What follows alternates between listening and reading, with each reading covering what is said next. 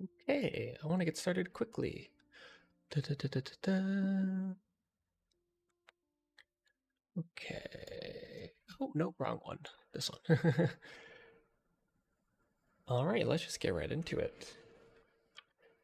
So we had a nice little talk with Vinat, and then we stopped yesterday night. So I guess we're just going to continue. Vinat has set a new course of investigation in mind. I should like to visit the site from which Hermes sent forth the Meteor. If we are fortunate, we might find some hint of what drives this research of his.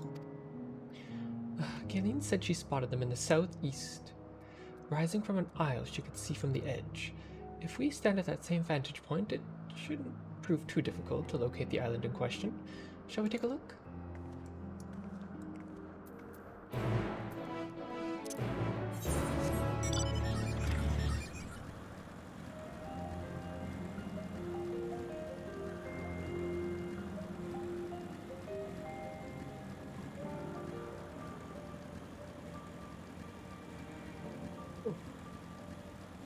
Okay.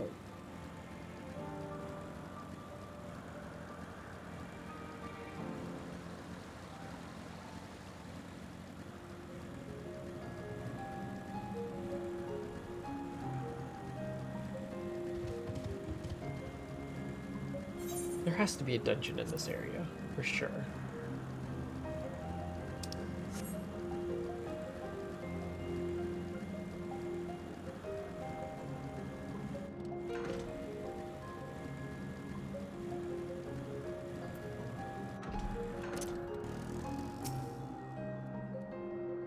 That island over there.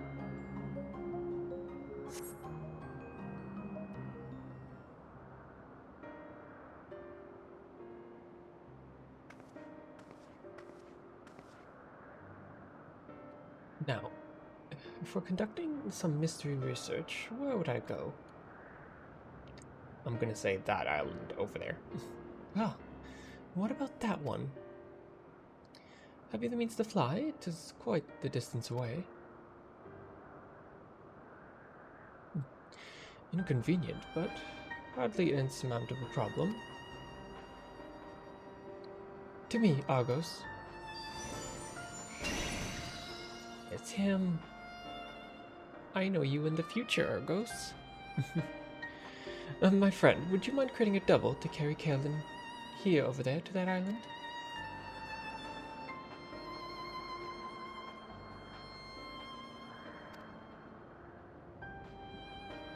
Heaven creature, there's no place on this great star we have not together traveled, and still he remains obstinate in the presence of strangers.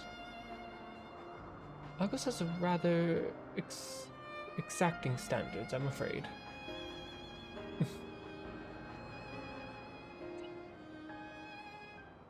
What? You've written him before? Ah, your before, meaning my after. Not at all confusing, that. Interesting. 'Tis certainly not unthinkable. But speaking of the here and now, the quick solution is for us to face off in a sparring match. Huh? Demonstrate to him you are capable of holding your own against me in battle, and you should convince Argos that you are worthy of his back. And besides, I might even teach you a thing or two in the bargain. Are we just throwing down with Vanat? You seem doubtful. But useful lesson or not, it will certainly be a moment to remember. A memory of the distant past to cherish. What say you, traveler out of time? Choose your battlefield, I'll do what I must. Yeah, let's throw down. Hello, Ari. Let's fucking go, Vanat. You wanna fight? I admire your confidence. Now clear your mind and prepare your weapons. I await you at the clearing over yonder. Vanat really just said 1v1 me? Like, we really doing this?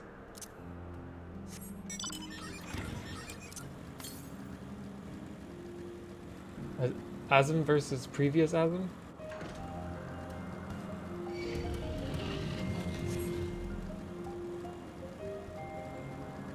How's work going, Ari?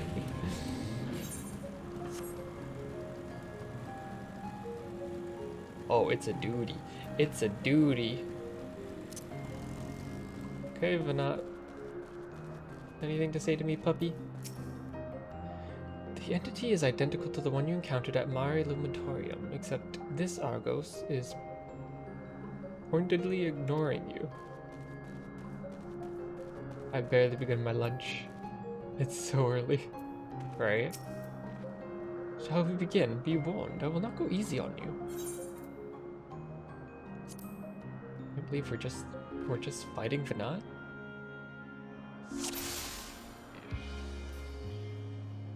Strength Vanat. Oh, does she have a... Oh, and she's like a paladin too. I mean, that makes sense. That fits. Okay, but what is this song?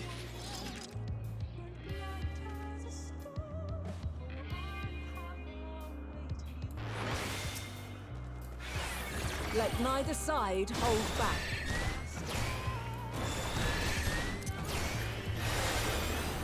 Leos. Okay, but not chill. My blade sings!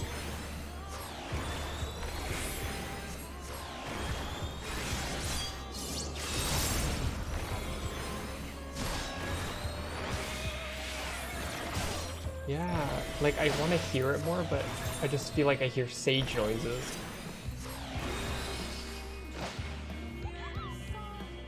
Oh!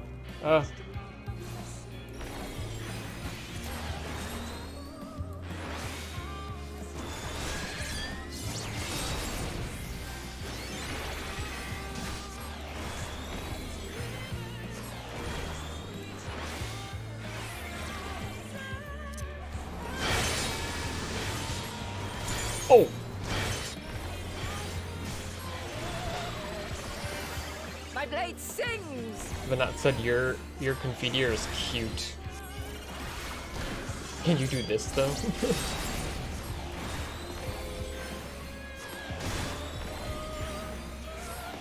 Impressive. I shall have to try something different. This is Mantle.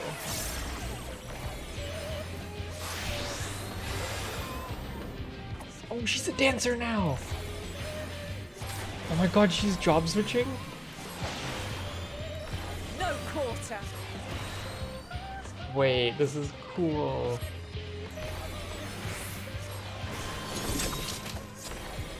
Wait. Man, she really was the previous Asm. She's switching classes. Have a taste.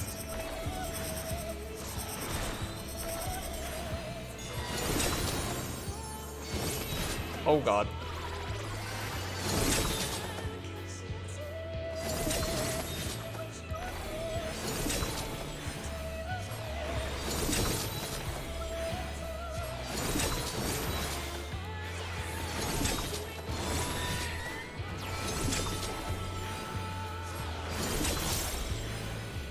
Wait, this is so cool. Wait, I love this. Oh man, I want to do this duty I again. see you won't be easily overcome, but neither will Magos I. Mantle.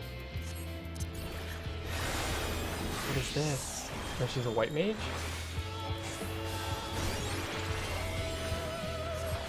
Wait, can we get these weapons? I want these weapons.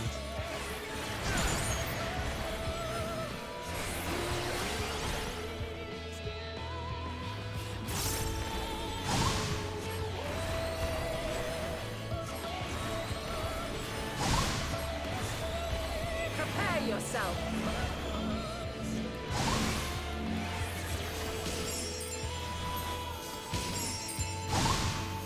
Is she just making a bunch of blood lilies? You can just make all the blood lilies you want, but not? True holy. Oh god.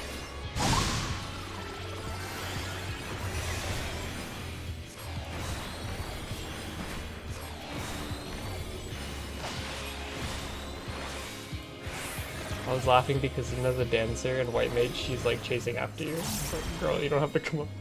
You're a ranged DPS, but not. Okay. Okay. Using like warrior rock smashing skills on your white mage, but not. Very well. Let us move to the final trial. So now has been to Siphon Aether.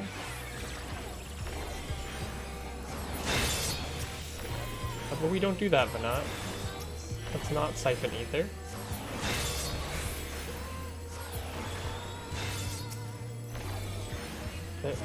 Selma Agape.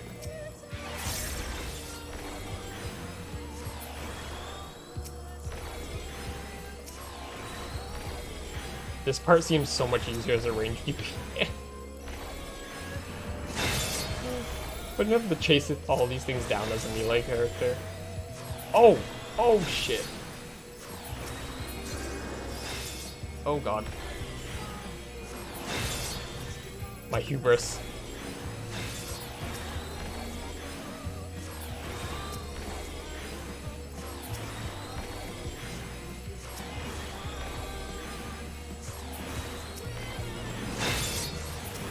I got too confident in my abilities.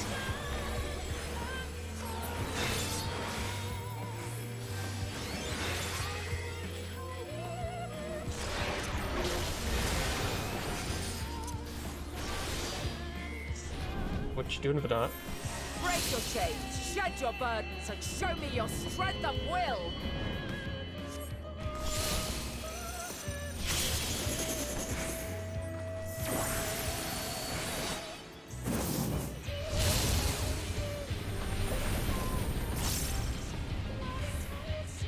Ma'am? Ma'am? You still stand. The people of your time are more resilient than I had dared hope. I have seen enough.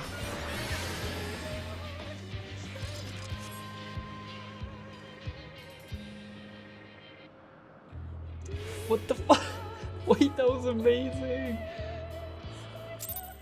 Oh, and the music in the background is so good for that. 'Twas my intent to finish it, but clearly I underestimated you.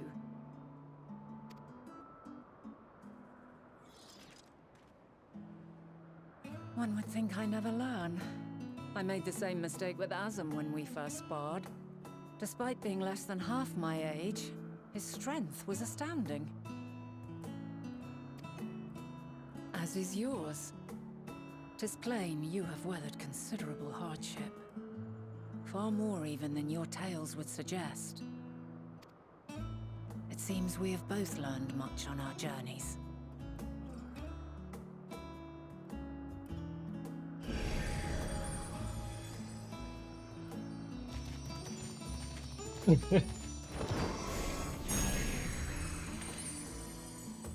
Argos, are we friends again? Doggy! Well now, I dare say he has warmed to you. Hello, doggy. Remember me from the future? A boon to be sure. He never forgets his favorites, and is ever eager to come to their aid.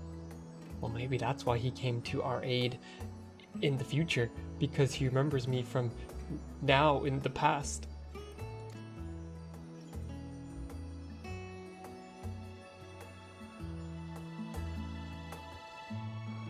We really fucking up the timeline, huh?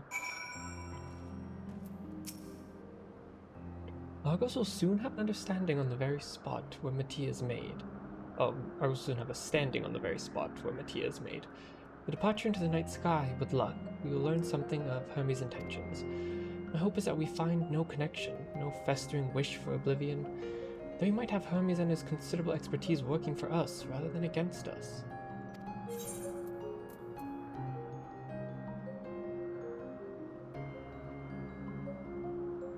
I mean, I guess that's why he liked you in the future. Yeah, time shenanigans. I had to look up to figure out why the VA sounds so familiar. It's Aveline from Dragon Age 2. Oh my god, you're right! Oh, I didn't even put that oh, I haven't played Dragon Age 2 in so long. Oh, but you're so right, it is her. Fanat has Argos in his double at heel. Let's move over to the edge before mounting, shall we? That will allow Argos to catch the currents rising up from below and give us a smooth ride over to the Isle. Oh my god, that is Aveline. Man, it's been a hot minute since I played Dragon Age 2.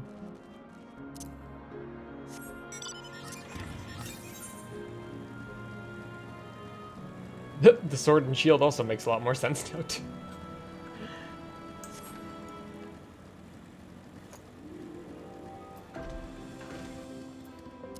You played all three a few months ago? Oh hell yeah. I tried to play Origins again on stream a little while back, but it kept crashing. So I don't know what's wrong. Maybe I'll try and attempt it again at some point. Argos motions to his back with his nuzzle. Must have been given the go-ahead to hop on.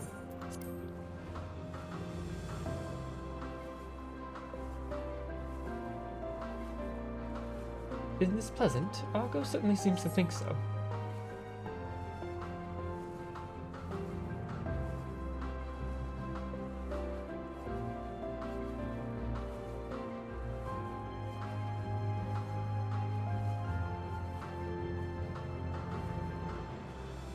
The DLC for Dio crashes more than rip.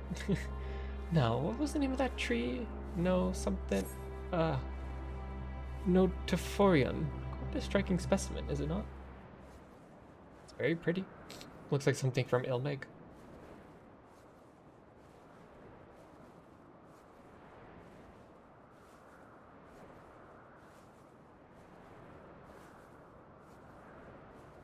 Brace yourself for landing. I wouldn't want you tumbling off at the last minute.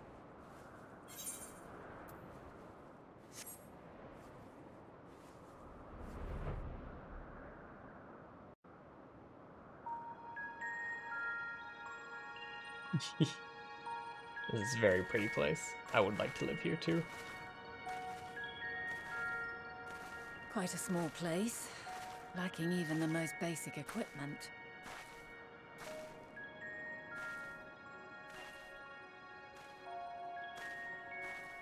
The present may yield no clues, but we may yet try perusing the past. Have you done this before?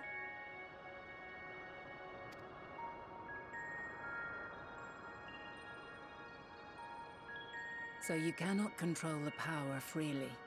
Worry not. I shall assist you. We're just using the echo flashbacks. Just can you give me the power to control it, Vanna? Like all the time?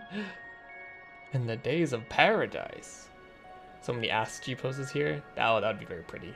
Ass skills are just pretty in general. Come and stand before me. It's just beautiful sparkles. There are two ways to see the past. Two? The first entails peering through the walls of the soul in the moment a subject is recalling a memory. That's the one we normally do? The second requires no subject, and is instead a process of piecing together an event from ripples Thank you for left following. in the ambient ether.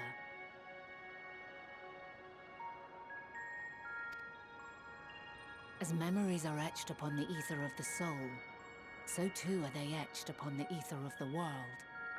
In this way can history be preserved. Such memories are given to fading, however, and can prove challenging to visit. But come, let us try. Close your eyes. Man, I love the ancients' eyes. They all look so cool.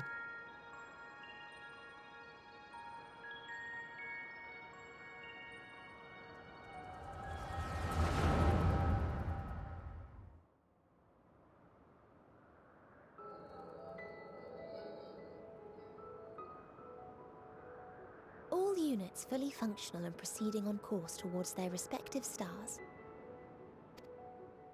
Estimated time to completion of survey is 108 cycles. That doesn't seem very long. Did something stop them from coming back?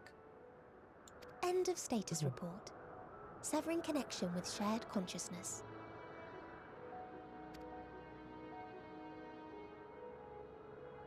Did you hear that, Hermes? All is well.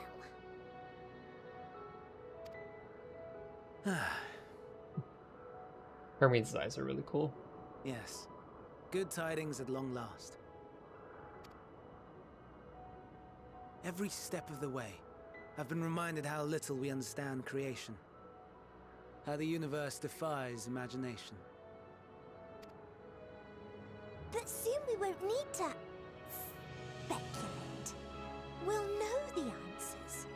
What others live for.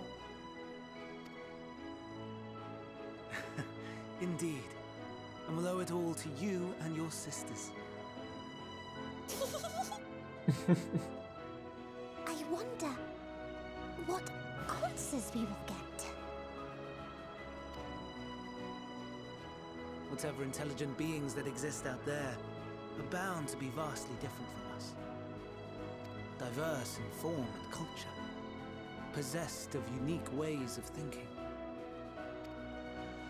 Their conception of life and its purpose will be no exception. Completely and utterly unlike ours. Utterly unlike. How?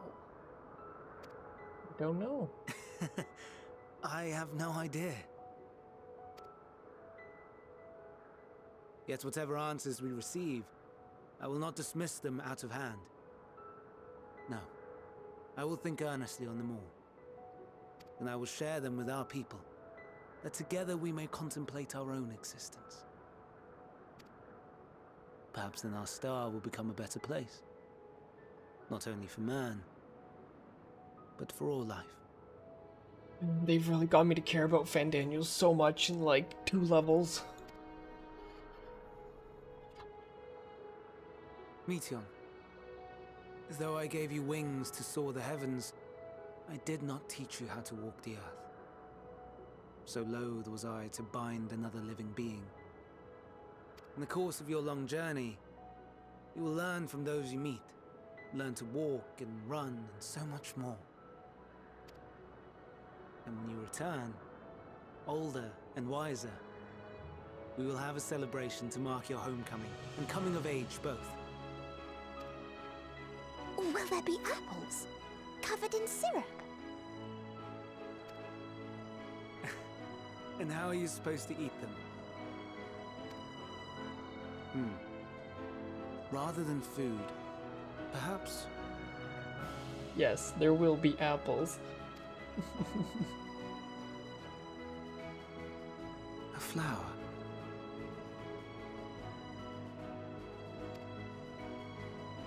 Yes. Upon your return, I will gift you a beautiful flower.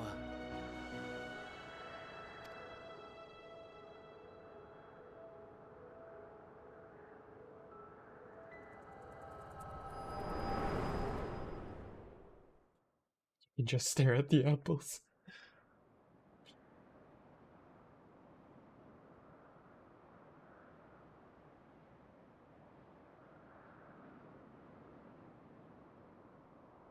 So, what is your opinion? Okay, have fun at work. Or try to. Ami's one wish for the final days is a gentle soul, and yet...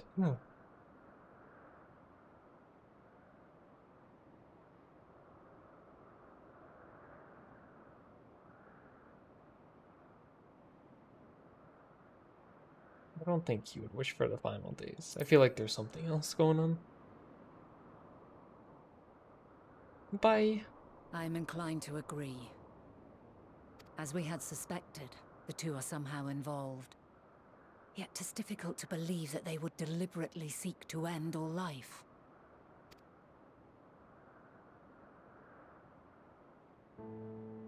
In light of this, I propose that we reveal your tale to Hermes himself. If he does not wish for the final days, as we believe, he may well join us in pursuing a solution. I feel like we're breaking all the rules of time travel.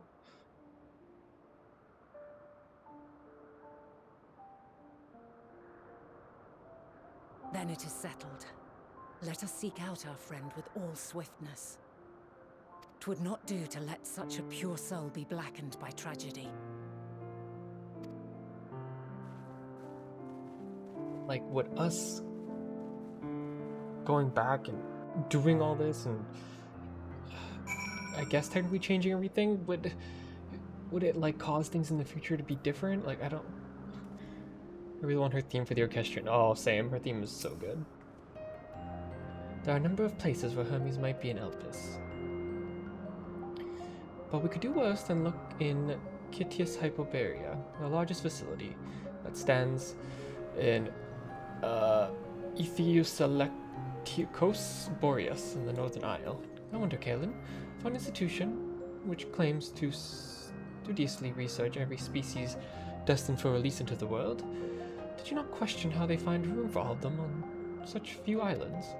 The answer lies within Kytius itself. I touched upon the practice before, back at the archives, where a vast area is stitched together out of multiple conceptual spaces. The same holds true for the interior of the facility and its magically constructed environs. 'Tis there, within those spiraling habitats, that the chief overseer and most of Elpis' observers conduct the bulk of their work. Come, the simplest route is via the teleporter north of Oten Ikos. Ah, so this is that dungeon. Yes, so this is that dungeon they showed off in that trailer. Everyone was like, what is going on? Oh.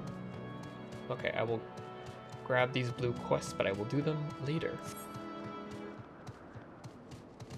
Seeing Emmett summon the Shadowbringers Collector's Edition mount, right? That was so funny.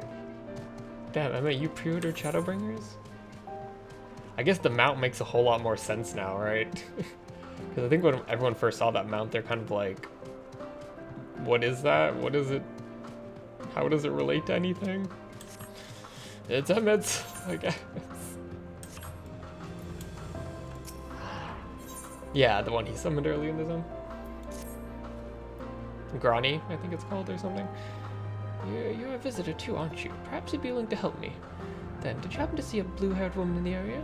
She shouldn't have been wearing a mask. I see. She and I are students of the Academia in Eider, and we have intended to spend our downtime visiting Elpis together. On her way in, she realized she forgot something back in Anagoris. She ran back, and that was the last I saw of her. She can be a bit, how should I put it, scatterbrained, so she may have simply got lost on her way back. I'd rather not search for her myself, for when she comes back while I'm away. So, if it's not too much trouble, perhaps you'd be so kind as to look for her? Like us, she won't be wearing a mask, and should stand out a touch. You'll find her in the area of Philomethus Notos, in all likelihood. If you come across her, could you help her out a bit, see if she makes it back? Oh wait, I forgot, I'm not wearing the right outfit for this place. There we are. I gotta blend in.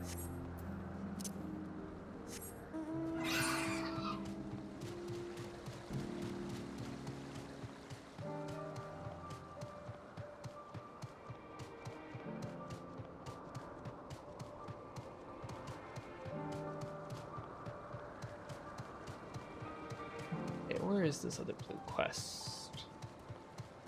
I think I went the long way around. Yes, I did. Get up. Get up. Get up. There we go.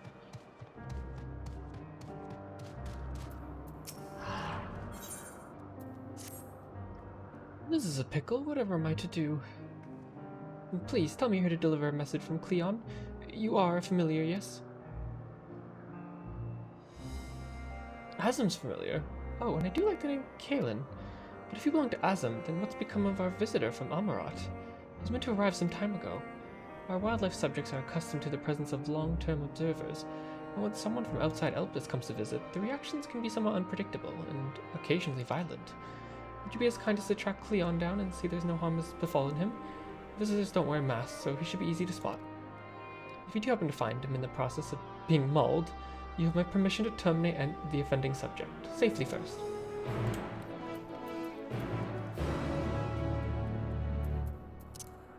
Made that into a glam plate and figured not to wear it outside the zone. Yeah, this outfit can be pretty spoilery. I made sure to take it off before I left when I was streaming last night.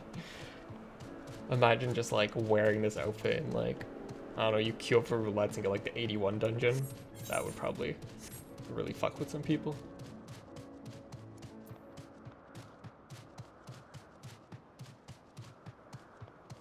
Are these the last two? Yes, they would be. Should I just do them? Ugh, I have time. I'll just do them. As much as I want to continue the story.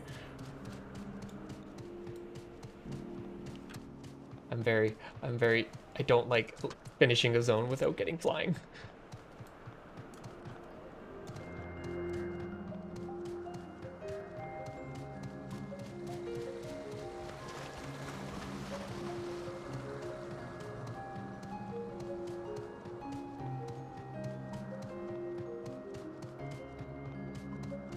Hope our friend is not being mauled. Oh, he's being attacked by a big minotaur.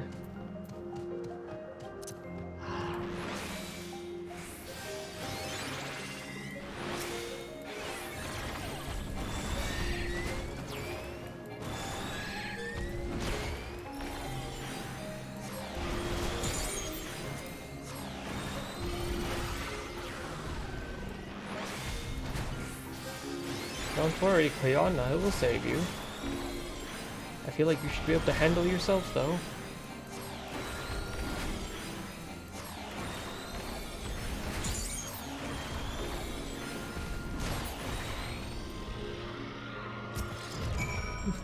Thank you for taking the initiative. I wasn't sure about etiquette of destroying a creature under— oh, fair. I'm Cleon, recently arrived from Amarot. I assume Mara sent you to fetch me? Yes. I see. Well, best not keep her waiting any longer. Fear not, I will avoid upsetting any more of the local inhabitants.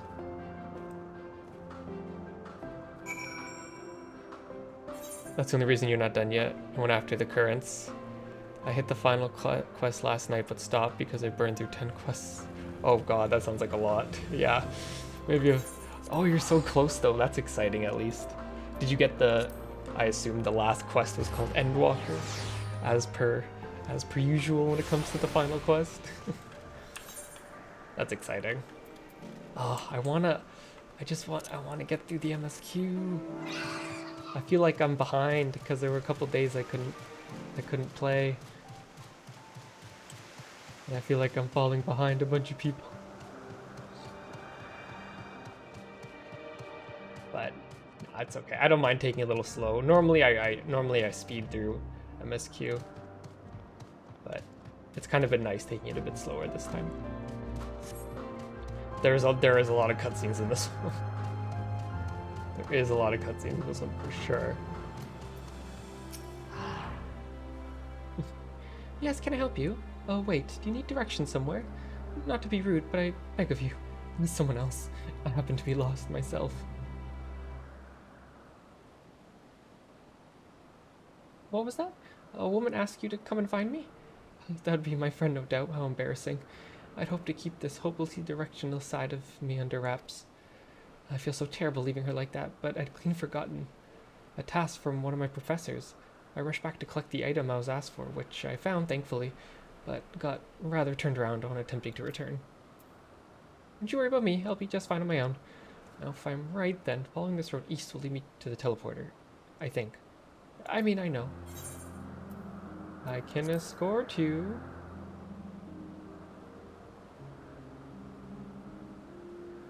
You mean it, truly? Well, that is... I mean, if you're heading in that direction anyway, I don't see why I shouldn't tag along. Oh no, please, after you. If I'm able to get as far as the teleporter that connects to Point and Okos, I should be able to make the remainder of my trip on my own. Now then, would you mind? I had to babysit my computer since day one. Because once hit new and everything goes down here. Oh, yeah, no. I remember I got up at, I've been okay with the queues for the most part, because I've been logging in pretty early. So I've been skipping the big queues. There was one day when the queue was really bad, and it was like doing a weird error where it wouldn't even let you connect to the queue. It would just say the world is full. And like, it wouldn't put you in a queue at all. It was very weird for a couple hours one day. And then after that, that finally got fixed. Then I finally got in queue and it was like 3,000 people. So it was like waiting even more hours just to get through the queue. But besides that one day, I've been, the queues haven't been too bad. Oh, your PTO ended yesterday morning. Ah, no, no. At least you're almost done. At least you're almost done, though.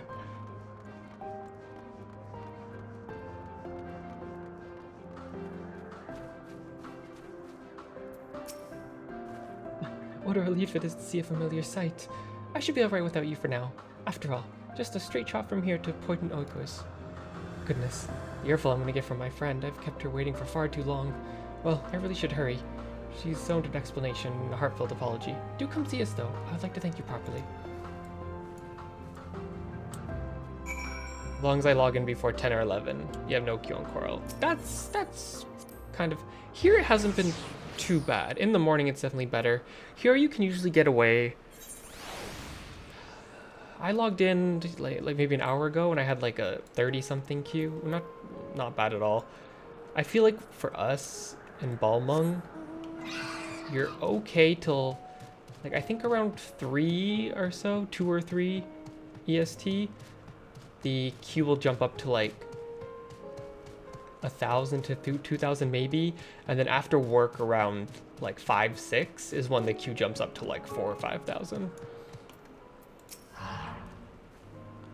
Thank you for your help. Truth be told, when my friend first dashed off, I had assumed it was because she'd forgotten the assignment from Mitron. And behold, I was right. We're studying at the wards of Mitron in Academia Nider, learning all we can about the engendering of aquatic life from the self-same master. I know Mitron.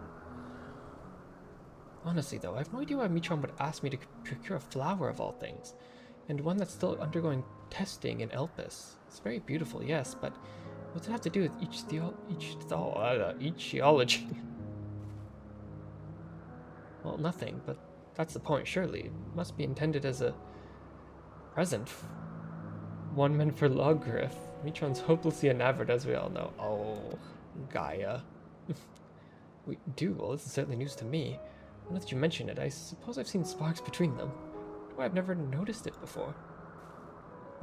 That settles it. We hurry back and begin an in-depth observation of their romantic entanglements. I can't believe I wasted this valuable research time lost amongst the trees. I would have wasted even more if not for you, good sir. Well, my friend here and I together again, we can get back to the Academia and deliver the flower to Mitron before it wilts. Ah, before we rush off, a reward you certainly deserve. I can't believe y'all are gonna study Mitron and Gaia's relationships. I log my computer in before I get home from work remotely. Oh, that's a smart idea. That's a very smart idea. My friend has her sister do it when she's taking the bus home from work. That is a very smart to do remotely though.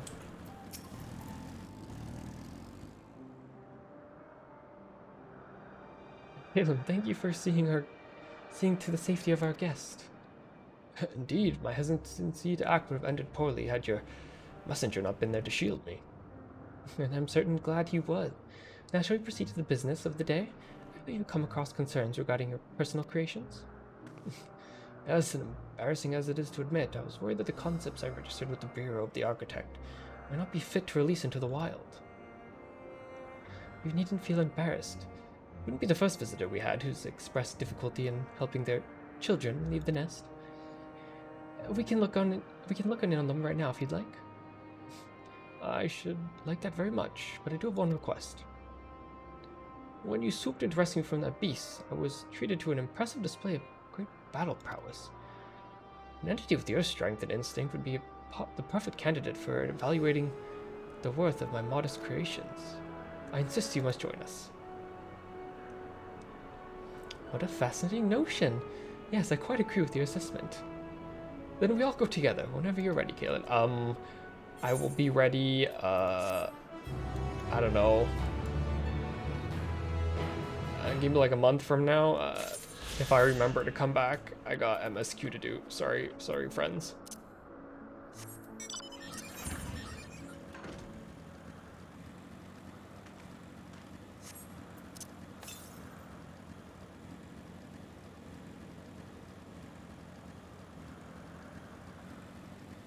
If I remember, I'll come back and do it. I swear.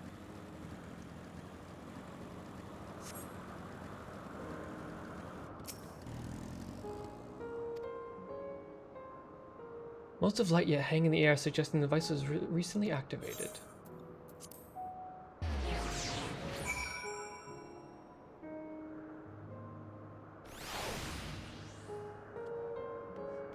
Hello, Vanat. Ah, good. The teleporter acknowledges you as my guest. You should now have the authority to use it as you wish. As for the way to Kaisis Hypobera, I'll follow this path, then turn left to the crossroads. There's still this whole section over here.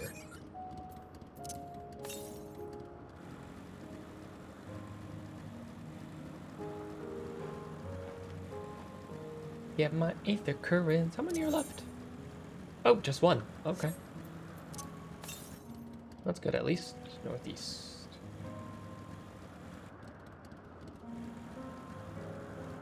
I can hear it. I think. Where are you? Ah, there you are. How you get up there?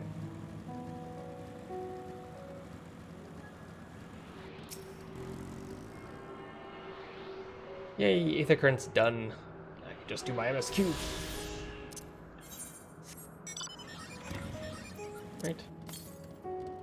Yes, perfect.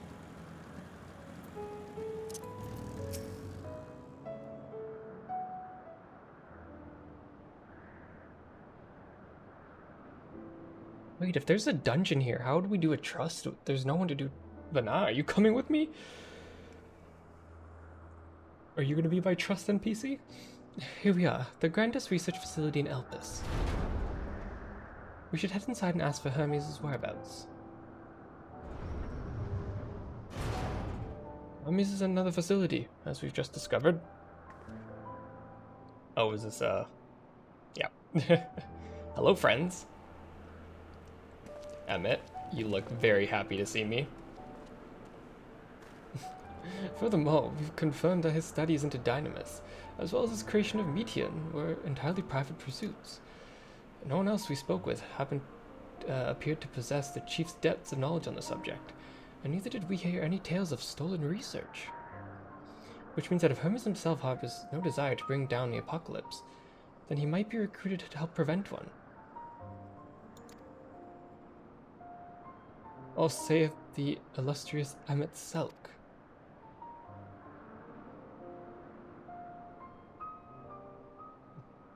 According to your story, the 14 divided the connection between the celestial currents and the final days, but were never able to pinpoint the root of the cause of the calamity. The people's greatest minds, not to mention Hythlodaeus' sharp eyes, commit to the pursuit of the solution. Such an outcome seems inconceivable. The only possible explanation is the nature of the catalyst was so inexplicable that we even failed to perceive it. It better fits that description than the invisible, intangible Dynamis. Which in turn leads us to our next question. How did Hermes in his role as Fandaniel not recognize the subject of his own research? He must assume that he either knew and was unable to help, or he was otherwise prevented from identifying the cause in the first place. At this juncture, all we can do is speculate. Just to be clear, the Convocation does not tolerate acts of deception or malice. We are practiced at perceiving truth and would have known had Fandaniel lied to us. Hermes has no conscience wish for the world to end. Of that I'm certain. Lines up what we thought. It seems there's more to the tale after all.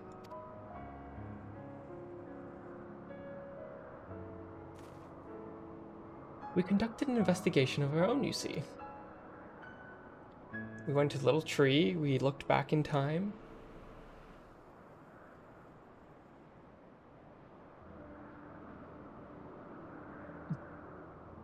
Oh, comforting. We seem to have reached the exact same conclusion.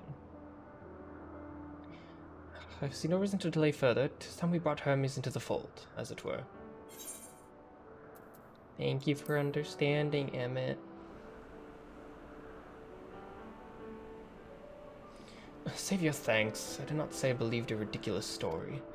But as Emmett Selk, I have a duty to examine any potential threat to our existence, no matter how ludicrous or personally offensive I may find it. I see you laughing back there.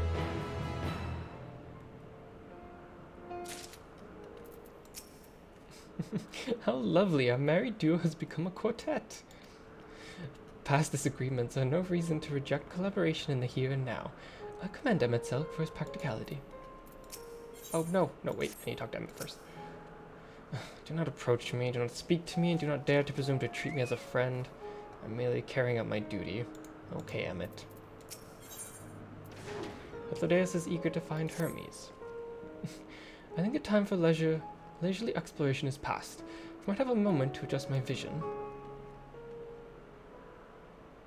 There he is, on the isle next over. Medion's with him. Hermes appears to be in the midst of an observational study. Might I suggest we hurry over before they venture elsewhere? Head straight on the path where you can teleport to Missiopis's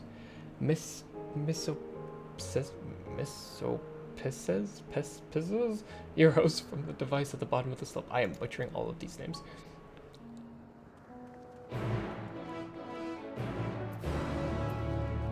Oh, we weren't on this island for very long, I guess.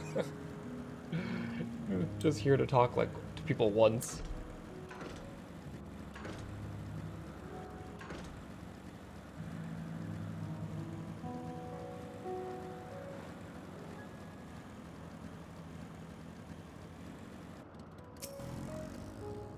Appears to be a teleport to... Yep.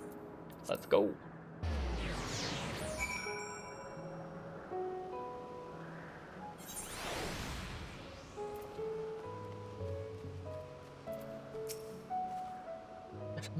Missiopass Euros is interesting in that it's the only region in Elpis which lacks a researcher hub. This is largely due to the nature of its observation sites, which they let loose creatures anticipated to be unruly and dangerous. I've also heard tell that the area is kept deliberately sparse in the event that, well, let's just say no one else should live near the teleporter, which provides access to a certain facility. Would you expect me to praise you and your progress? On the contrary, I'm simply surprised you've made it this far. And again, everything with you slowing her down. Even with you slowing her down, there's no denying that Vanat is an accomplished researcher. Her wealth of wisdom and experience is unmatched, and her achievements in creation magics in any field, frankly, are nothing short of extraordinary. The singularity brilliance which sets her apart can make her motive somewhat impenetrable at times. As her students and successor puts it, she's a force of nature, one so close, at the same time so very distant. They're close by within the Hungarian Gardens. That would be the circular enclosure you see just up ahead. Well then, Kaelin, make yourself useful and bring Hermes out here to us. If I were to go, he'd assume I was only there to press him on the Fandaniel matter. All of us present, you stand the best chance of conceiving him to put his work aside for the moment. But his creations in there aren't exactly... Again, perhaps Kaelin could handle them. He did survive a bout with Vanat after all. Off you go to find Hermes, but do be prepared to come to blows with the garden's denizens. Yeah, I fought Vanat. I 1v1 Vanat. It was great. It was a great scene. Oh, hello.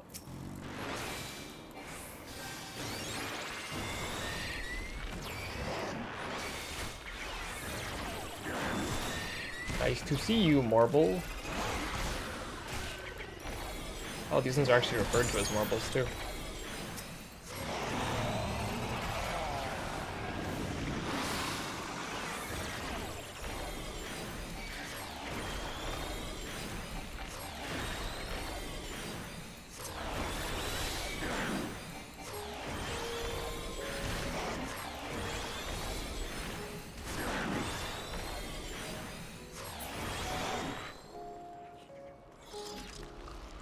This is a location.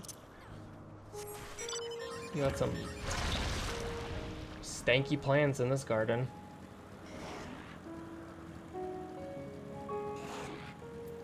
Oh my goodness.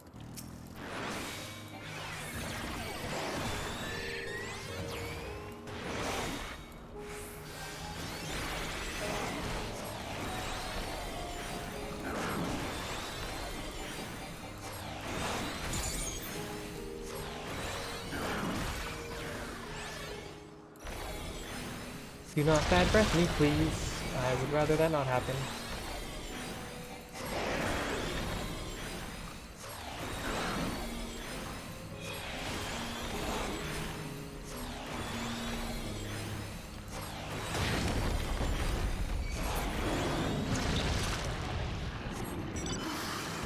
Nasty.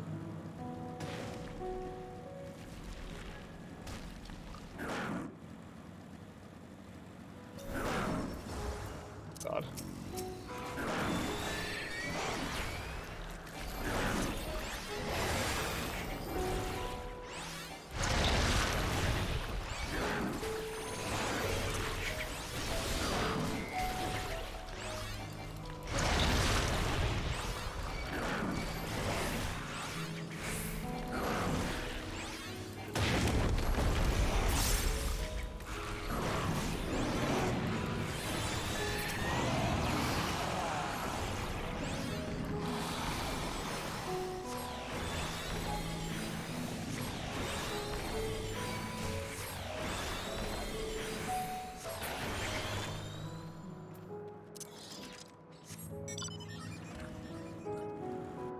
Guy's not here?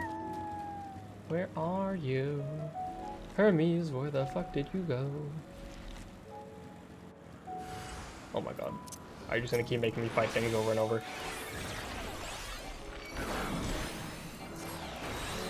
I feel like these things are getting stronger.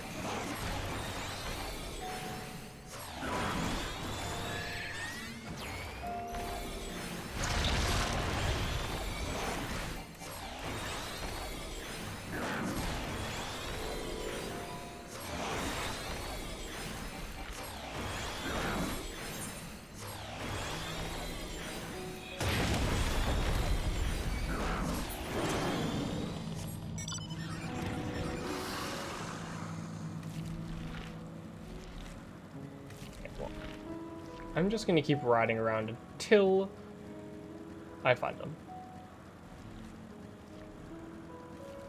Orbital can chase me. It's fine. Are they not here? It feels like they're not here.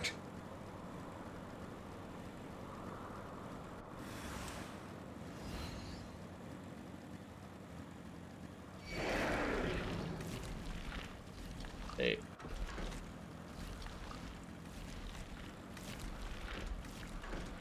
I'm like, are they down there?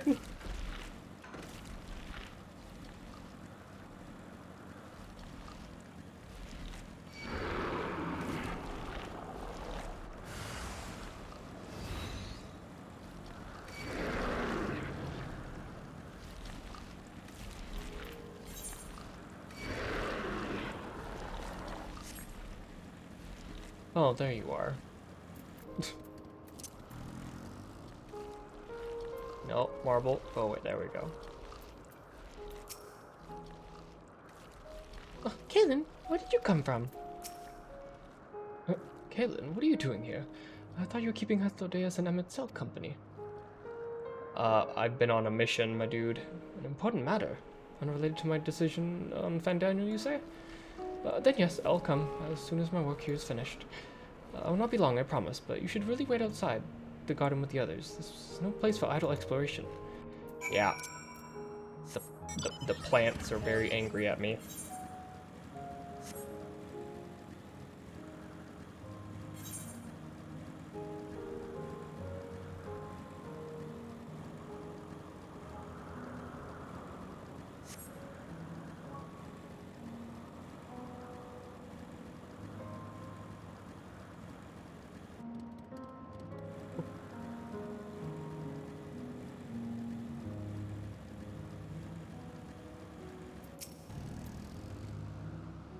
What's that ghastly odor?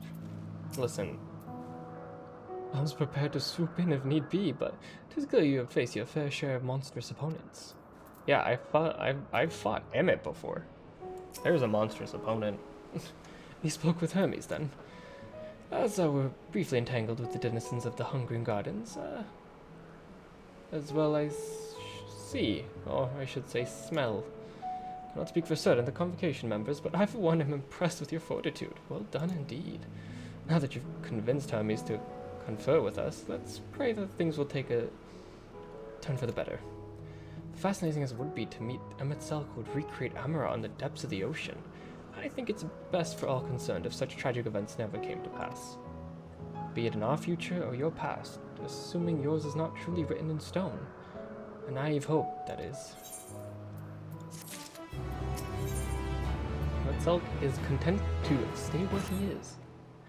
Hermes said it wouldn't be long, yes? Well, then we should wait here until he emerges. Okay. You do it your way, Emmett.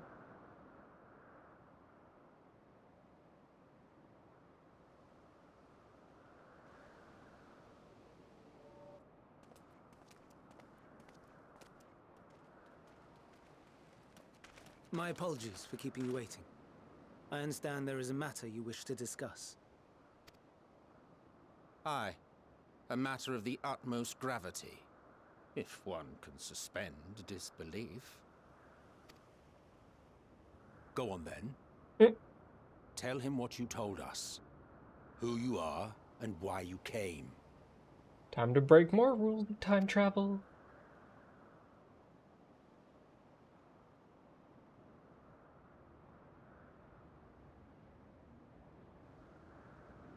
The final days.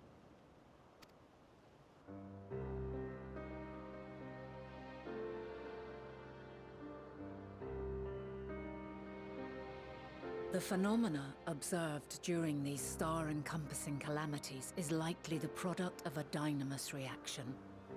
And none is more versed in the applications of this energy than you, Hermes.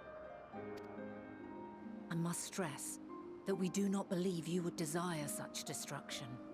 We come not to lodge accusations, but to beg your wisdom. And so, distressing though the exercise may be, I ask that you share with us your opinion on the matter, on the assumption that our visitor's tale is true. Even you, Vana.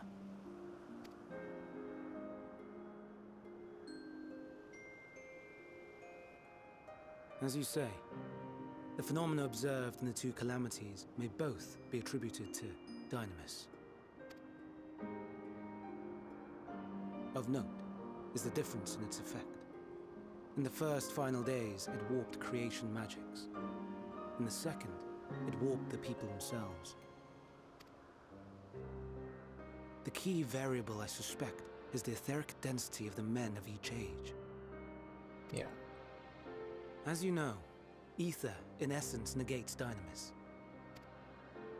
Harboring high concentrations of ether, we ancients cannot readily manipulate dynamis, nor be manipulated by it. Therefore, rather than ourselves, the calamity affected our magics. In contrast, having been sundered, the people of the future are composed of but a fraction of our ether. Thus are they susceptible to the influence of dynamis and its transformative potential.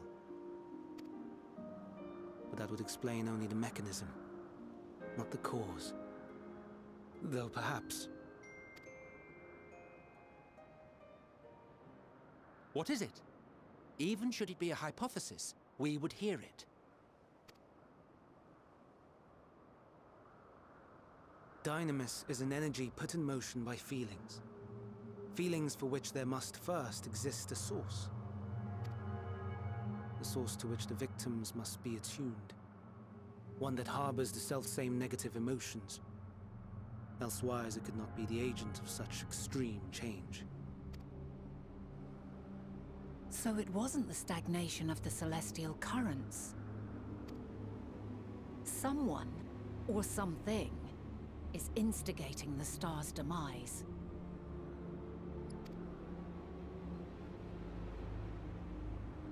So, we've a villain on our hands after all. Any idea who or what it could be?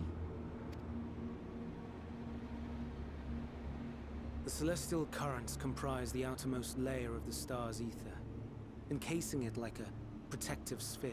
Here's the tried and true Final Fantasy.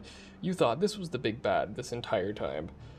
Jokes, there's actually a secret big bad boss that happens after you beat the boss you thought was the final boss. According to your tale, it was where the currents were weakest that the phenomena first manifested.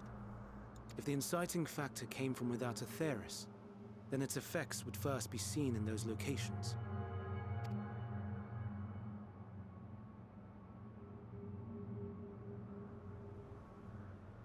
Greetings. Can you hear me? Hello. Do not be alarmed. I mean you no harm. I wish only to hear your words, share your feelings, know your thoughts. Hello. May we please be friends? Meteion. What is it? Executing scheduled task, suspending individual self and connecting to shared consciousness. Connection established. Commencing status report. Oh. God. It hurts, it hurts!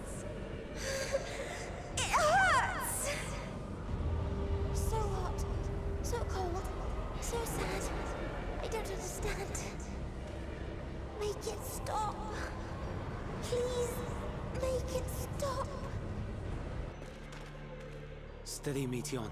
Steady. So scared, so lonely. The pain, it's too much. Why? Why? Why do we? They hurt. Hurt. Hate. This is wrong. All wrong. She's gone? But how?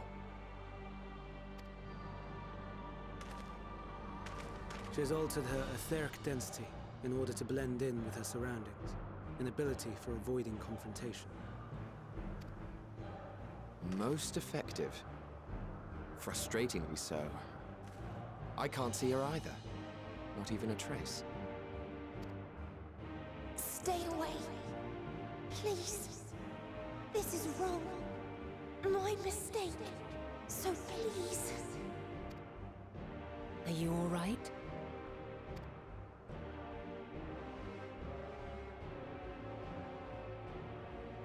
In your mind? No.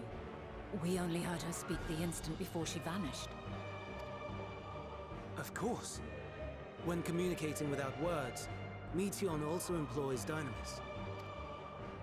That will explain why you were able to hear her when we could not. Then you are our best chance of finding her. Follow her voice and try to track her down. Hindered though we may be, let us split up and search as well. What the fuck is happening?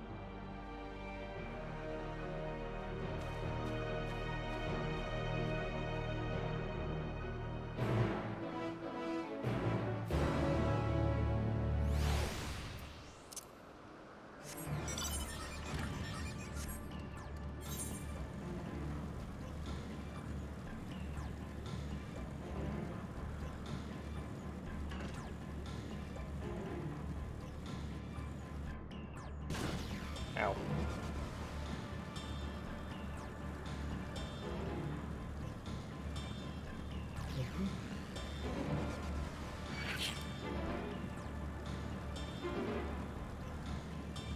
Nope, nope, I was not supposed to fall down here. Whoops.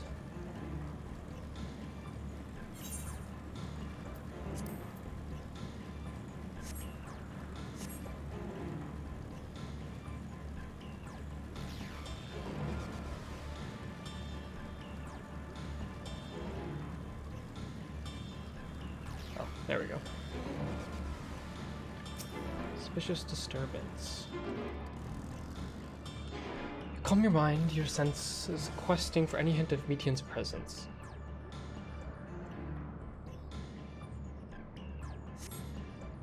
It steeps into my mind. Our voices recording.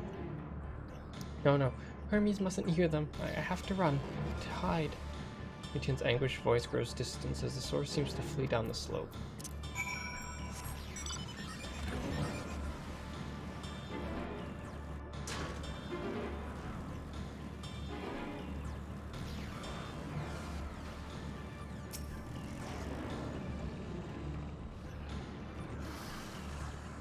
What is making that sound?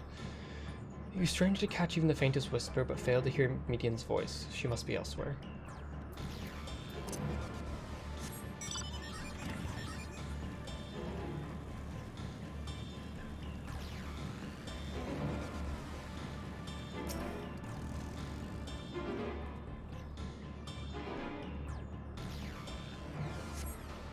You strain to it must be elsewhere.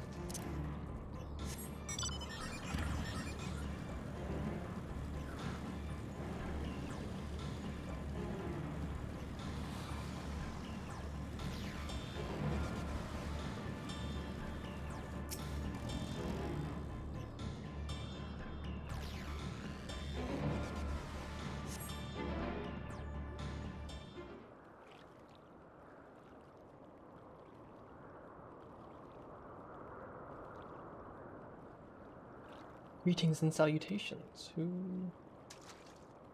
Oh. Hi. Commencing report. Oh no, we can't tell them that. We must run. Run far away. God damn it.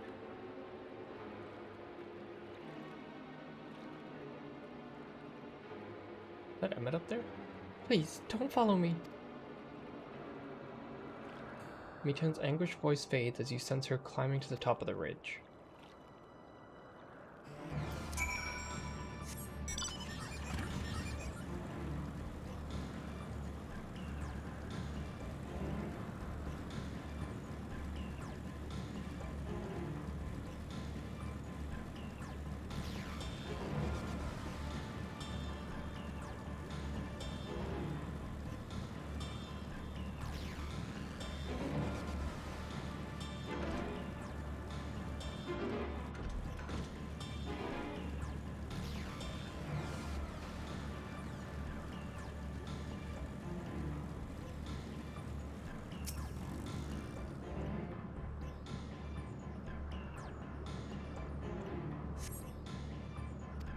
Be elsewhere.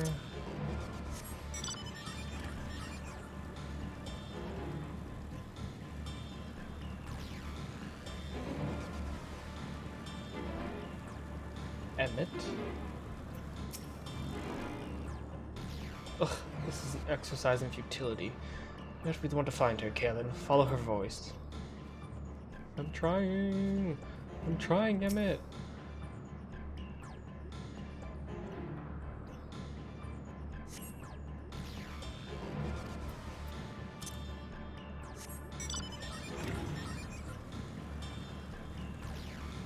Use your rabbit ears, Kaelin. What do they hear?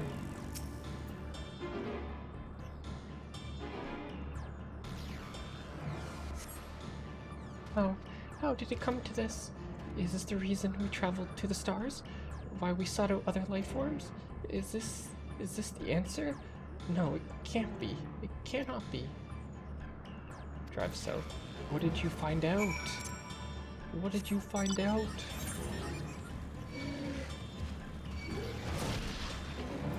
What did you learn, Mitian?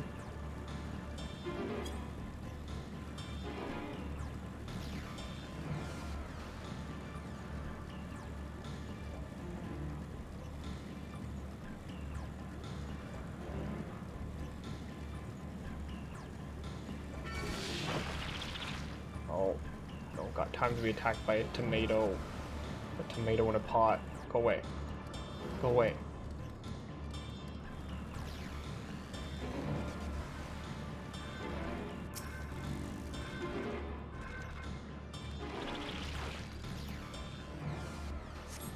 You strain to catching the faintest whisper.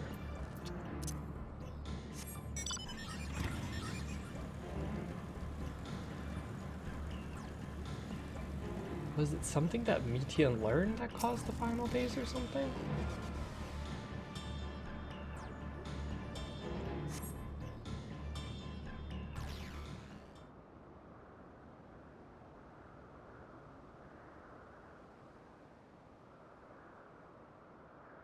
Compiling report for dissemination of to Hermes and all people of Etherius. Don't like how she just appears like behind you. Processing expedition data, preparing profiles on intelligent civilizations, formulating answers to the question, finalizing report. No, Kaelin, you mustn't listen. Miriam, please.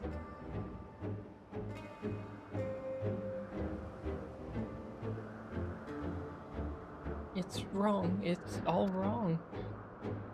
Did she find, like, nothing? Metian's anguished voices flee towards the lake. Like, is there just nothing out there? That doesn't make sense, though, because the dragons came from another star. Any sign of Metian? Panicked and confused, which will make all the more difficult to predict her movements. Hermes, what do you make of the situation? The media are linked to a single mind, a shared consciousness which connects them across any distance. I suspect something's happened which disrupted its usual harmony. How might we access this shared consciousness of theirs? Much as you would approach any sentient being, directly. In the Meteor case, that means speaking to any incarnation within physical reach. So unless we can't track down Metian we just lost, we have no means of communicating with them. No way of knowing what befell her sisters. No way to provide the directions or guidance. We'd best set our musings aside and concentrate on how we might find her.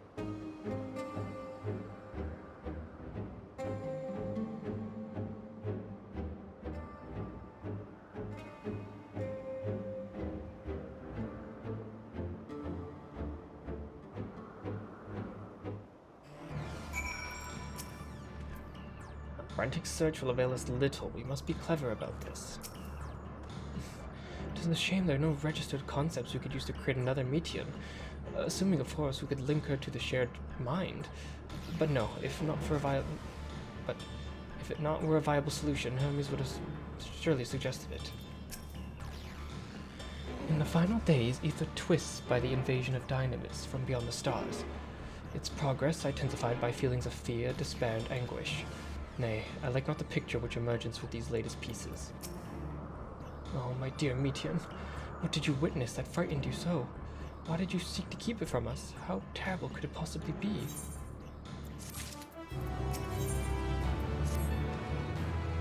Correct me if I'm wrong, but Metian renders herself invisible by matching her etheric density to that of her surroundings, does she not?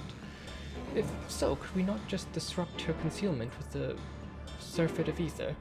Much how MSQ solidified your presence when we first met you? Don't be absurd. I can hardly channel ether to a recipient whose whereabouts are hidden from me. Which is why we all must work together. Kaelin will continue the search in the same manner as before, but this time, with you in tow. Once he ascertains Metian's likely location, you proceed to reveal our wayward familiar with a swift ethereal downpour. Very clever. And thankfully, she has made herself easier to capture by feeling towards Leaf. Assuming she's made herself visible, it should prove no great feat to herd her into a corner. Then we have our plan. Kaelin and MSQ will be our tracker and tapper, respectively, while the others predict and obstruct Metian's avenues of escape. MSQ and I will keep an eye on each other's ether to help coordinate our efforts. Let's be about it. It seems we're partners for the time being. Let's return to where we last saw Metian and pick up the trail from there. I'll keep myself in a state of preparedness, ready to rain down ether at a moment's notice. Meaning it falls to you to keep the way clear. Emmett, are we hanging out together, Emmett? Are we hanging out together, Emmett?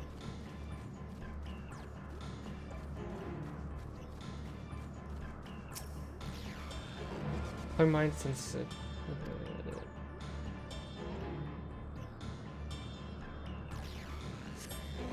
you Why can't I fly? Are my functions being restricted? Hide? Yes, I'll just have to hide. Then where no one could find me. Meetian's anger's voice heads towards the water's edge. She went to the lake. It was tiresome enough. Well, at least open expansion make her easier to find. We'll lose her this time.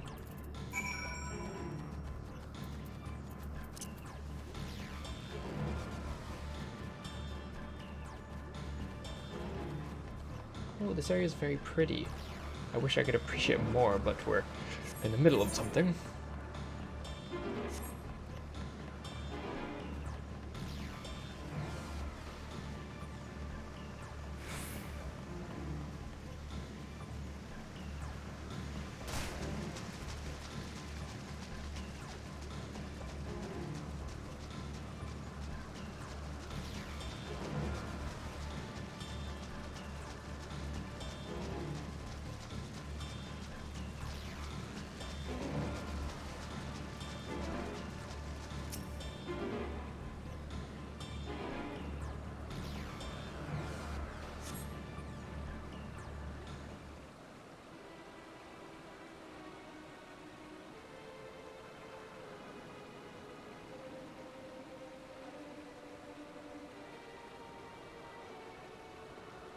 I'm not here.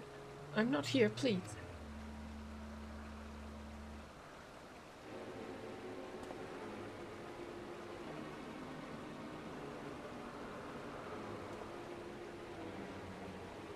By that rock, is she? Very well.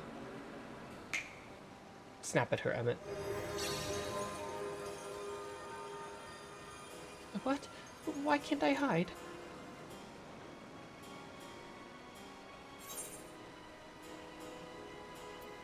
There's no need to run, Metean.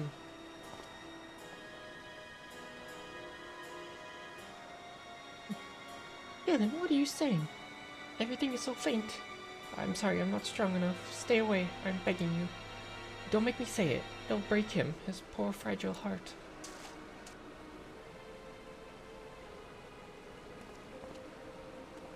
Now we have a chance. Once the others are in position, the two of us can herd her into the midst.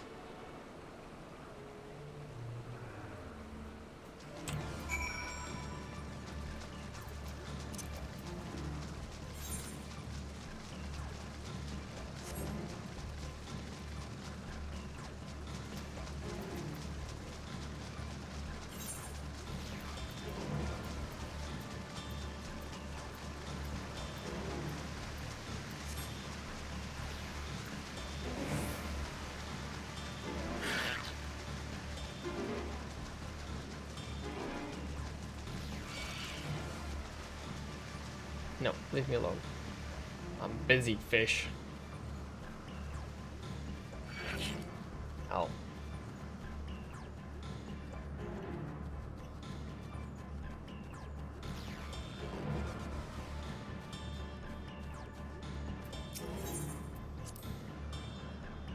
Is this teleporter not in use? It seems to just been left to the mercy of the elements. Either way, it bears no trace of Metean's essence, so we must move on.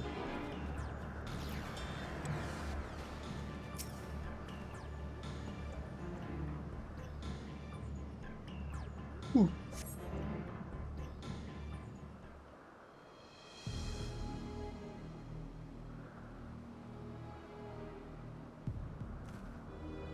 There, I see her.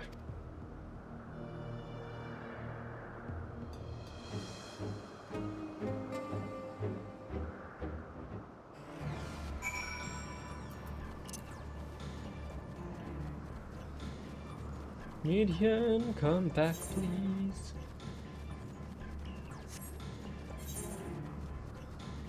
What is going on?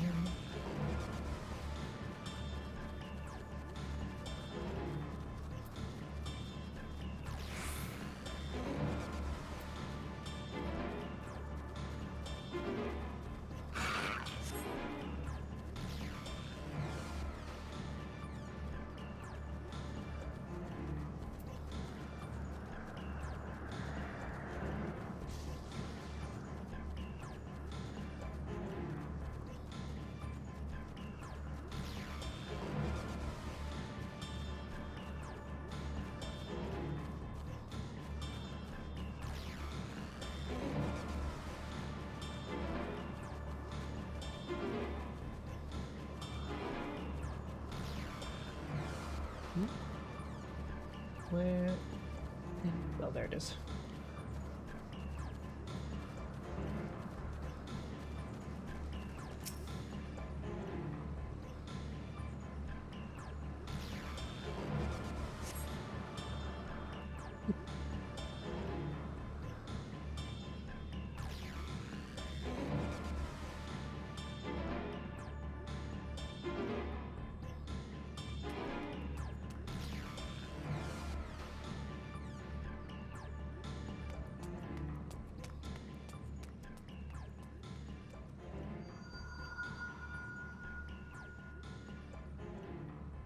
Aha!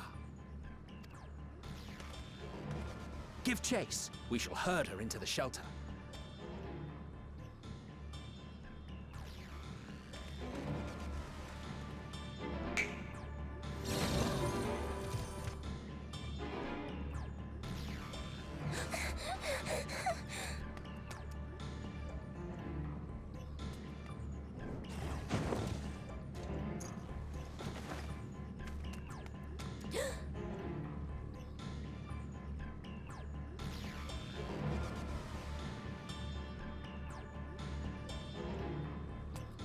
I feel so bad. We're just like chasing her around. Like, what did you see? What did you hear?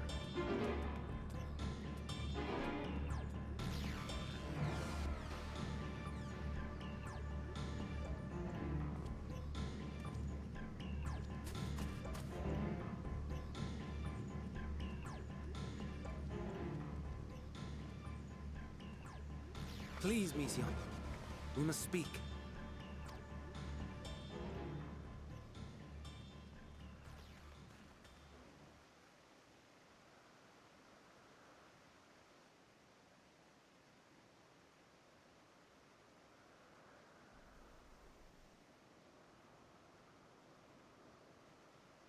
I'm sorry, Hermes. I'm so sorry.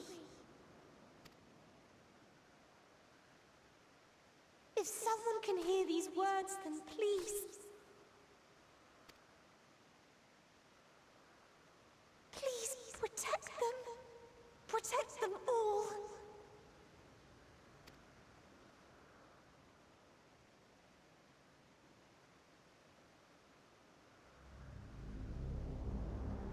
Individual self-suspended. Connection with shared consciousness stable. Our survey is complete. We shall now report our findings.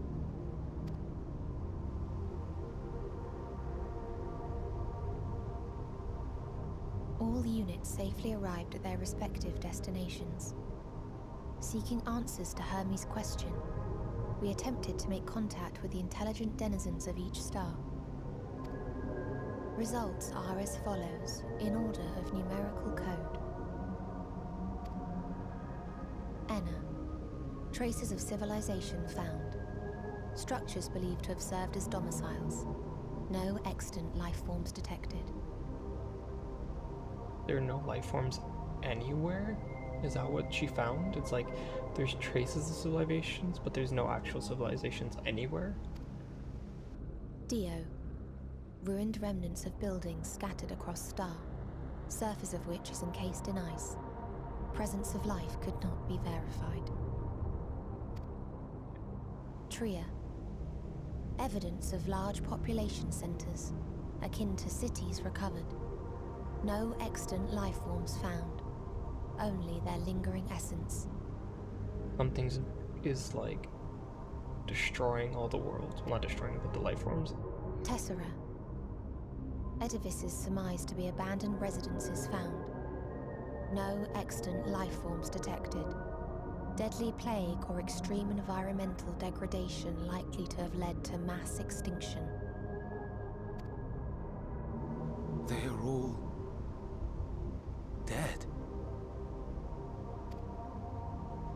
Octo. Star found in state of violent conflict. Contact successfully made with inhabitants, but deployment of weapons of mass destruction resulted in total annihilation of local population shortly thereafter. Inea. Star is a barren desert. No identifiable flora found. Bones of living beings resembling men discovered beneath sands, but determination regarding their intelligence inconclusive.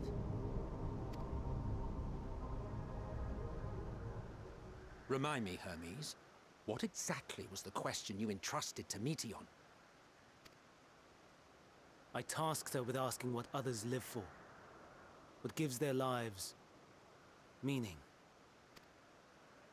Did you consider what may happen if the premise of the question is flawed? To be able to answer it, one must be living and desire to continue doing so. But if Meteion finds no living beings in the course of her journey, or none who desire to live, what then? What answers would she derive from their silence?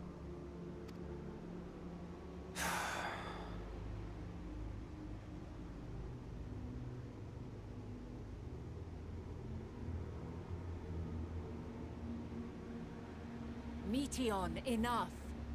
Suspend your mission and return hither at once. Decapente.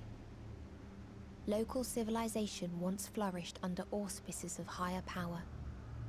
Said power later laid waste to civilization in fit of rage. Upon revealing this to me, entity elected to self-terminate in lieu of providing answer to question. No other intelligent life forms found. Turning a deaf ear, are we? We are taking Meteion back to Amarot. As I understand, we will need her if we are to bring back all of her sisters. Yes.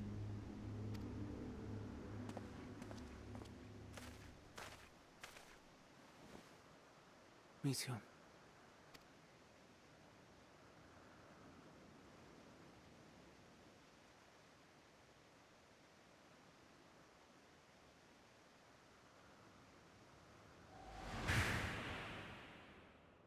It isn't right, is it? It isn't right to turn away from the answer. Even if the answer is pain.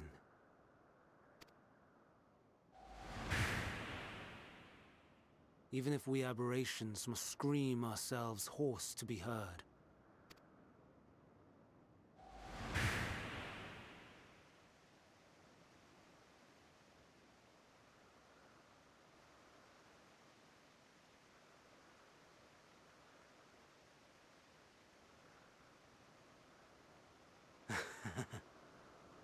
Aye. Whatever answers we find, I will not dismiss them out of hand. These words I said to you, and I will hold myself to them.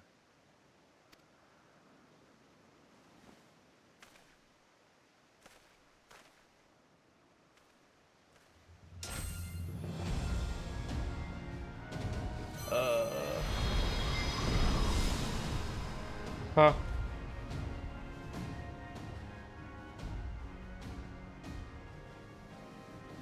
What is the meaning of this?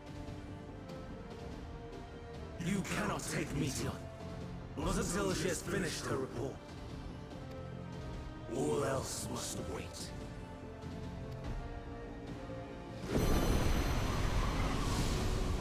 Okay.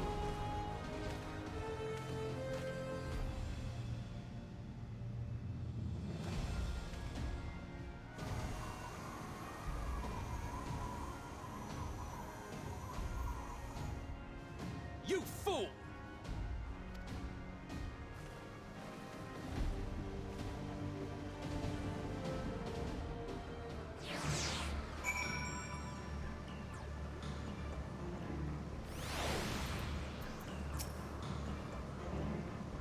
All Hermes means to do is listen to Meteion's report, then it's his right to do so. But once he receives the answers to his question, what then? And the fate of the world may very well hinge upon the choice he makes in that moment. And we must be there when he makes it.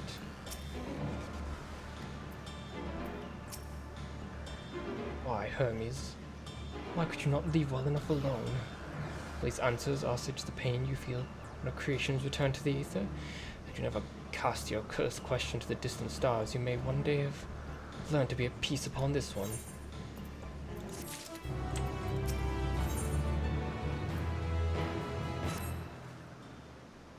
Hermes is headed to Kitasis.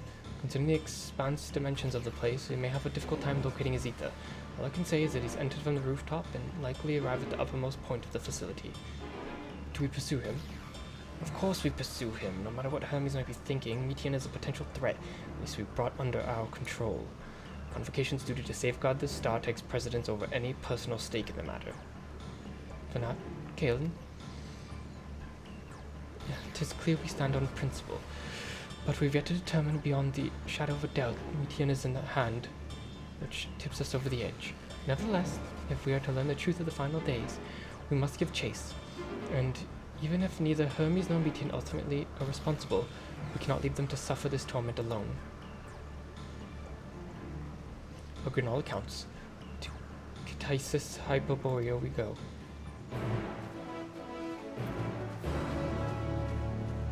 Okay.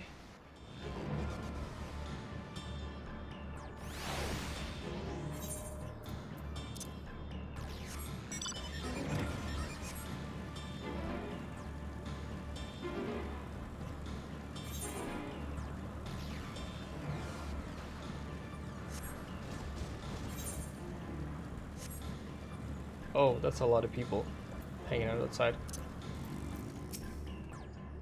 Judging from the crowd, something's afoot. Ugh, I dislike the look of this. I saw not out of the ordinary. Does anyone know what caused it?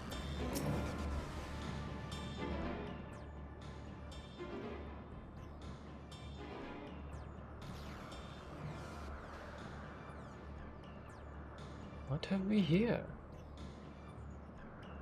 Excuse me, has something happened inside Kaitis? Mistress Vanat, I'm glad you're here.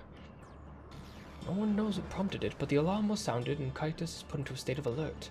Procedure dictates that we evacuate immediately, and yet to investigate further. Ugh, this is Hermes doing, obviously. And what does this state of alert entail exactly? A field of dampening magic is draped over the entire facility, usually in response to the escaped entities and the like. Texas scholars and observers are unaffected, but everything and everyone else is weakened to a fraction of their usual capabilities. Consider us forewarned. We do, however, have urgent business with Chief Hermes, and must enter the premises regardless. Are they getting knocked down to my level? That said, if Hermes is willing to enact such measures, I wonder what other obstances he's seen fit to drop into our path. If that enfeeblings fell in place, we're not likely to be at our fighting best. It was hardly an effective combatant to begin with. I've little to offer beyond my ethereal vision. When you put that talent of yours to use, you're fairly skilled at spotting weaknesses, if I recall. Fairly skilled, now that you've raised everyone's expectations. You need only make most of your strength, and I will fill the gaps as required. I'm everyone's Azam, after all. It's my job to raise to the occasion, be that as defender, aggressor, or healer. I feel better about my lack of prowess already. And you, Emixhelp? Can you impress us with your arcane majesty? You lob potent spells as easily as breathing, but you can also challenge that power in a protective manner, if you so choose, yes? Yes, should the situation call for it. Excellent, that should cover us on all fronts. Oh, am I doing a trust with the ancients? Your tale let us hear, Kalen. It's only right that you lead us now. No matter what lies ahead, we'll win through to Hermes and Metian. And then we face the future together. Am I doing a trust with the ancients? Wait, that's so cool. Are they all I guess all of them are all-arounders?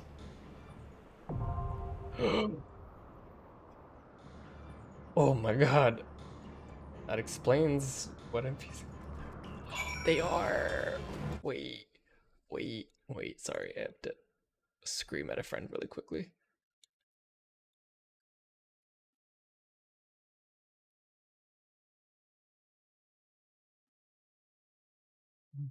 What the fuck? Why would you ever do this without the trust system for this point? I said that Hermes was likely put somewhere on the highest point of the facility, but reaching him will be no mean feat. To put it simply, Kythus Hypobaria consists of a multitude of vast spaces linked together at the seams, meaning the interior is far more massive than even this grand structure might otherwise suggest.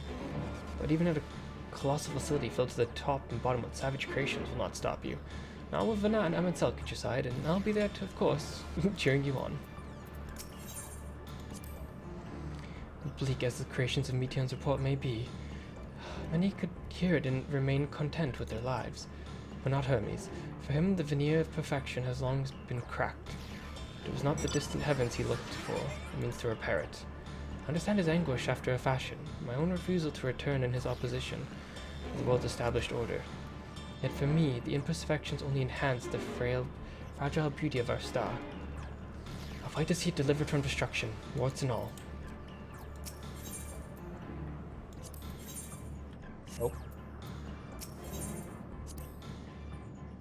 When we met you, a visitor devoted into a never-ending series of complicated iterations. In spite of this, I gained one useful thing. An awareness of dynamis, to think the power with the potential to corrupt ether had largely escaped our notice. Whether or not I believe your tale, the facts underpinning your narrative will be the source of much debate. So understand that I act not for the sake of you or your fantastical quest. My duty demands I apprehend Meteon. If that means Hermes as well, and so be it. Soul Seer? The third seat. All around her. No, I want... Come, let us be off. I want Vanat. I want Vanat as our tank. Let's get this over with. Can scarcely contain my excitement. She's a bard. Interesting.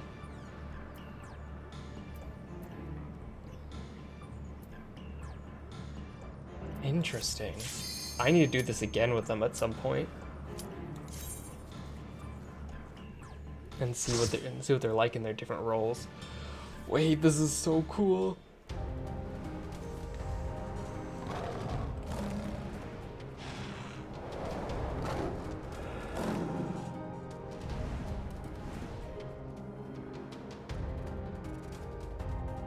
Kythus Hypoborea. The new world uncentered. The world uncentered.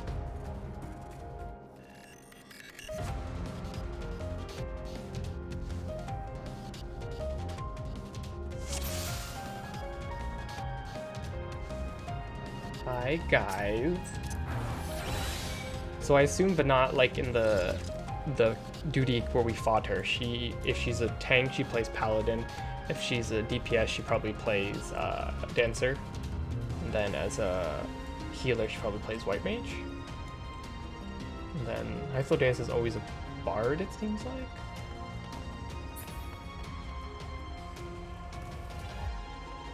Please, turn back, else I might be forced to.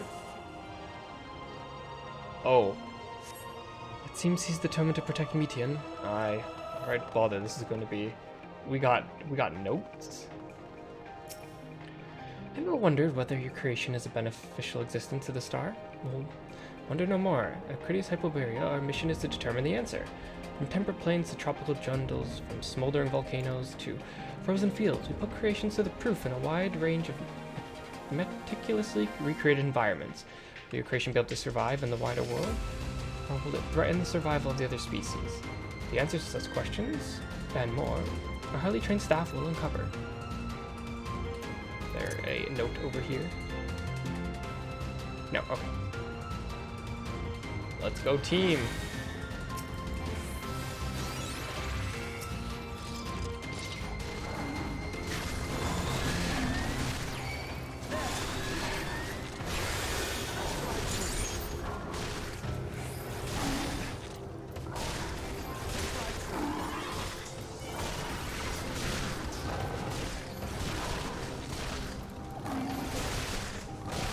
This is Rake.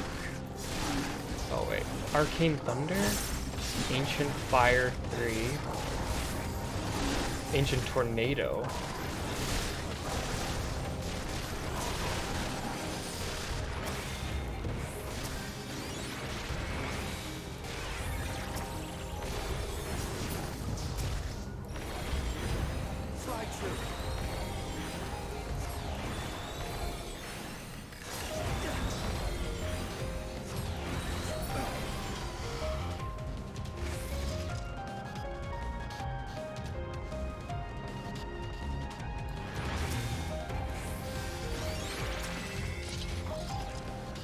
This is like the coolest fucking thing. Oh my god.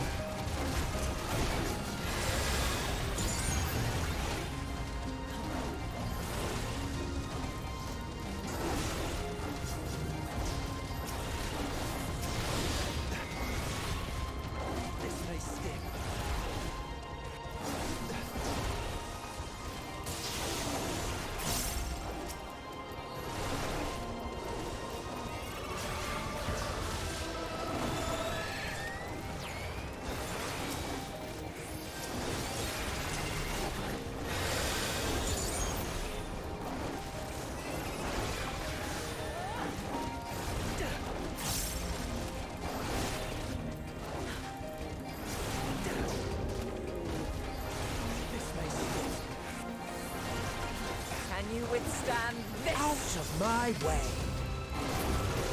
He snapped! Wait, Emmett does the snap while he's fighting too? That's cool. That's cool. That's a nice little touch.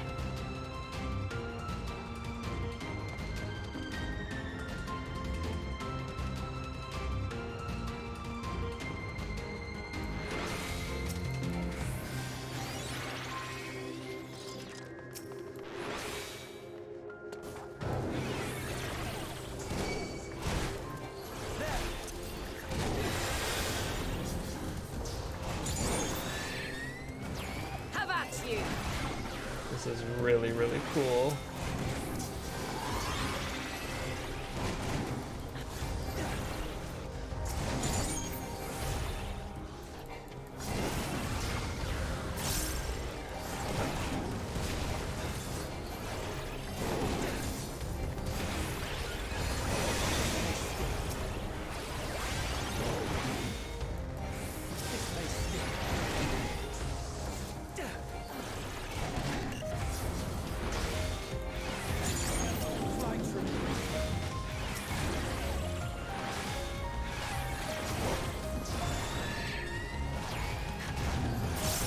I want to watch Emmett. I want to see him snap again. Oh, there he goes. That's cool. That's cool. I'm not entirely useless.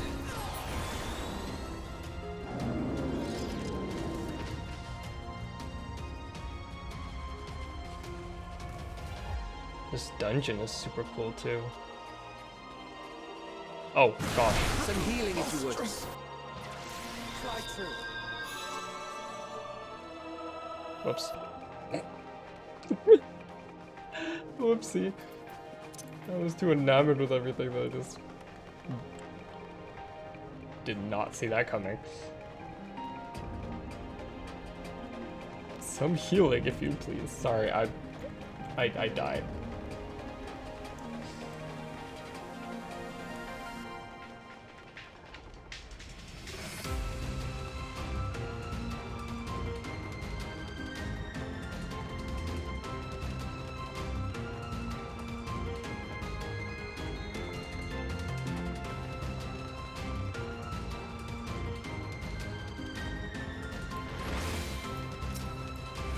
Those things fucking deleted me.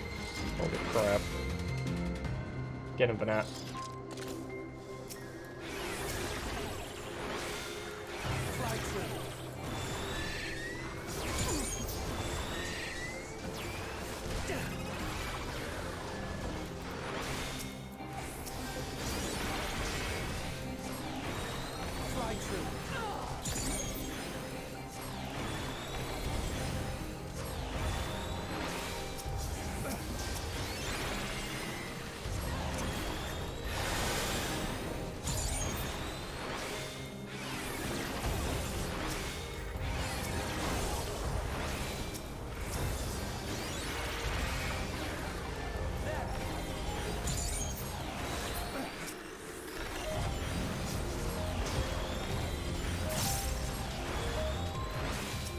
see you opening.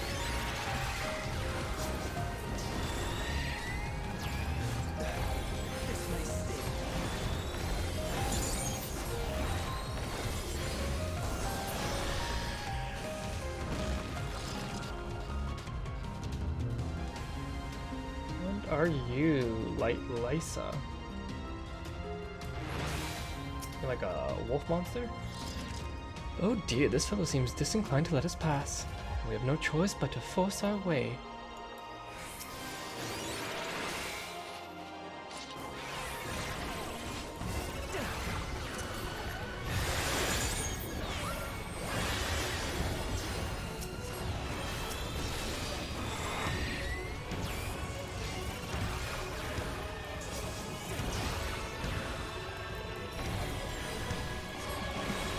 Frostbite and Seek.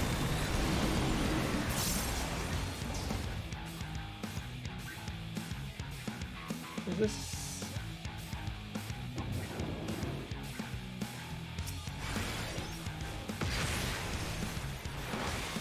Oh please, Emmett.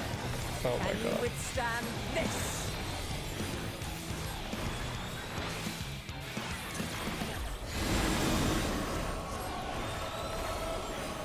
Did stomp. AoE damage?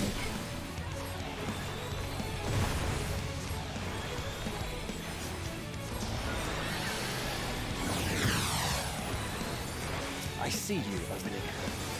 Out of my way!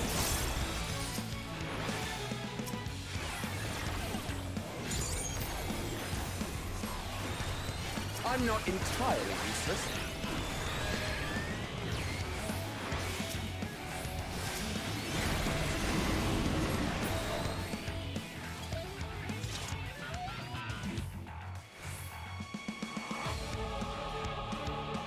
I would love to read what they're saying, but I'm too distracted.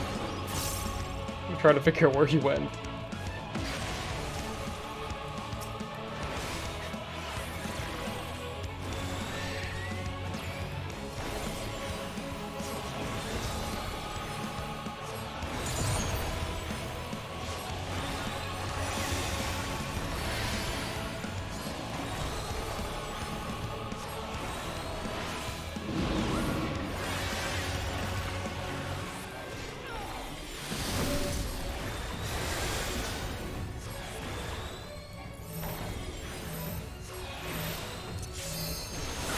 Wrong button.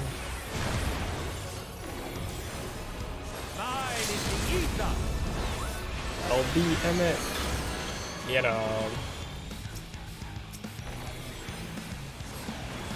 Out of my way!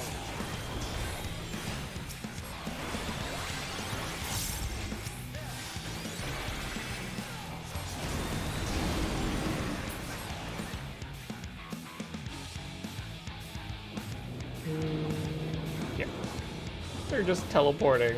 Sorry, I can't do that. They're so over it. They're all so over this attack.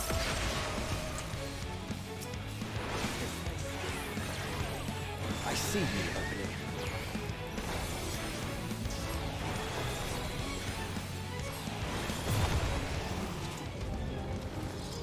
May you find peace in the ethereal sea. Come, we mustn't tarry. Mask of Maiming. I probably cannot wear this. Oh, I can! Wow, I can wear it as a bunny. Very Asian looking.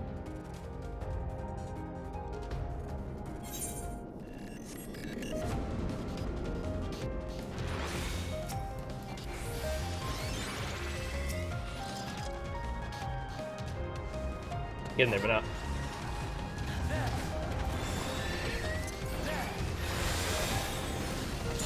Have at you.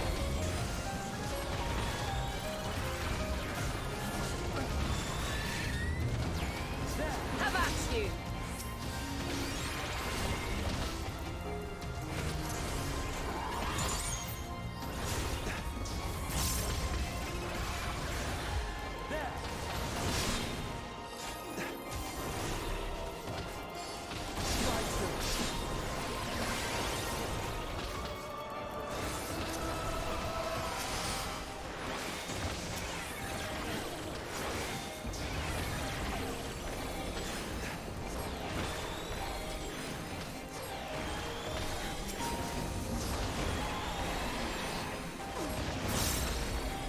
I see you.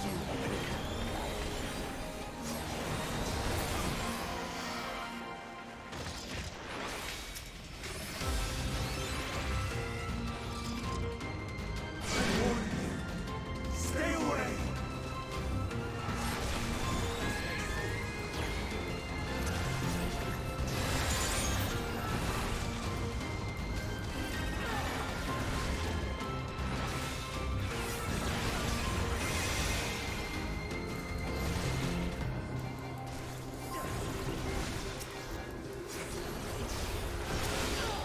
Out of my way!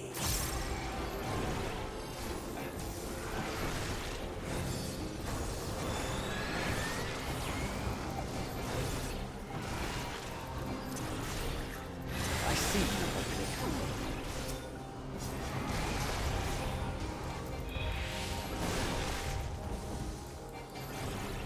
Have at you!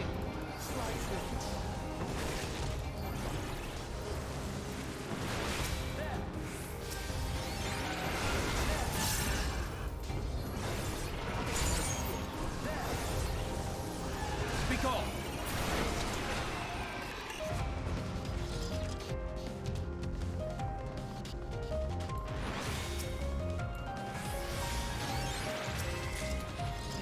A bracelet of healing.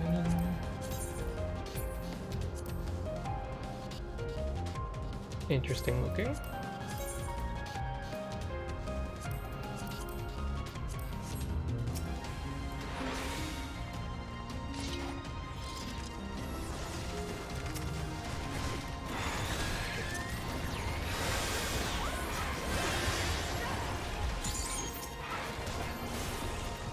I see you.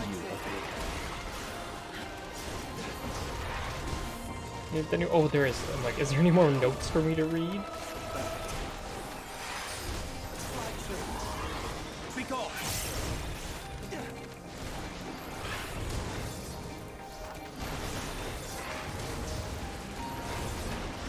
Oh gosh, I'm gonna hit level 90 in this dungeon, I believe.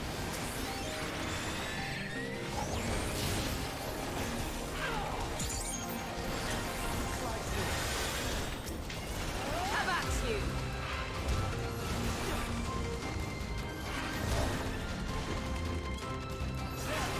Have at you! How about you? I really want to know how whatever we do here is going to change our future, I think, somehow. But what's it gonna do? I'm not entirely useless.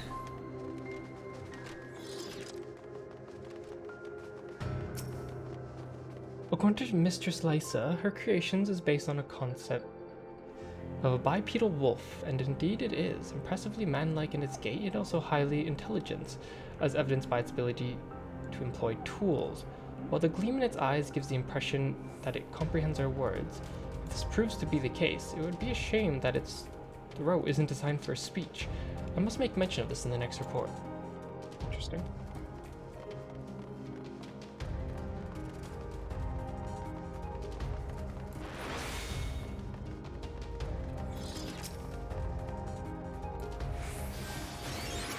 Get in there, but not. Prepare yourself!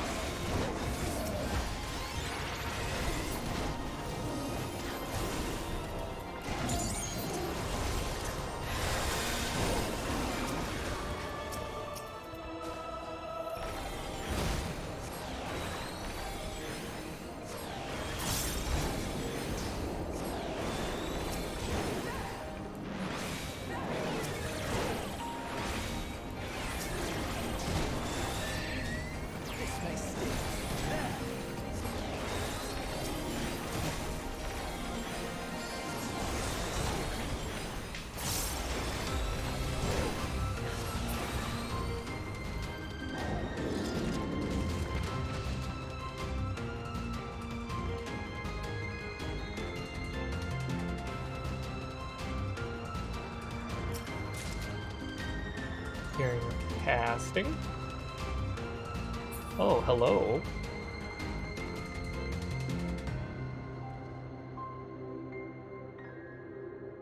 Goodness me, what manner of thinking is behind this? There truly is no account for taste. Damn, they're just like straight up insulting people's works.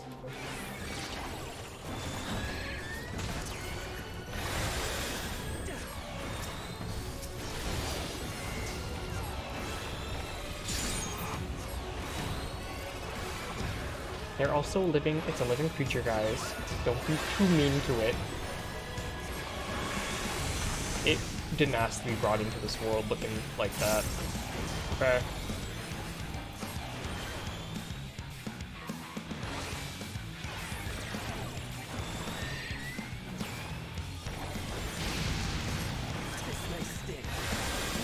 Can you withstand this? Do not underestimate me. I love that Emma does the snap while he's fighting.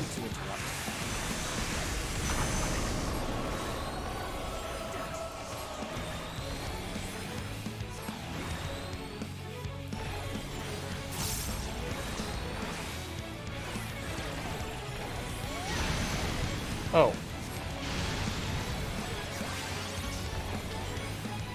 I see.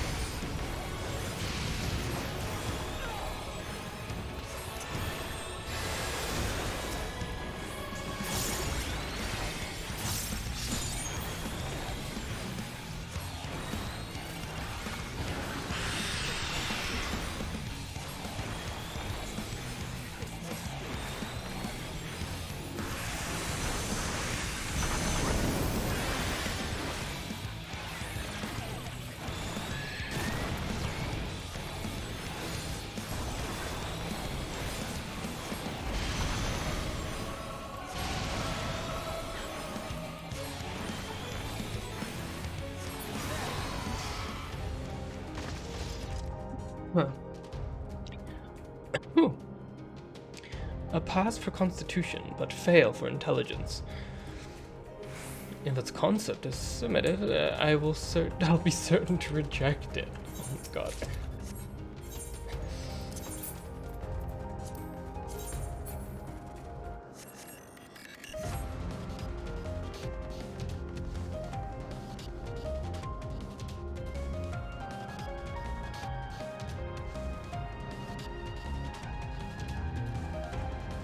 I cannot let you take Mission.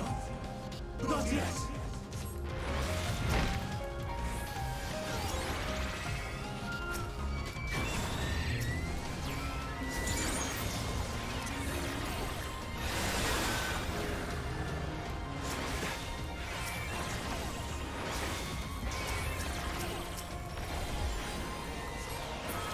I see you, opening.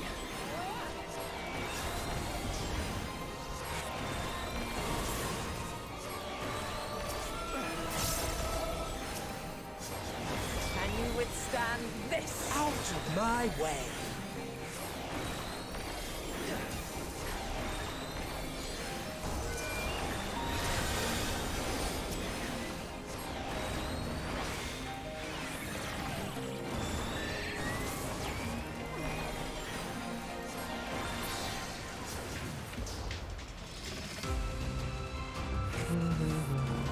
Oh.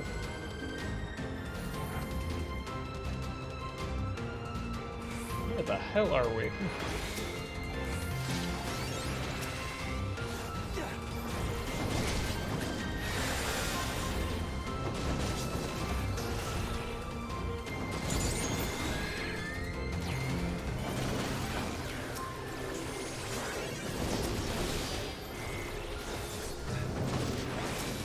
I see you opening.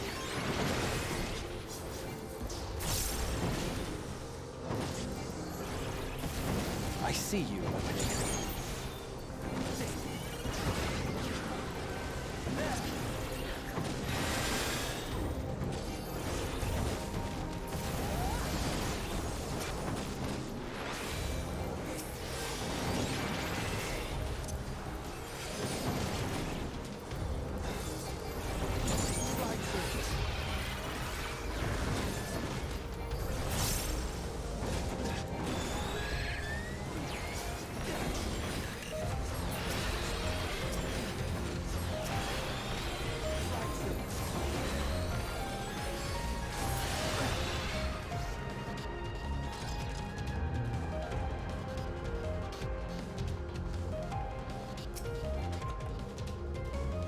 I already possess a bracelet. Really, you couldn't have given me any other healing.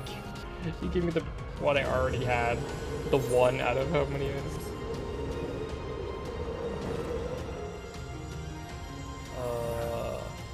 Where are we? I must hear their answers before they're expunged from existence.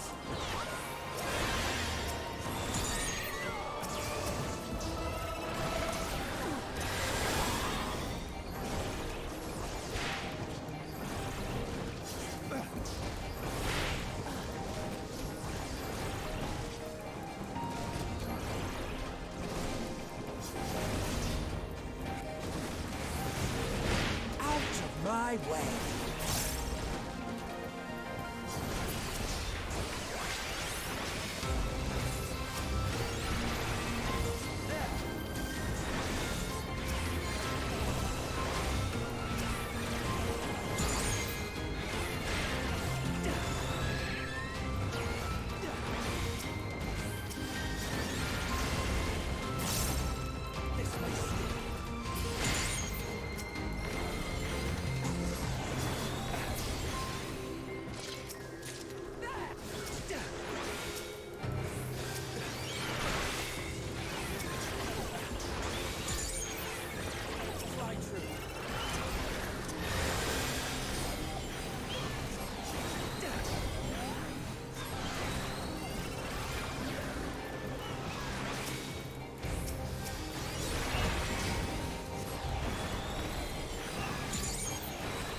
I see you opening.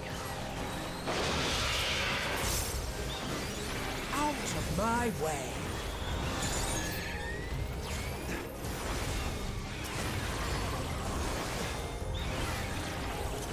Have at you! I see you opening.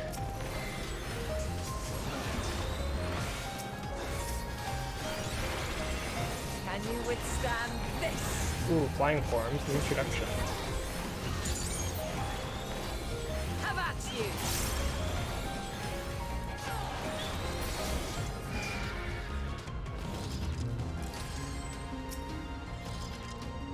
The successful creation of migratory birds which travel between continents with the seasons came as a breath of fresh air to the long stagnant realm of flying life forms. In the end, it was a relatively simple thing to grant the creatures the ability to navigate by celestial bodies, but this method lacked the precision needed to guide them to the same location each time, as would be vital to their survival. The breakthrough came in the form of magnetic fields, the use of which was discovered by the encumbered Fandaniel during his tenure as Chief Overseer of Elpis, a truly inspired idea that has brought the lasting benefits to the star.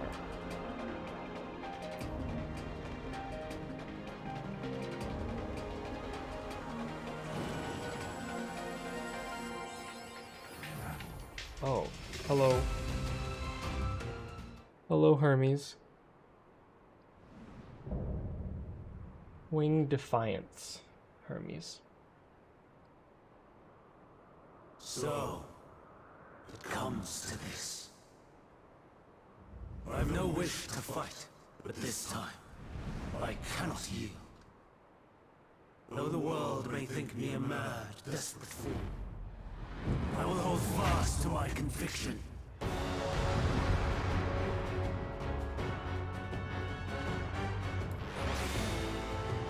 To protect the Median, he would go so far to transform. So far to make himself a villain.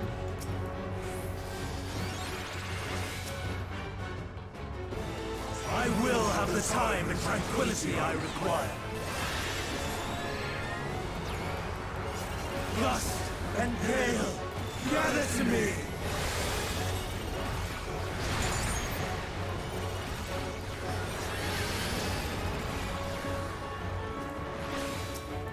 Each its brand, unleash your power!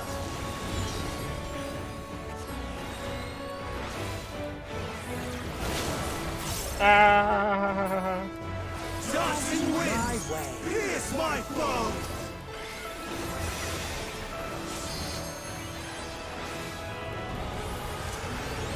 Stars on high, all is rain! Meteor.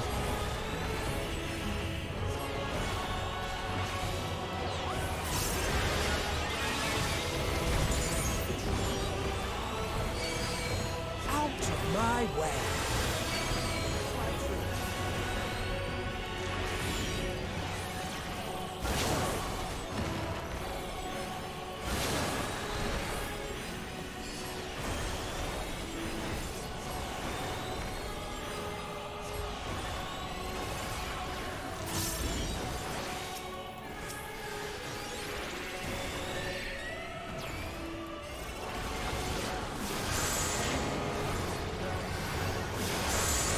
Oh!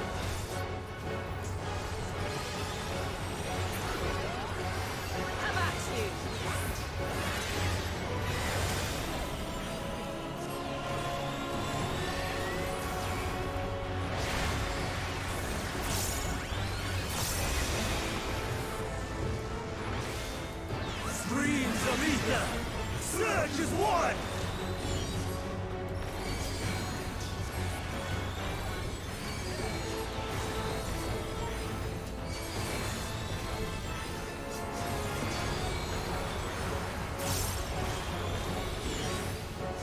Out of my way!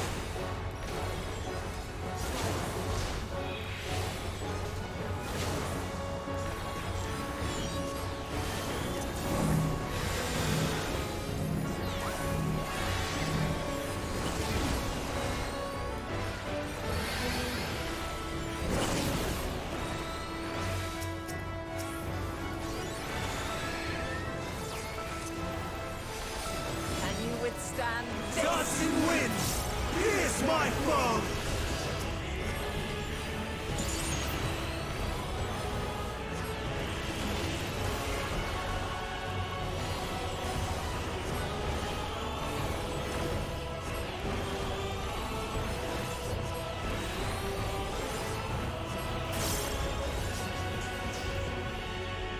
Sorry about that.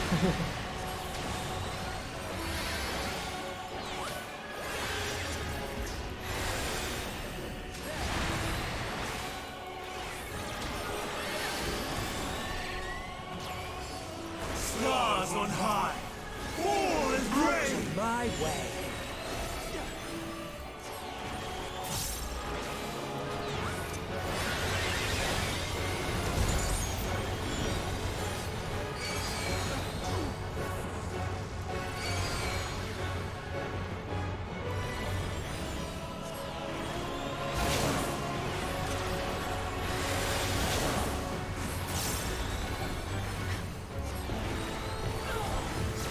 Even when transformed, but I am not finished yet.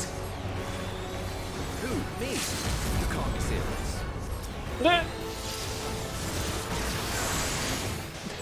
You can't be serious.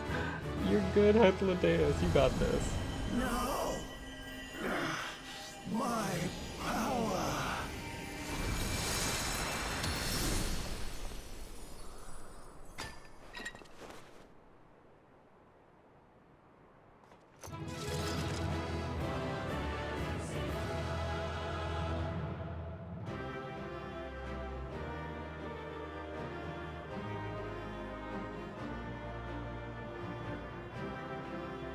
That was a really cool dungeon. I really like that dungeon.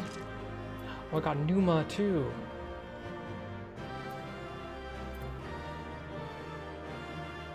Hell yeah.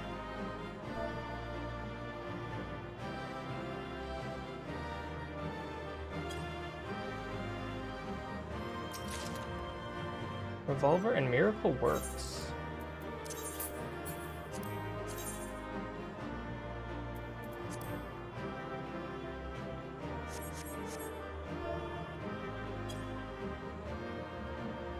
Can I talk to Median? Yeah.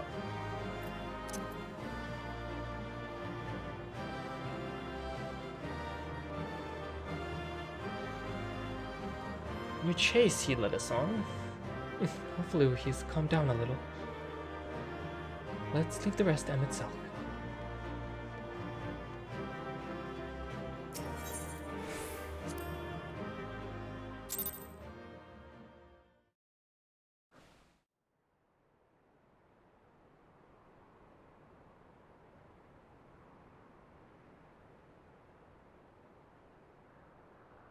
It's over, Hermes. In the name of the Convocation, I hereby take Meteon into custody. And setting aside the matter of your nomination, you will come with us too. We require your knowledge to assess and resolve the situation.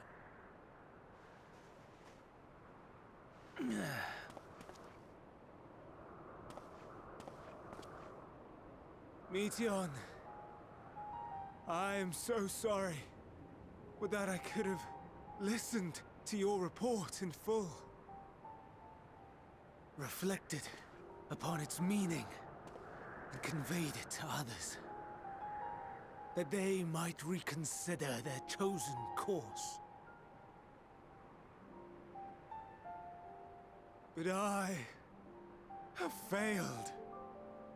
And that wish will never be realized. However,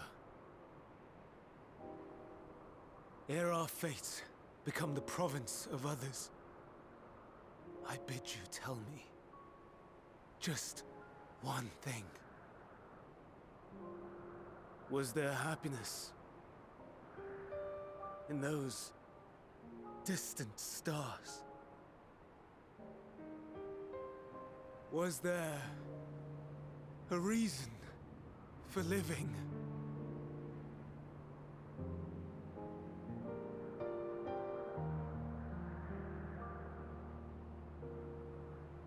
We conducted our search as per your instructions. We scoured historical records, communed with the spirits of the deceased, heard the final testaments of the dying, welcomed their shadowed hearts into our own. One race had striven to create a world bereft of animosity. The first They one? renounced relationships to avoid interpersonal strife, and in so doing brought about societal collapse. One race had renounced war and devoted itself to the enrichment of its people. They were conquered. Though they destroyed the enemy in reprisal, they could not regain their former glory. One race had concluded that finite time was the root of all woes. Aspiring to shatter its shackles, they went in search of infinity. They discovered nothing is infinite, and that neither time or death can be cheated. Disillusioned, they gave up on the future and themselves. One race had discarded all things that gave rise to sorrow, hoping to have only joy. They found joy lost its savor in the absence of sorrow, and lost their will to live. Though worlds apart, these peoples shared a belief. The belief that they had tried their best. that they had tried to fulfill their potential with every step and success. In the course of which, they learned the truth. That they would never be free of fear and sorrow, anger and despair, of loneliness, so long as they yet lived.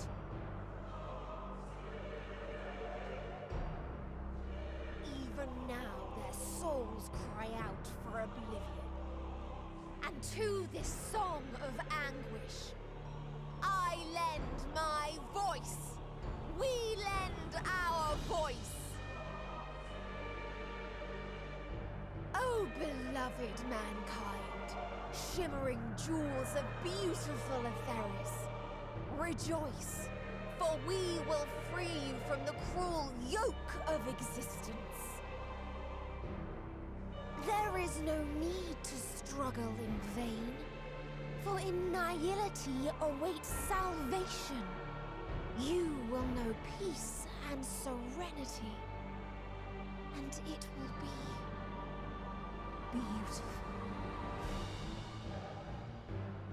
We will make our nest at the edge of the universe, and there in the dark of dead worlds hoard sorrow and suffering.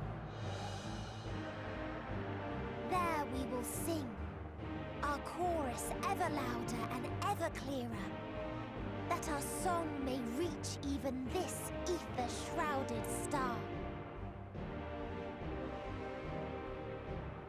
Such is the answer we have found in the stars. Such is the gift we now offer to Etheris.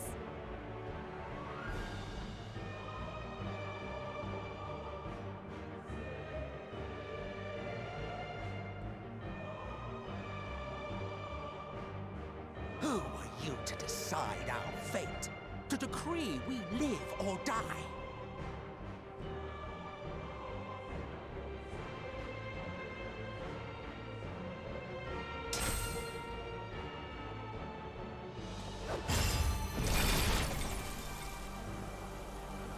Have you lost your mind?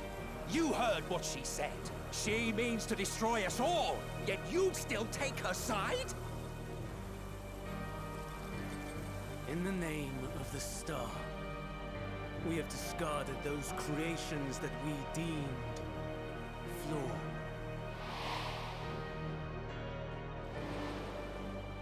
If we ourselves are flawed, it does not stand to reason that we too should be discarded. That is sophistry, and you know it! Perhaps it is. Perhaps I am wrong. Who is to say that you are right?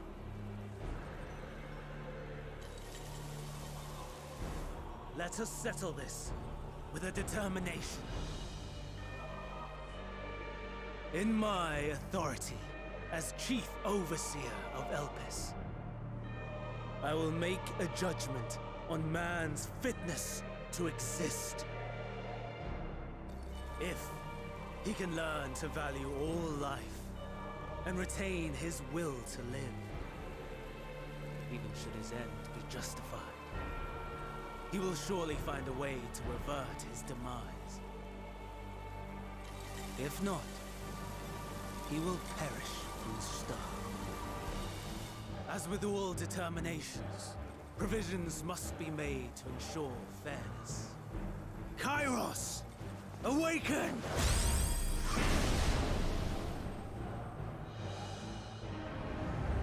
Memory reconfiguration system Kairos activated. Awaiting instruction. Command. Universal memory alteration. Target area. Catesis Hyperborea. Starting point. Arrival of Emmet Selk of the Convocation at Propylion. Endpoint. The present. Erase the memories of all events, and replace with a vague recollection What the fuck? I was here, preparing to demonstrate the functionality of Kairos to Emet-Selch and Hitheldaeus. Meteion's shared consciousness became unstable. She and her sisters could not sustain their existence, and all dissipated with a burst. The resultant shockwave accidentally triggered Kairos, which erased several days of memories from all present. Execute. Command acknowledged. Initializing. 3 processes remaining to execution. Bravo. I dare say one would be hard-pressed to make it fairer. Everything that you told us, everything that has happened, the fact we've even met, it will all be gone. And that's how they get around this time travel business. By erasing everyone's memories. Go, Meteion.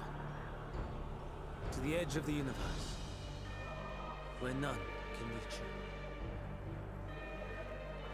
Hermes, won't you come with me?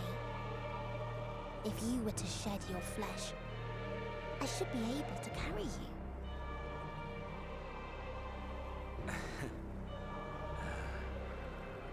I will remain.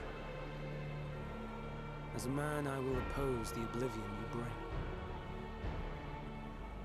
Silly fool. Had you said yes, I would have granted you the gentlest end.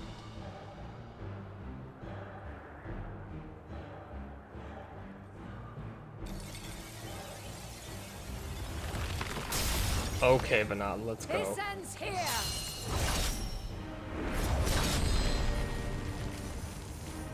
Fly, Meteion!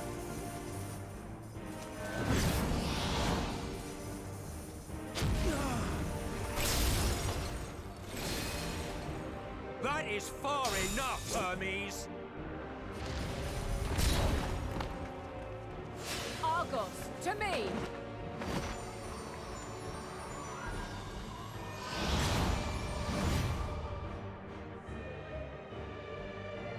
First process complete. 2 remaining to execution of memory reconfiguration. As if we needed more pressure. No matter what, you cannot forget what happened today. For it is the key to saving your future. Your world. This fight is our fight. What comes after, our problem to contend with. Not yours. No. Your own struggle awaits. And no one else can take your place. Gotta go back before this completes. You must flee this place with your memories intact. And I will see that you do. Now then, where is it? There you are, my little confluence.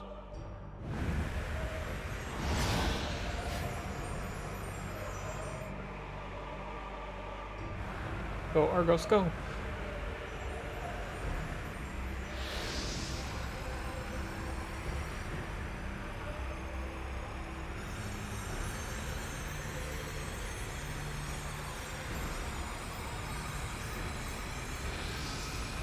Almost!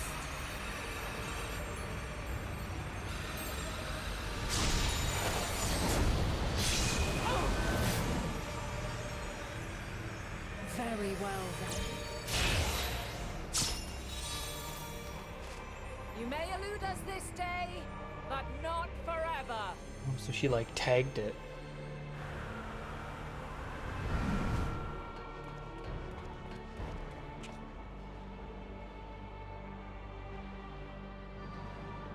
Meteion's gotten away. Second process complete. 1 remaining to execution. No time for brooding. Listen well. Beyond lies a spatial confluence that connects the interior sections of this building. I will destroy the confluence and force open a way outside. When I do, you must jump through.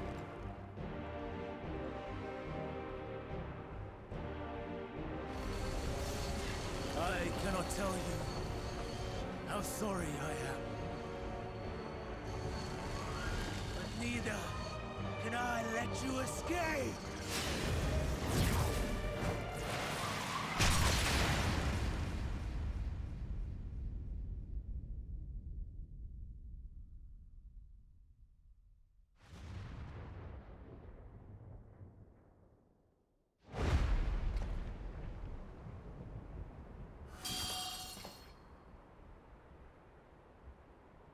Too brave by half.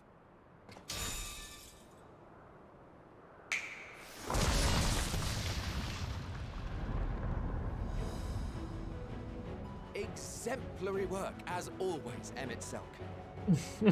What? But how? I thought the confluence was... Over there? Yes. We were rather hoping we would. It was never anywhere but where it is now. The instant those two began making their way towards nothing, 'twas clear the plan was a diversion. I'm quite incapable of destroying a confluence, I must confess. A gambit brazen beyond words. Though we've grown accustomed to reckless improvision due to the antics of an incorrigible associate. Though, in the case of certain present company, incorrigible is an understatement. Honestly, I'm beginning to suspect it's a requirement for every Azen. Yes, it is. There's no time! Quickly! Even now, I do not believe your tale. I would not suffer us to walk such a wretched path. Still, if it must be said, do not squander it. The legacy I leave you.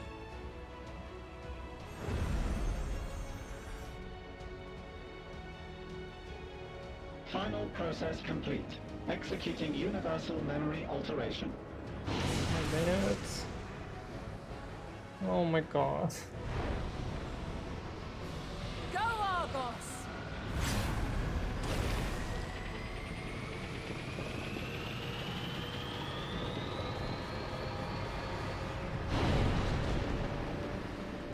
Does that mean Heidelin also got away?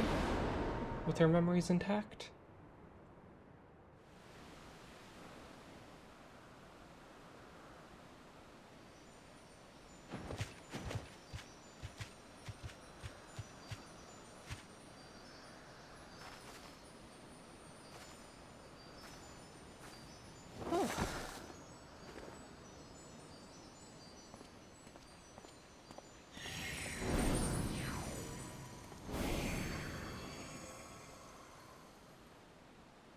I'm fine. Just a little tired.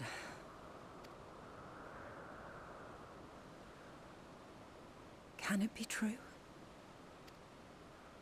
Are we the only ones left who see beauty in the world? In life? Are the stars above no more than husks of fallen civilizations?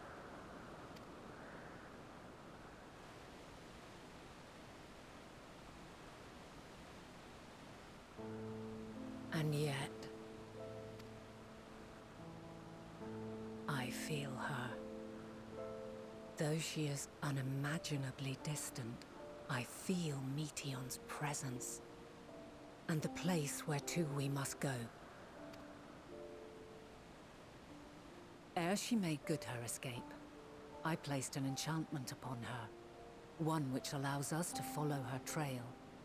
She has already left the outermost bounds of Aetheris, and continues on her way. Given the vastness of the universe, it will still be no easy feat to track her down. But thanks to Emmet Selk and his Ladeus, all is not lost. We remember. So long as we remember, our fates remain ours to shape.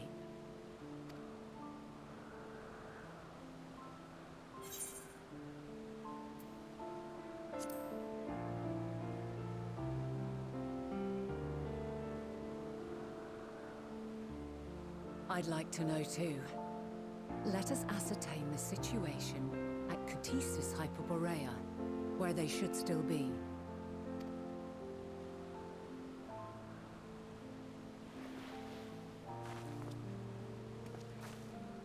Given the likely state of their memories, however, it would be imprudent for us to approach them directly. In which case...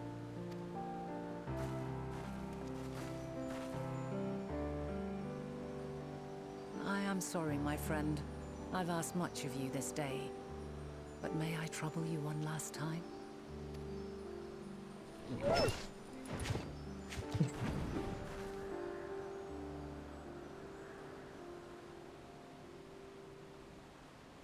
Argos will investigate in our stead. We will share in his consciousness and see and hear as if we were with him. Now, close your eyes and open your mind.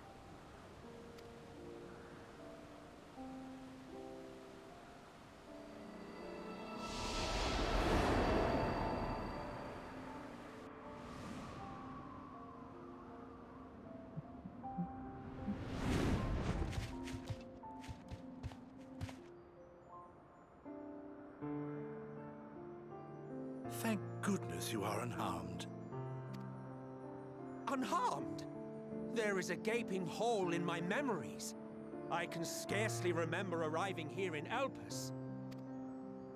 Forgive me. I was preparing to demonstrate the functionality of Kairos to our guests. But Meteion, her shared consciousness became unstable. And she... So, that's what prompted the state of alert. And when you went to investigate, you were caught in Kairos's accidental operation. So it would seem. It's all a blur to me. Such an unfortunate accident. Oh, and what of Vinar and your other companion? You went inside together, as I recall. We did?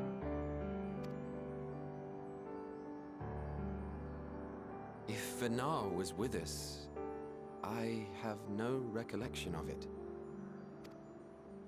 But that there is her familiar, is it not? The fellow seems happy enough, so I think it's safe to assume his mistress is well.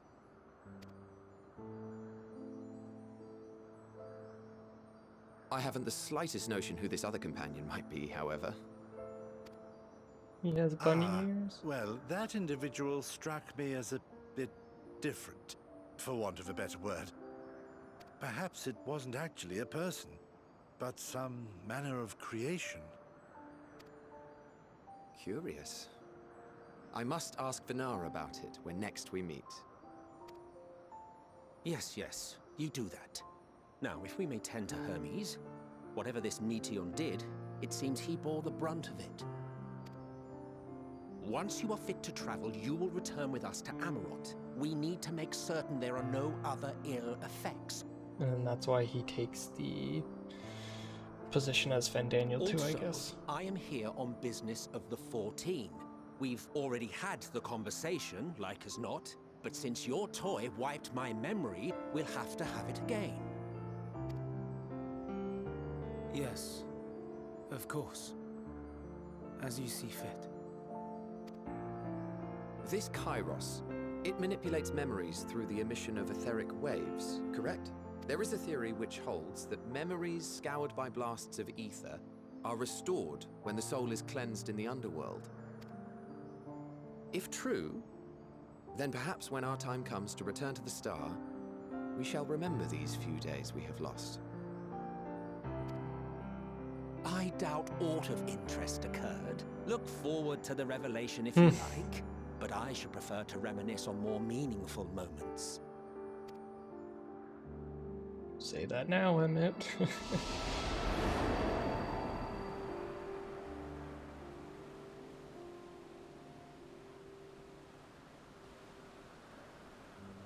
Let us rest, if only for a while.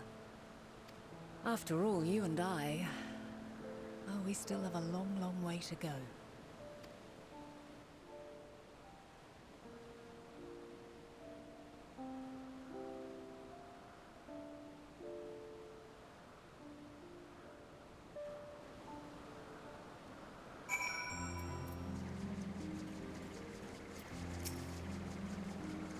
Are you feeling well recovered? I understand that your exertions were more than purely physical. Resting one's body, if only for a moment, is never without merit. As for Hermes, I think it's unlikely he'll create more Entelechy's. He poured much of himself into Meteon, and now that she and her sisters are gone, dissipated in his mind, great grief must be unbearable. To blame himself, he'll believe that he'd never acknowledged his dissatisfaction with the world, and then Mattia would have never been born to suffer and die.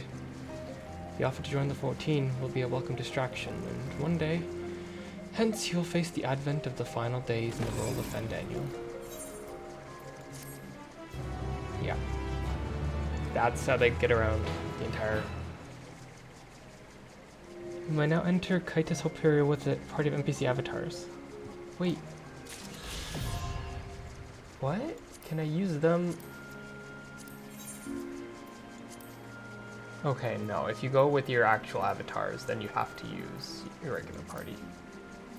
I can do scenario. That's cool, at least. That's really cool, at least.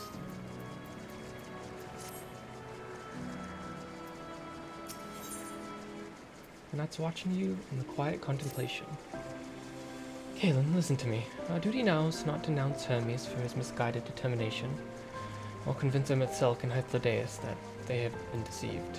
No, we must instead ensure that the experiences Hermes sought to expunge are preserved.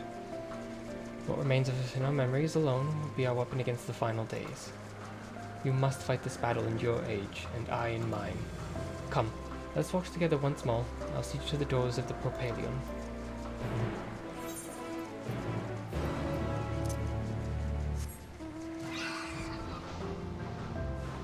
Let me finish uncovering the map.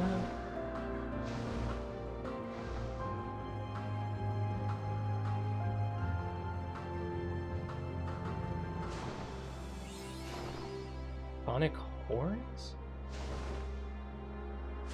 Interesting.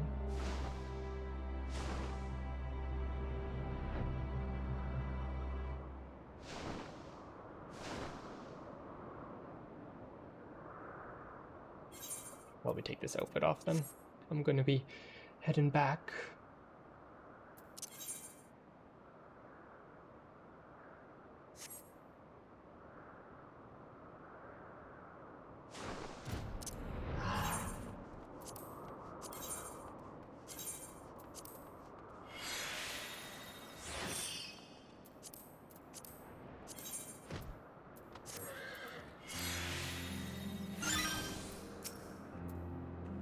Your time in this age is drawing to an end.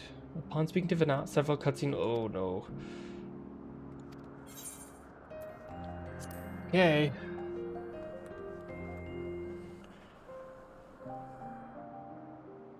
Whoa.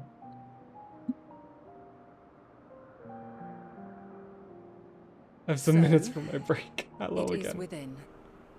The portal that brought you hither, and will take you home. That dungeon was so fucking cool. Being able to do a dungeon with Emmett and Hythlodaeus and Venat was fucking amazing. Oh, it was so good. Oh, and then everything with Median at the end. And then he erased their memories, so like everything makes sense now. On why they do that's how they get around the time travel. I had Venat be the tank, cause of course, and then Hythlodaeus was he's like a bard, and then Emmett be the DPS. funny how Emmett can tank too.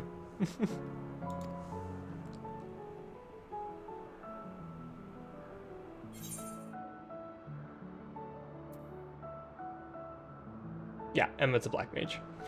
So where we part ways, perhaps I should stay and help.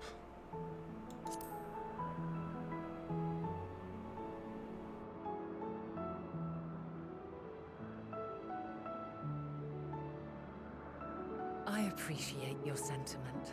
I truly do.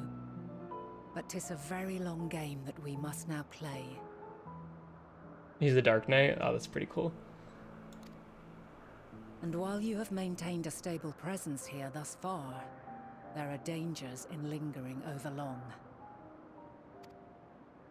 No. You must return to your own battlefield. Make use of the knowledge you have attained, that your days here and our friends' sacrifice be not in vain. With Meteon free to pursue her designs, 'tis only a matter of time until the final days are upon us. All began with Meteon, which explains that voice now. When we were in Charlie and looking at the moon, and it flashed red.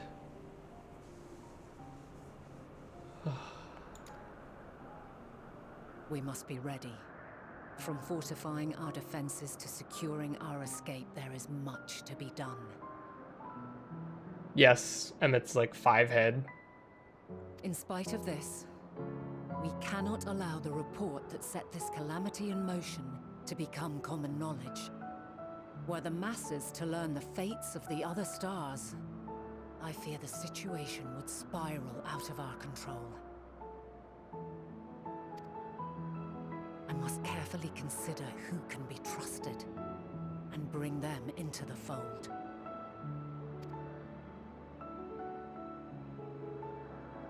Ordinarily, I wouldn't hesitate to call upon the 14.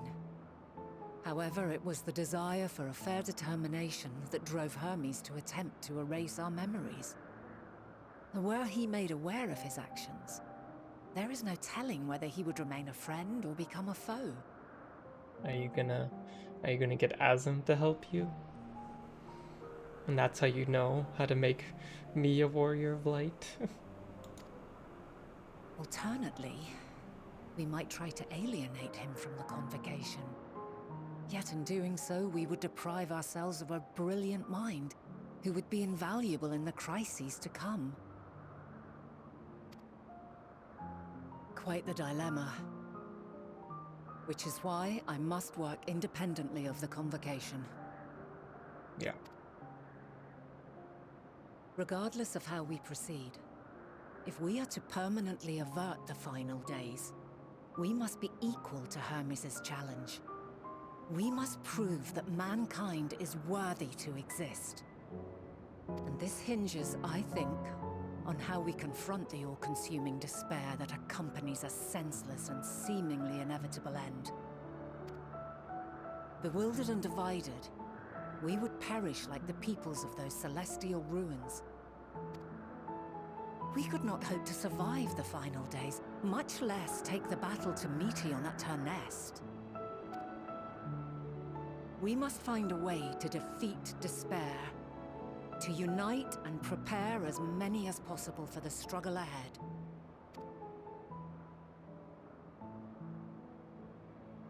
Heavy will weigh the burden of guiding this legion of souls. Yet I have faith in mankind's potential. As long as he believes in himself, there is naught he cannot achieve. So I will not give up on him. On us. You may find your world to be very different. Or perhaps the erasure of our friends' memories has sown the seeds of a conjunction between us. We cannot know until the moment is at hand. So shall I strive to do my best, taking naught for granted as I walk my path. Yeah, like just because they don't remember anything, Vanat does, and like, will she do things different? Like, will that change anything? And I pray you walk with me to the end. I will walk with you to the end. As you move forward, so too will I. As will all, resolved to fight for the morrow. And when mankind has found the strength to stand against despair, we shall silence the song of oblivion. That's what I said earlier.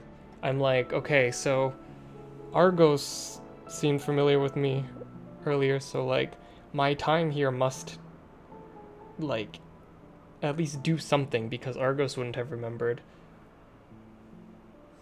She who sings it will learn our journey is far from over. This I promise.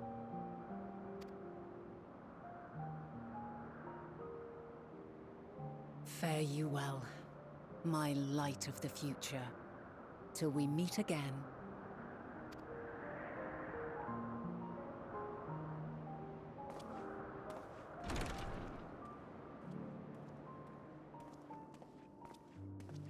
This section was so good. Oh my god.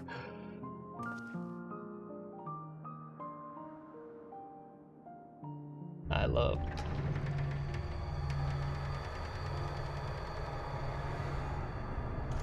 This was such a cool section of the game. Oh my god.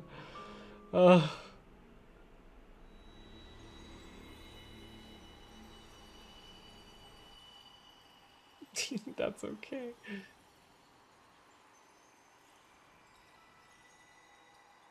Now what's different? From this day forth, I shall strive to bring honor to the seat of Vandania.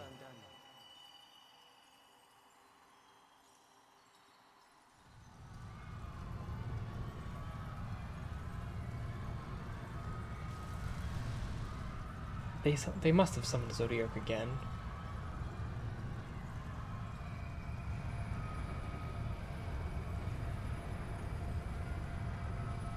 The final day's happening.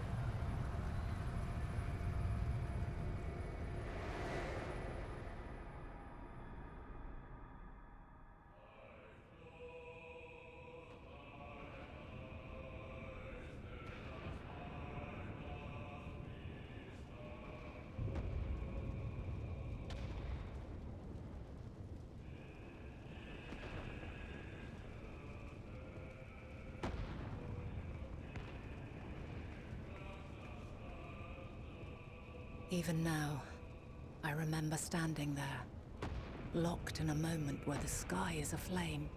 Now we match. We both have soot on our face. Where stars fall as tears, and screams darken the seas. Where resignation rots the trees.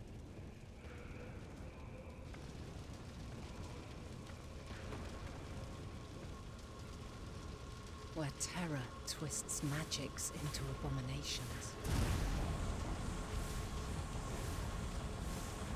Such is the lament of they who have gone before. The song of they who tried and failed to create a better world. The song of the end.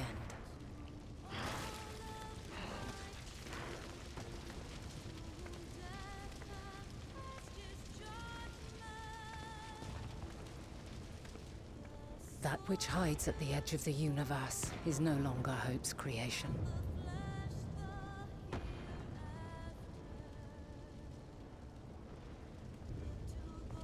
It is hopelessness incarnate.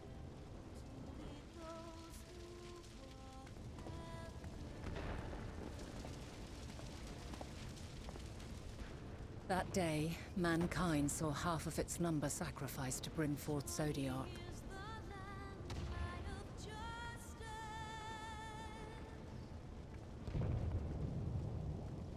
They did And something covering the different. star in a shroud of ether, we forestalled the final days.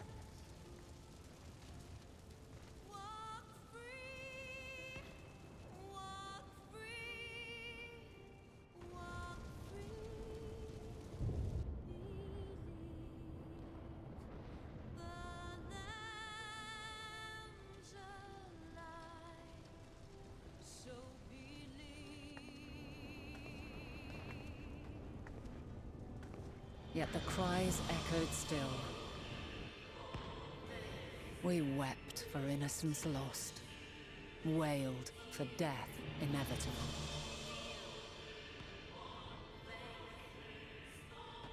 A reality too terrible to bear.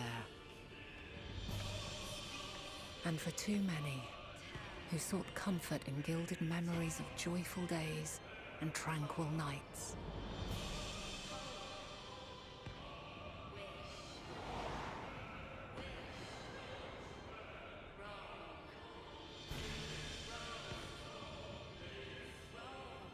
This is all wrong!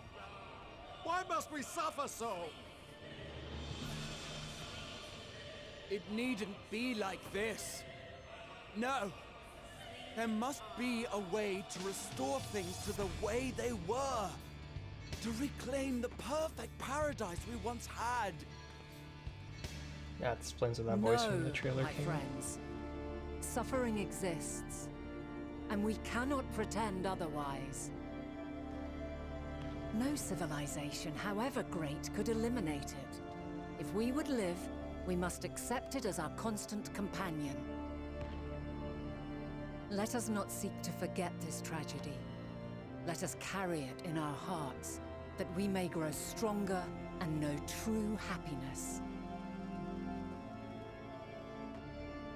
We can't accept it! We won't accept it!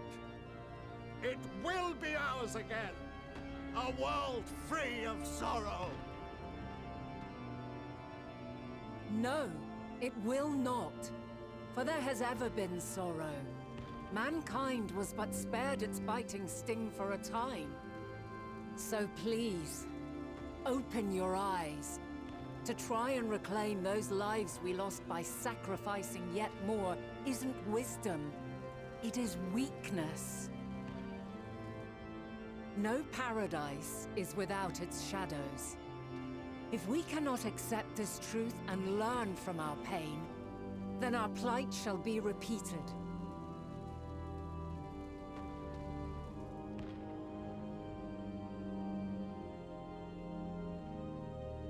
Was she not gonna? Are they not gonna summon Heidelin then?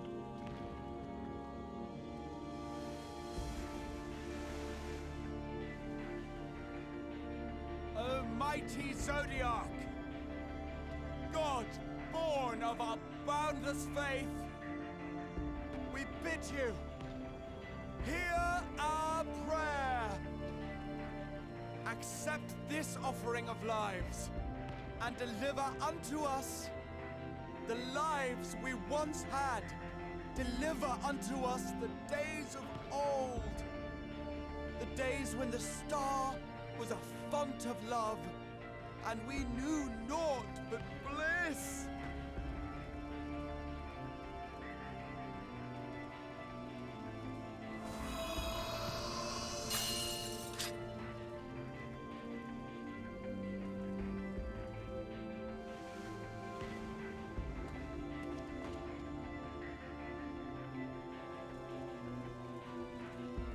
You would destroy it? Our beautiful world?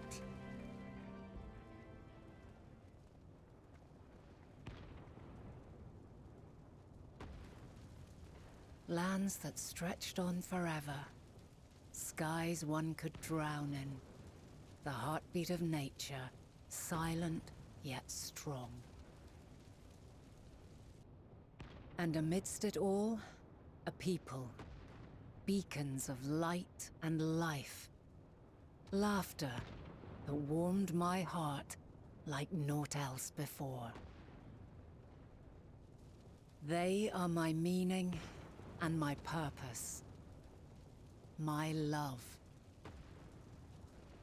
In spite of, or perhaps because of this, I choose to believe in mankind's potential. In his ability to find a way forward.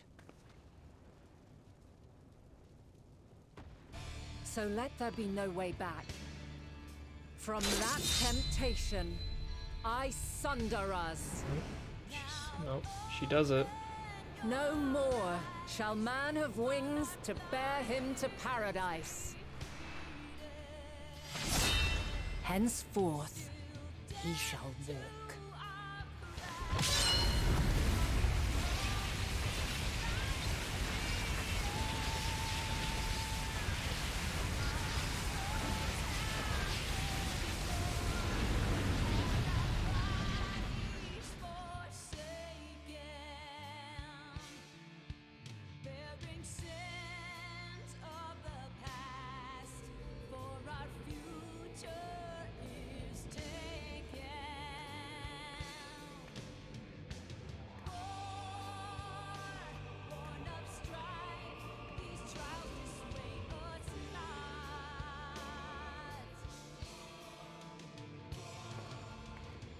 All is excruciating pain. I breathe fire and torment.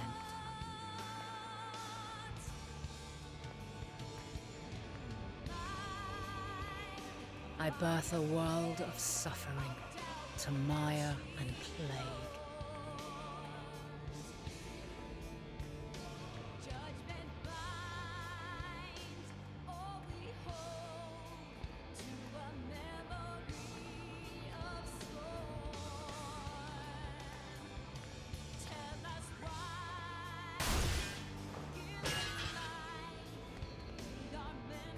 God.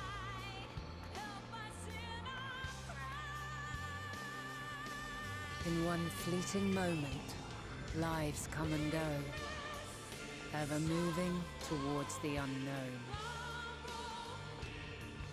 And in that fleeting moment, they cry for the answer to the question.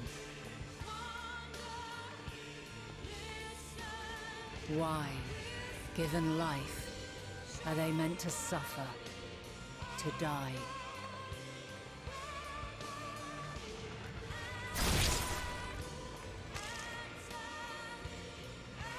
As fragmented, imperfect beings, yours is a never-ending quest.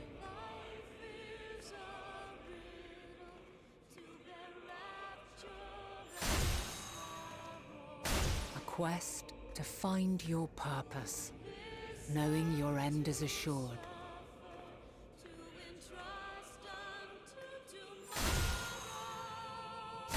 To find the strength to continue when all strength has left you. To find joy even as darkness descends. And amidst deepest despair, light everlasting.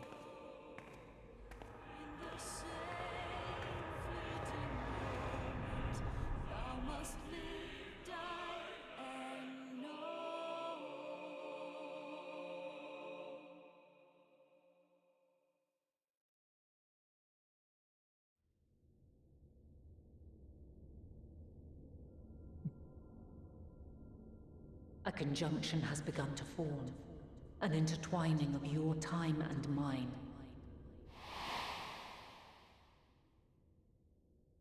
When you truly understand what is at stake, and your journey has prepared you to surmount the insurmountable,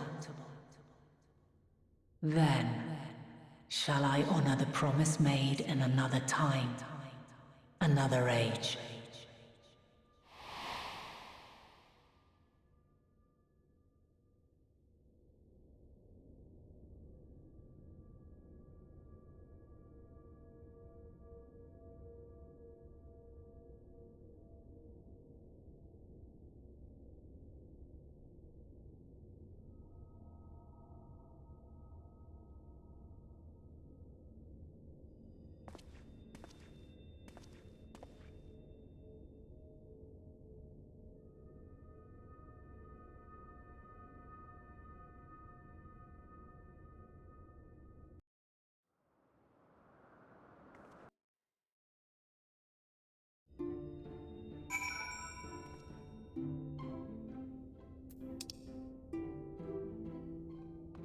We're just back. Okay, I need to do I'm just gonna do the level 90. I need a little break after that. I need to do the level 90 job quest. Bird roll quest. Oh my god.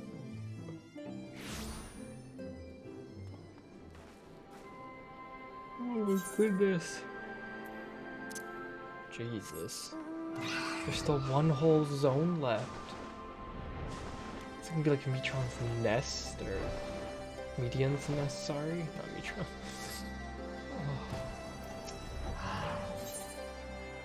Blasphemy Hunter's even more flustered than usual, and with good reason. Oh, thank goodness you're here. Commander Alden needs to see you right now. Away, follow me.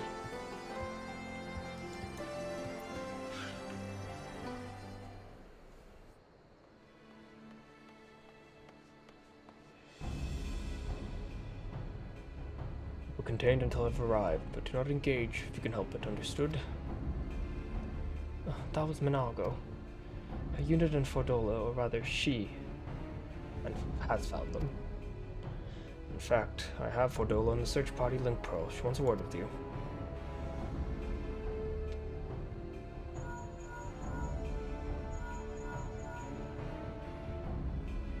This is urgent, so be quiet and listen. The blasphemy, my friend, is right in front of us. I tracked him down, and when he spotted me, he started heading towards Specula Imperatoris. Look, Kaelin, I need your help. Charlotte's he's never wanted to hurt anyone, but this thing he's become. I can't leave him like this. I've got to stop him, whatever it takes. I'm on my way. I owe you. Mr. Minago, can you hear me? I've got the blasphemy threat. Ugh, it's on the move. Get ahead of it, but maintain distance. We need to. Fordola, what are you doing? Fordola! Fordola! There's no time to waste. They need our help.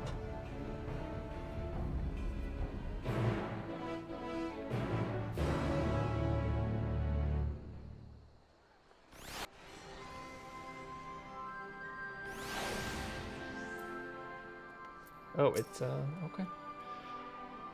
Radiata and Aligiri are not that far from Spectral Imperatus. If we let the blasphemy slip through our fingers, it doesn't bear thinking about. And while Fordola is determined to slay it by her own hand, we can't allow the recklessness to put lives of others in jeopardy. Time has come for action. Are you ready? Let's go.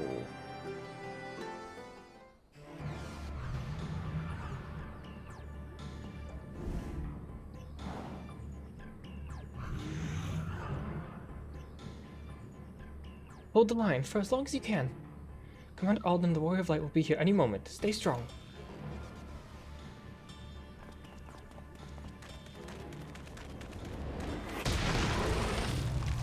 Okay. Okay, Robon. Just kick it in the shin, I guess. You've done well. Leave the rest to us. Yes, sir. Do they have new animations for when people take out weapons and stuff? It seems a lot smoother and not like as clunky as the like when you're drawing weapons before you start fighting. I think they changed those. Coward, coward, traitor to them, to everyone.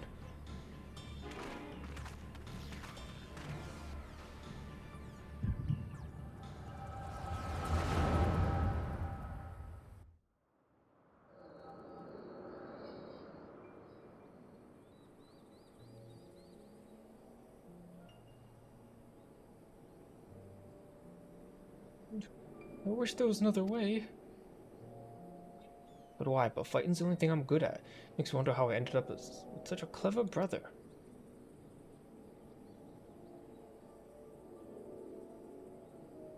Too clever for my own good, maybe. I just thought of going to battle, but getting hurt, but having to hurt other people. The bleeding heart, our chalet. Sooner befriend a fly than shoot away, much less kill it. I could kill if I wanted. I could.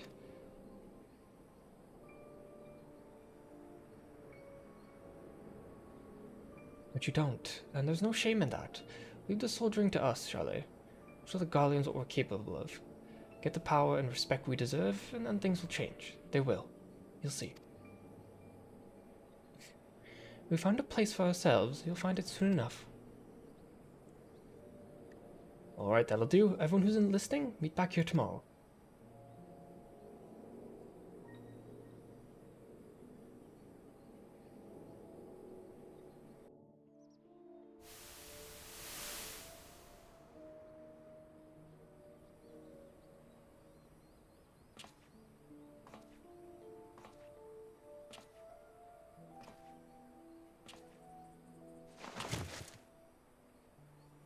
And what good did I do?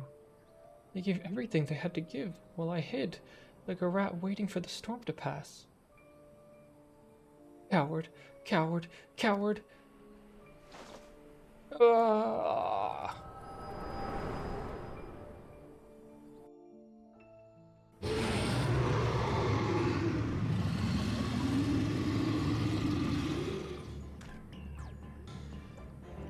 Coward, coward.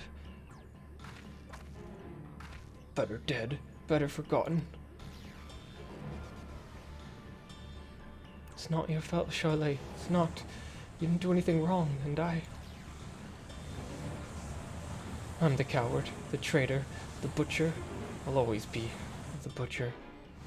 Don't you dare, Frodola.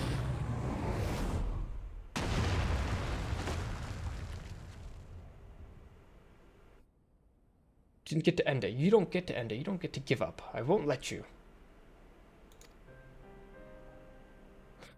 You have a lifetime to make amends and atone, to become something more than you were. But if you die here, you're everything they say. Everything you believe. Is that what you want?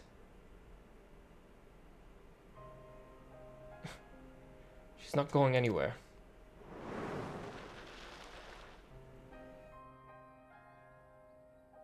Arnvald, why are you here? There's nowhere else I'd rather be. I can't fight by your side, but I can still cheer you on. I've seen your past, Charlotte. How you were left behind while your friends rushed into battle. It's bloody hard, isn't it? Wanting to do something so desperately with every fiber of your being, knowing you should be able to. Should, but you can't. So you find another way to support them. Your way. You did that too, didn't you? You were there for them, even when it didn't feel like it. But you were, Charlotte. You were.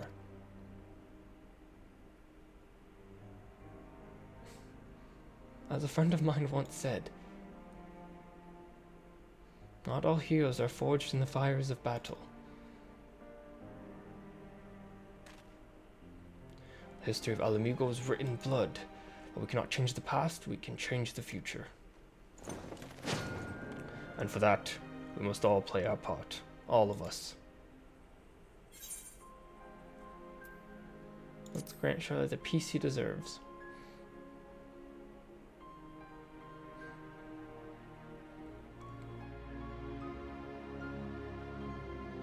Ransford, Emmeline, one day we'll be together again, but not yet. You'd never hurt anyone, Charlotte. That's not who you are. You'll be remembered as the kind soul you always were.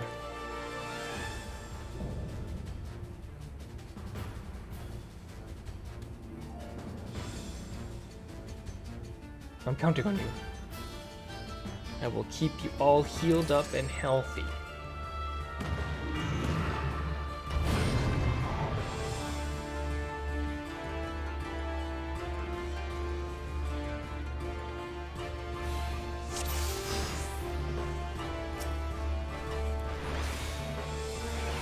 As one!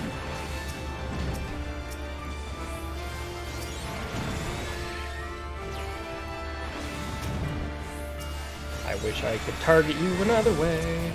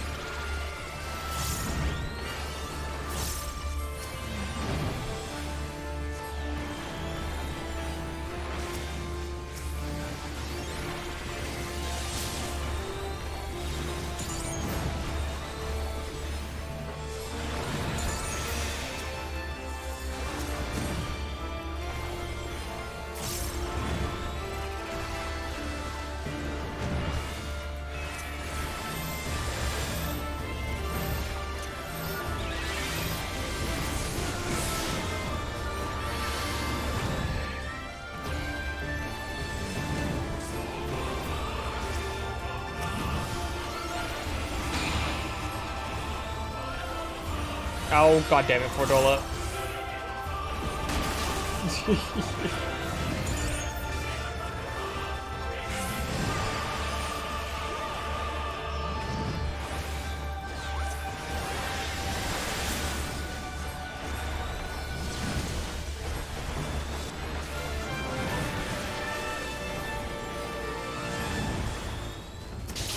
Oh.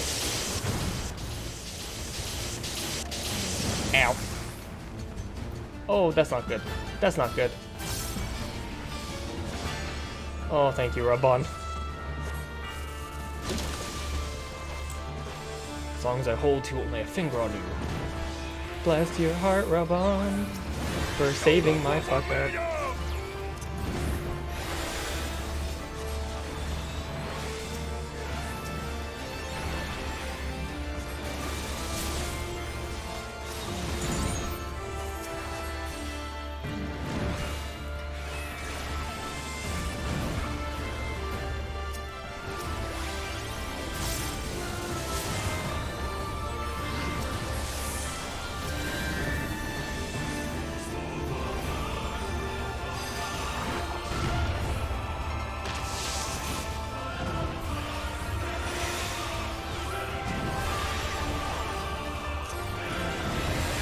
Sorry, Fordola.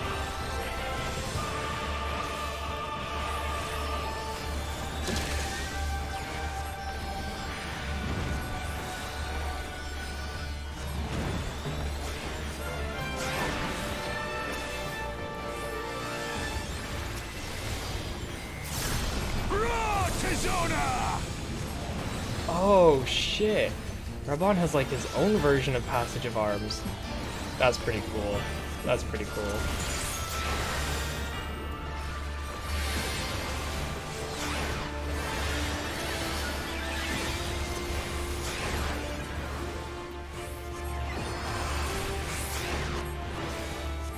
Try this!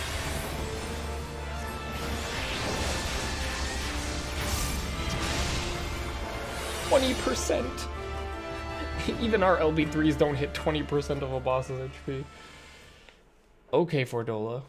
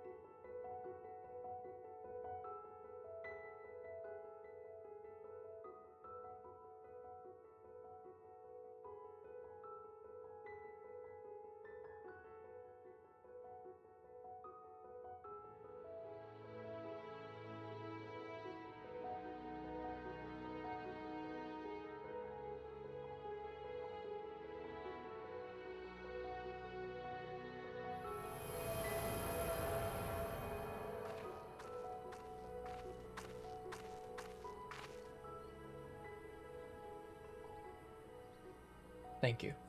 I mean it.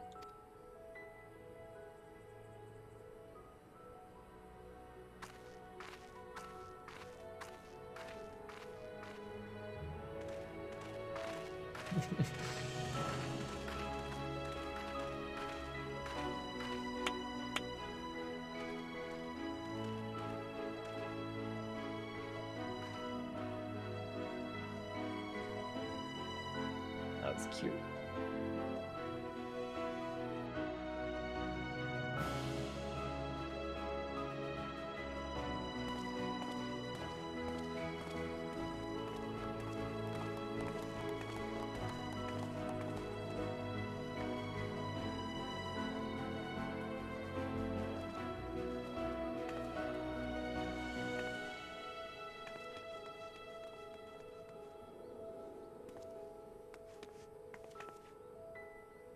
I've been looking everywhere for you.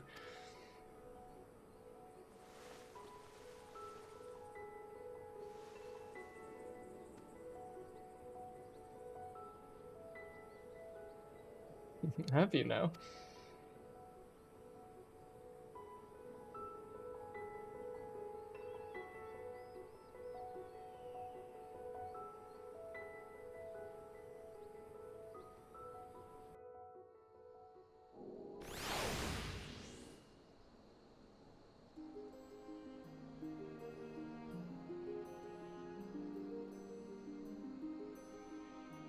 put down the last remaining beast spawned by the blasphemy. It is a pity we can't do naught for those who turned, but we were able to prevent any further casualties is nothing short of a miracle. It's astonishing, too, looking back at Charlotte's case, although his existence spurred others to transform. He never attacked any settlements or travelers, even when he underwent change in the middle of a crowded street. Those who were present escaped with minor injuries at worst. I think deep down, his compassion was what kept the raging blasphemy at bay. The only time he emerged from hiding was to journey to the place where his brother died.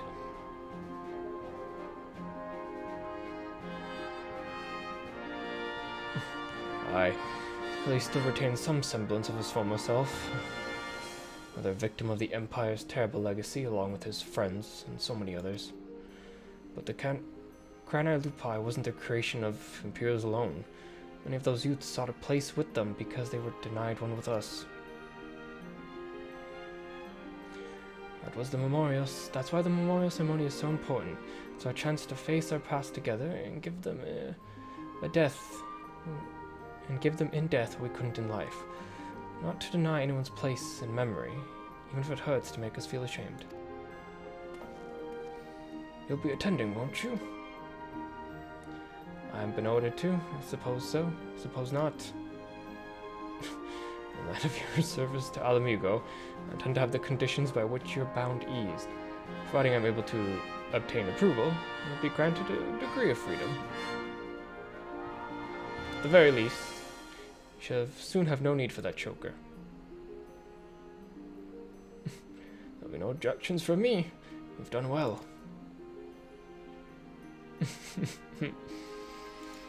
I see that smile for Dola.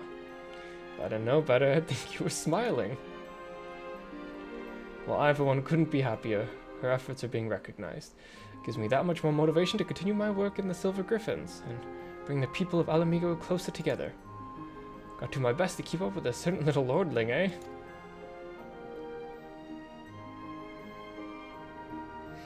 I think we've done enough for one day. Time we get some rest. That was good. I'm glad they made this entire thing mostly about Fordola. She deserves more screen time.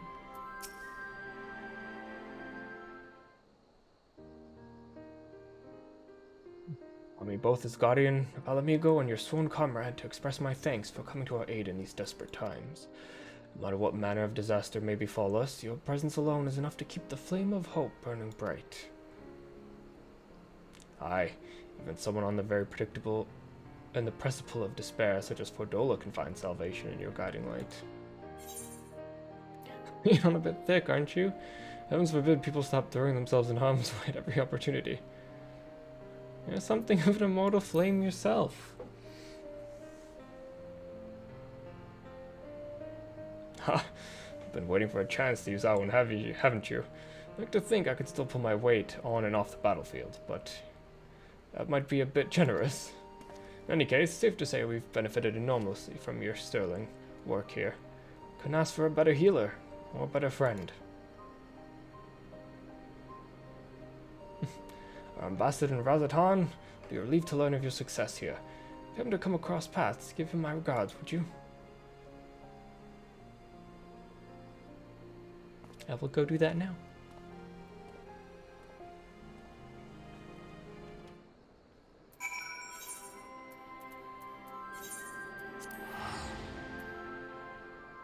And then we can get back to more MSQ, which I'm not ready for.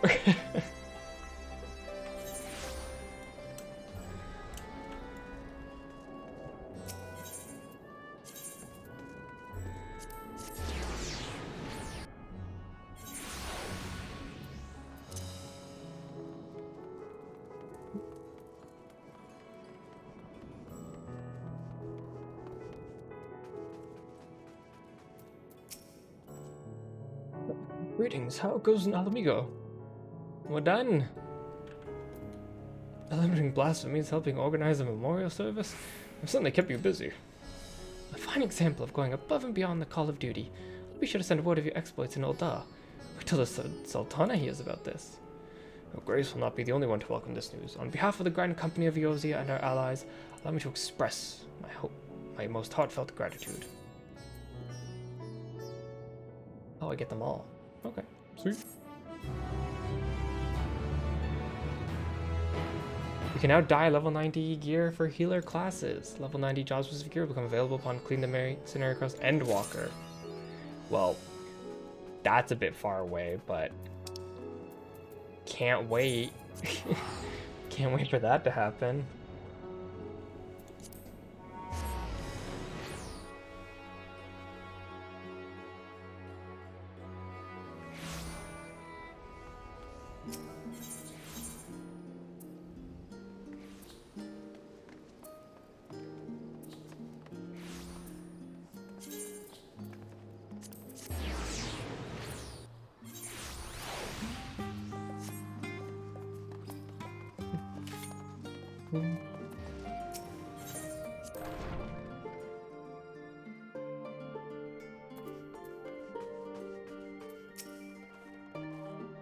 You have a knack for turning up exactly when needed, and this is no exception. Galen, impeccable timing as always.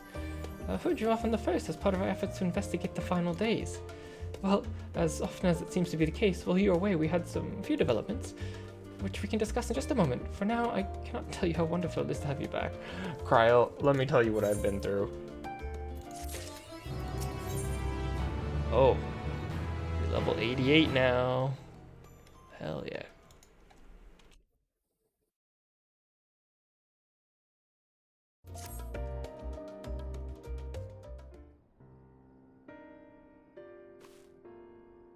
Have you learned more of the final days? Oh yes, let me tell you. And the journey was all worth the risk. No doubt your newfound knowledge will be a great boon to us all. Unfortunately, during your time on the first, events here have taken a turn for the worst. The Scions are running themselves ragged trying to contain the spread of blasphemies, but it's a losing battle. To try and ascertain the when and why of it, Alice and Elfino have been traveling all over. Of all the regions they visited, Locus Samois is the worst effective. The Anchor Destinian of Graha took a detach of allied soldiers there to offer aid and succor to those in need. But the province is vast. Only managed to visit a handful of coastal village. It's an accomplishment worth celebrating still, but a drop in the bucket at best. In the meantime, Y'shtola and Master Matoya have been making concerted establishment to contract Heidelin in the Ethereal Sea, but no avail. As for Tataru and I, we've been keeping a close eye on the Forum. What we gather, they've been constructing a vessel to ferry people to the moon. An ambiguous project that has likely been years, not decades in the making. However, since we've no sign of it thus far, I suspect it's still incomplete. You will also recall the proposal by Master Fauchenal to the people of Razathan. Following the discussion, Vritra declared his support for the plan, urged those who wish to evacuate and accept the Forum's invitation. So far so good. That's where things get a little strange. Apparently the Forum caught wind of the lunar teleporter in the Tower of Babel and decided to use it to deliver people to the moon instead of their mysterious ship. Therefore, to secure safe passage for the heinous refugees in the tower, Elfino, Alice, and Estinian and Graha traveled to Garlemald not long ago. Trouble is, the capital was hardly the safest place to begin with, and now the final days have come to Garlemald. Shortly after our friends arrived, they were sent to rendezvous with Master Fauchenal. Then panic broke out and our communications were severed. From what fragments we were able to make before the link shell went completely silent, we only assume the phenomenon has spread to the capital. The others need you, Kaelin. Please, you must help them.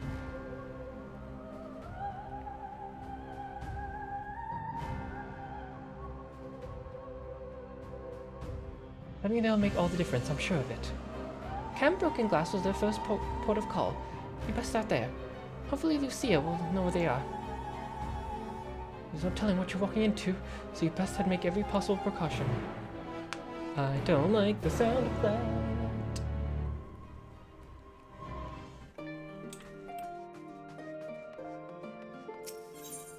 before I do that, I'm gonna go grab that hunt quest.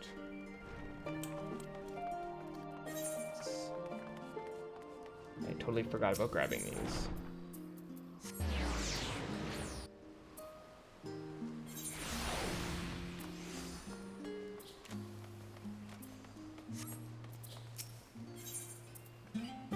Specimen came from the moon. Good to see you, Kaelin. I've heard a great deal of your recent exploits, as is everyone else. That's why I feel confident recommending you for associate-level hunts. Challenges you face here on out will be significantly tougher to contend with, but I wager you can handle them. You had to give me reason to believe otherwise. Associate specimens are not only more threatening, but more difficult to track down. You have to seek them out in the world's most inaccessible, inhospitable reaches, like bloody Gollumald. Gods, I hate that place. Now, if Ilsabod's unfriendly north was our only problem, simply remind you to strap on your furs and take some on the road, but perhaps it's best to ask Jack Shy what she's working on. Nothing quite like hearing it straight from the Chocobo's mouth. Yes, I've heard from Northoya there, and I've heard from here. If Northoda insists, I'll tell you precisely what I'm dealing with at the moment. Let's look at the request from Chisele, shall we? She's a Australian soul xenobiologist, self-proclaimed one, mind you. And her raison d'etre to prove that life exists upon the stars other than our own. Astronomers have long since banned her from their meeting and refused any request she makes on principle, but alas, no such luxury. She's been demanding samples from the moon for some time now, despite obviously impossibility of acquiring them. Sweet hunts often present such challenges, ones with no ready solution. Though we gleaners pride ourselves in our resourcefulness, we can do it in such cases. All we can do in such cases is post them on the board and hope there's hope for a miracle. Try telling the clients, though. In any case, be thankful if you take a look at the board and try your hand at any of the bills that suit you. Good trip has high hopes for your success. No pressure, though. Oh yeah, I've been to the moon. Don't you worry.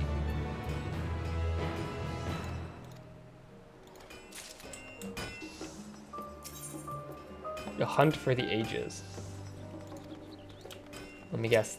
Hunt to take me back in time.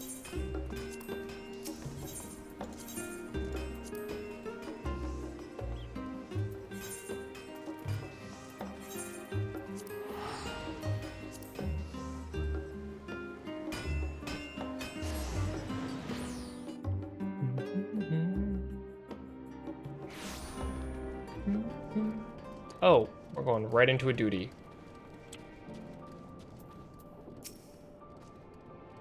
Kaelin, and not a moment too soon. The skies above Gollumald are ablaze, but it's events on the ground that concern me. As you've all have heard, your fellow Scions arrived ahead of you. We'll cut the customary greeting short after we receive word from our troops on the Magna Glacius. The Form's airship has landed. It was then that the heavens began to burn. Dispatch your friends at once to ensure the refugees come to no harm. It would appear you join them immediately. Additional support en route, but we'll discuss them later. I trust you're ready to depart?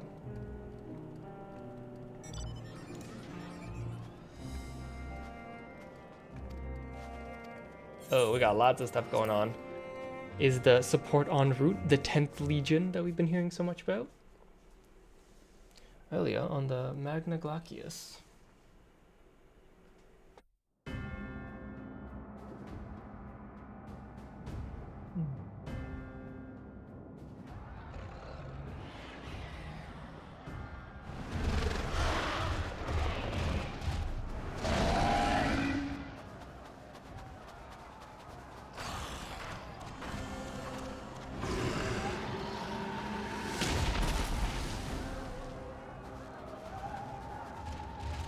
No. No. No. We were promised an escape. Not the same moon we fled.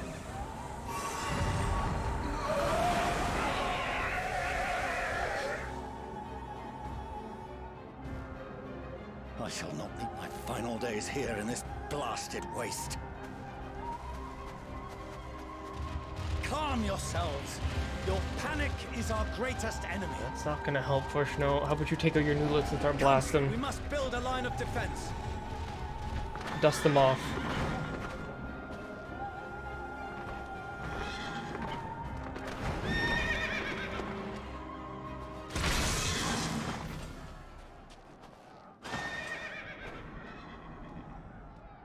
How?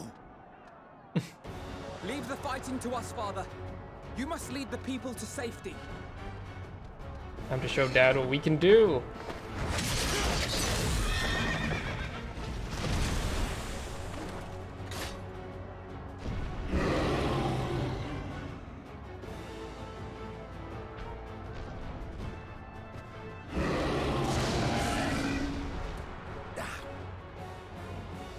I can handle this pair.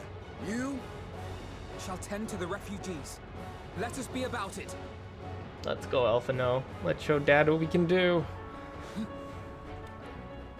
As you wish, my little lord.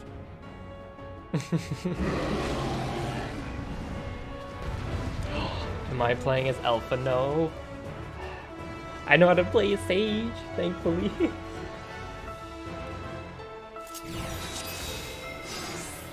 Oh, I don't like this. This is how this is set up, though. I'll command the beast's attention. See to the wounded. Oh, okay. Help is at hand. Levier diagnosis.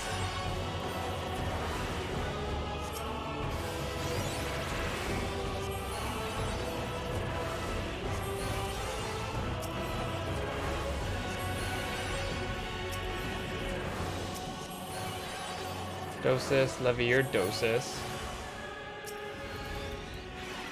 Levier toxicon. Leave it to me.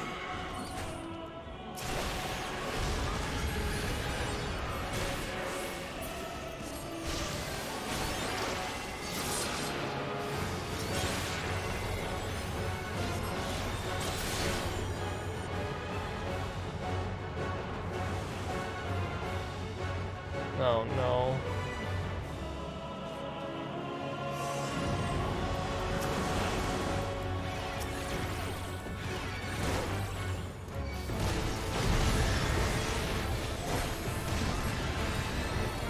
Those who can stand, come with me.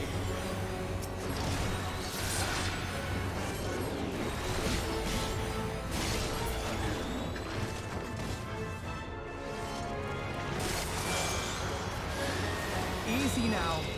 Deep breaths.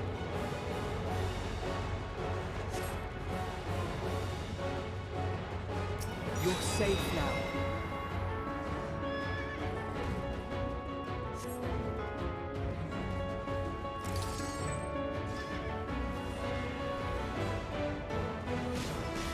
Worry not for the refugees, but for yourself. Alphino's fine.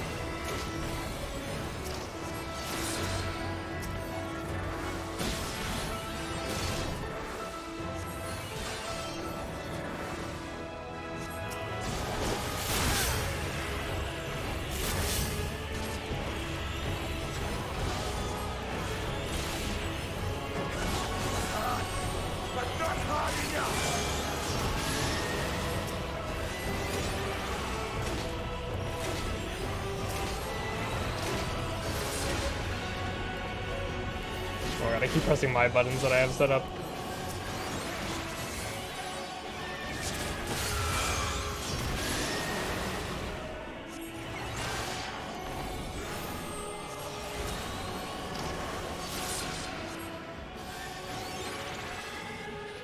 You impressed, Dad? Huh? You impressed, Father Elfino?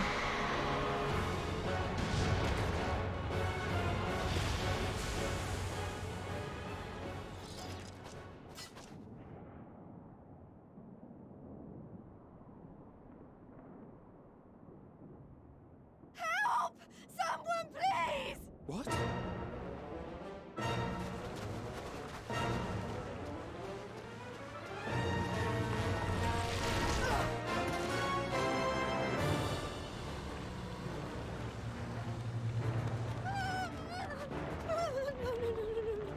Don't. I don't want to die. Ah, is that the 10th Forward! Legion? Let not a single fiend escape! Oh, it's Julius.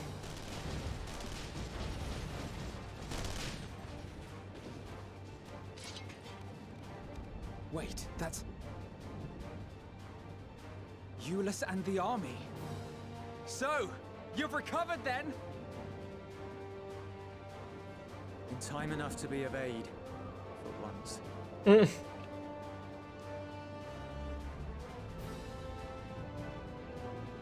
We can speak of it more later. For now, we must fight! To repay your salvation in kind, or with better! For Garlemald has her pride!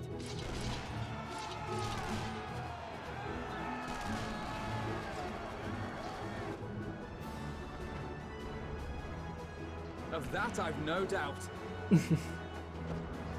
I think he's warmed up to us.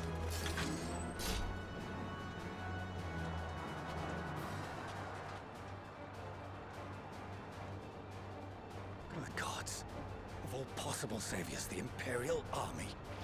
Okay, don't be so prideful now. That's your daughter.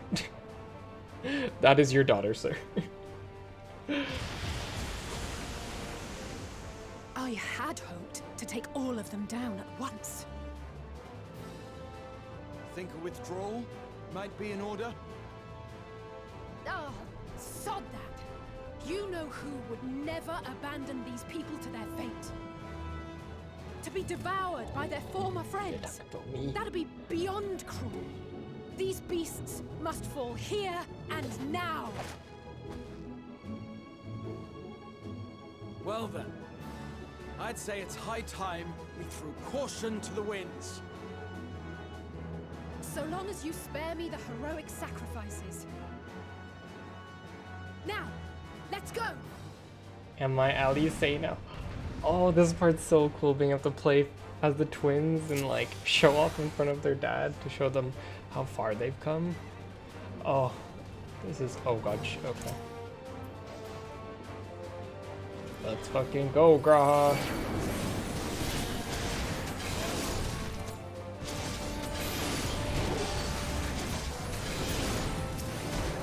Okay, Alisa, just murder everything, I guess.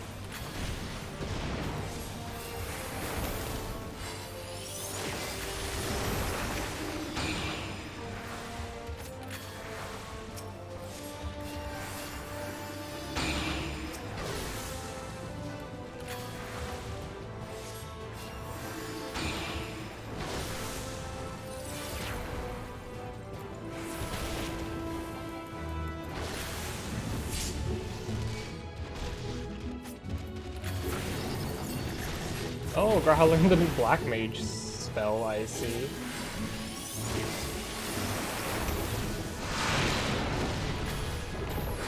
I'm not done yet.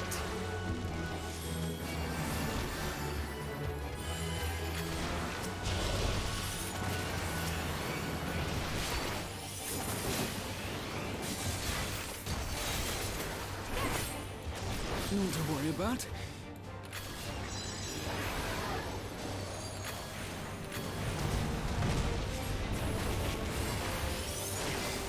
The air crackles with energy. Find cover!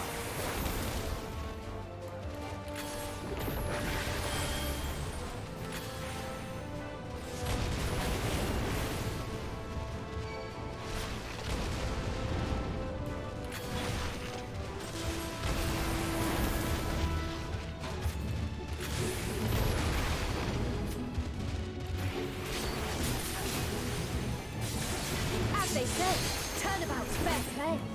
Okay. Let me just scorch. Pavilion Pledge.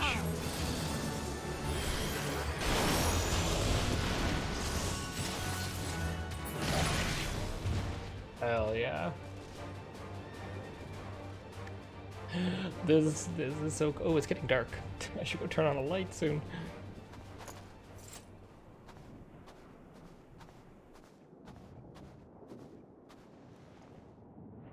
There's not the barest trace of ether.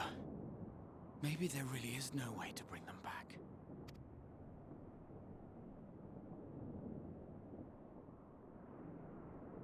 Thank you for saving our lives once again.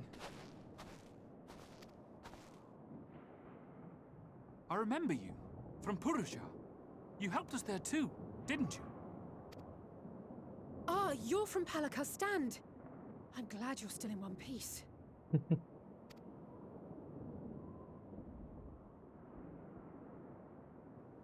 Oh, you will be, once I see to that injury of yours.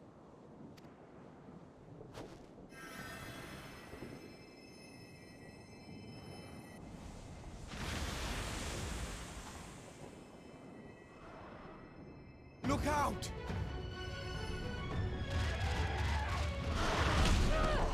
Oof.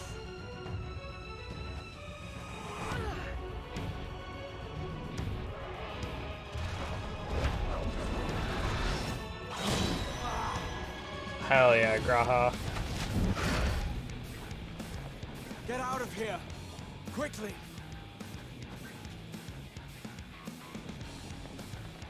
I won't lose them!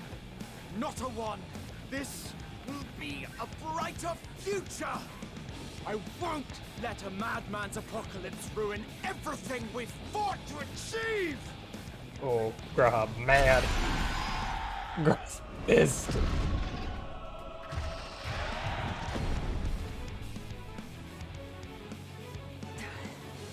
Get it together, Alize. You're embarrassing yourself. And in front of Father, no less. You might never measure up to our champion.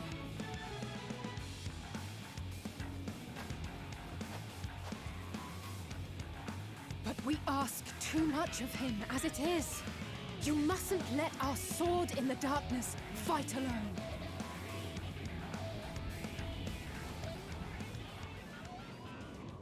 Alisa, you measure up to me just fine. You fucking destroy things. Like, there's no tomorrow. Not that you even have to measure up to me. Speak of the devil.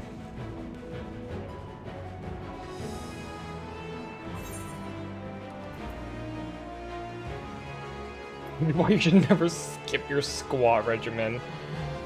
You've done well in my absence.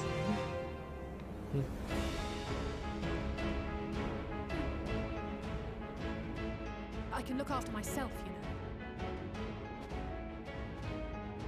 know. I know, Alisa.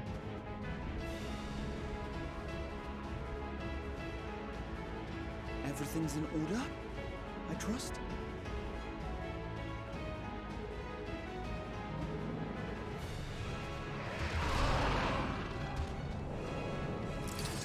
I've had enough of this rat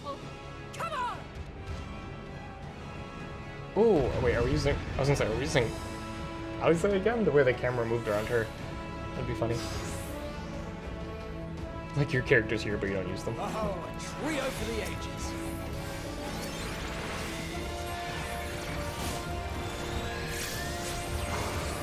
We are indeed a trio for the ages.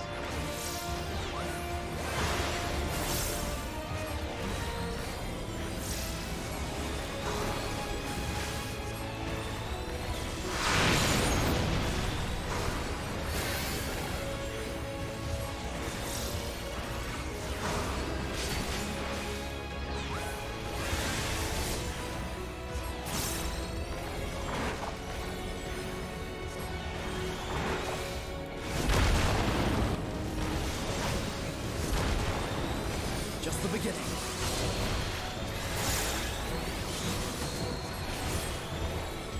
Get out of here.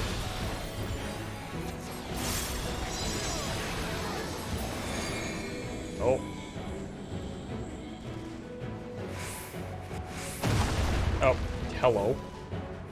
Hello, friends. Feeling I'd find you. Nice to see everyone. This should be the last of the worst troublemakers. With me!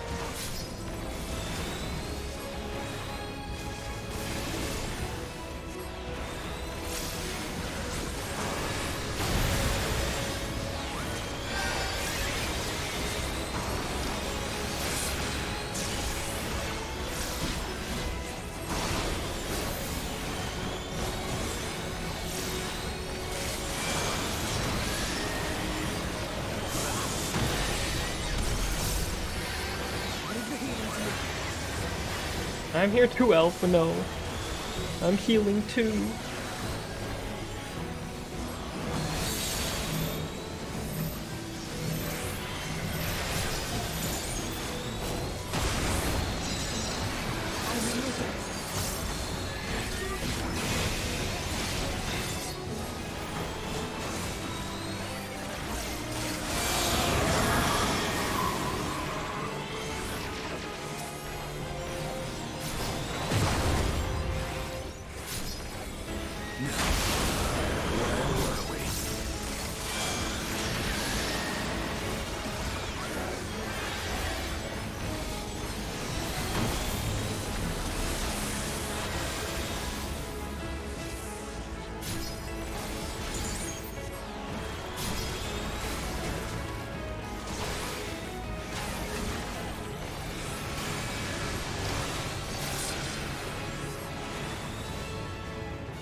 Easy.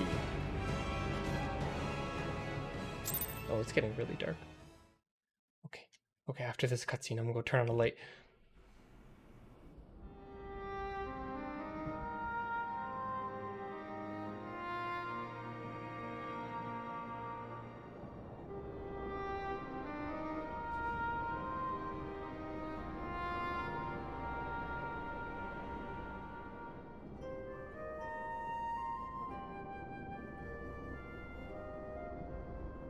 You must board without delay. The ship will depart ere long. Your offer to host us in Sharlayan is most appreciated. But will the final days not soon fall upon it as well? Your hesitation is not unwarranted. The satrap entrusted me with your lives, yet I have failed your comrades. Nor are you wrong to fear that this corruption will continue to spread. I cannot promise you complete safety, even in my homeland. Hello, Shuki.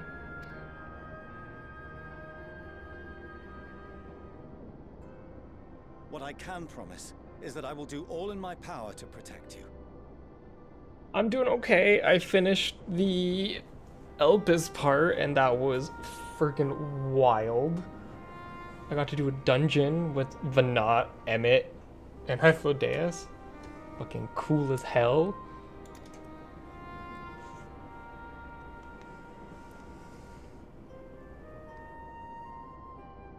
That power is not inconsiderable. Even now, my countrymen are preparing the vessel that will deliver us to a sanctuary on the moon. Join us on our journey there, and beyond, to new horizons. Come to old Charlian. Please.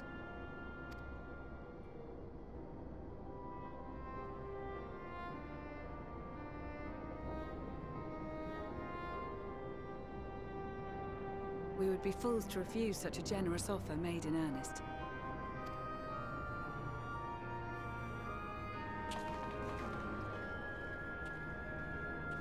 We got to show off in front of Dad as Elfino and Alize, It seems they've a new destination. which is fucking great.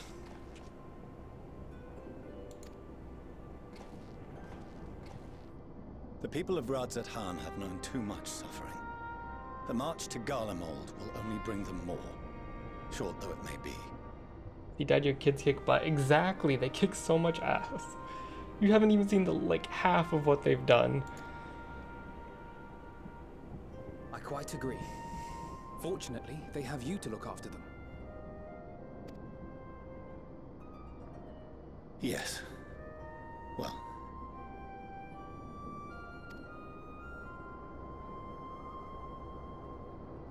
Behind you! Just there!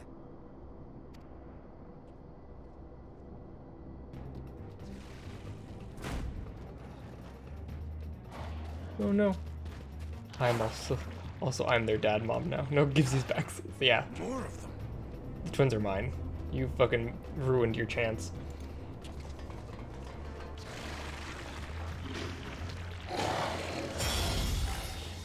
Oh no.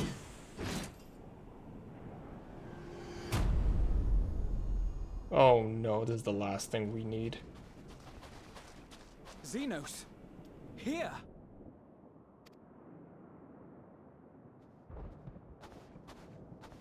You'll be alright. Hurry to the airship.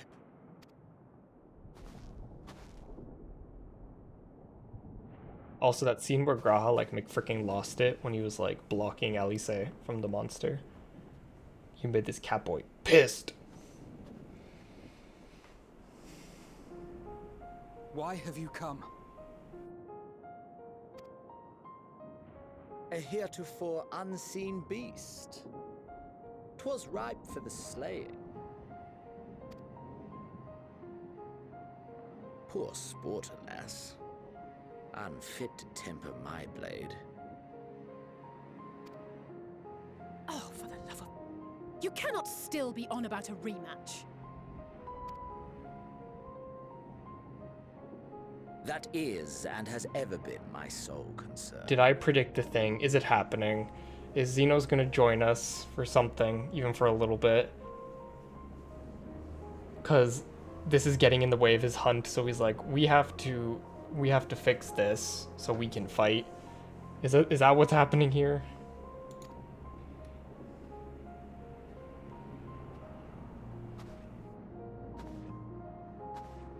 You, on the other hand, are fixated on a different quarry. Yeah, I'm busy. Your passion pales before mine. Yet neither hate nor despair seem sufficient to recapture your misdirected bloodlust. I'm busy.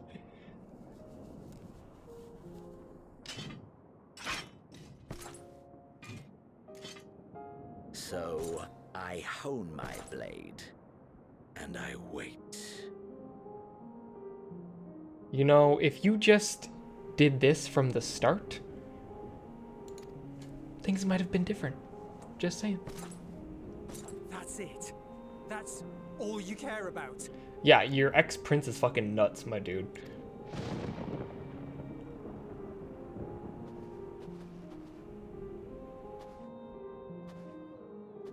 Garlemald is in ruins. Our homeland, the nation you rule, is as good as gone. Along with so many of its people. Not just soldiers like us. Not only those who fought and killed for power and duty. Innocent civilians.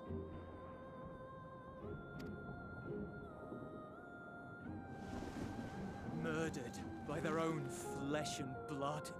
Lost and confused as they breathed their last.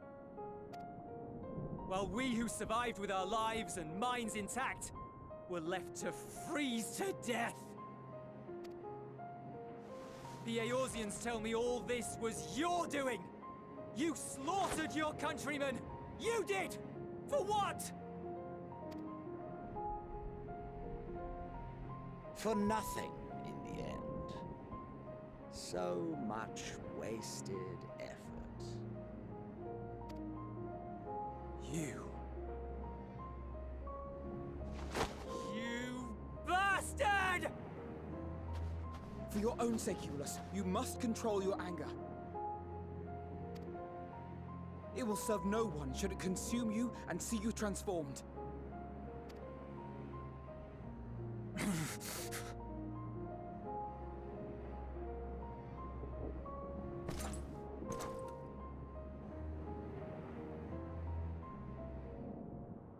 Would you be happier had I a good reason?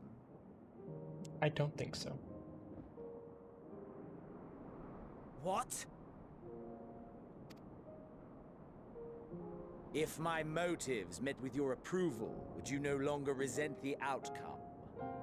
If so, then perhaps a beast's skin would suit you better.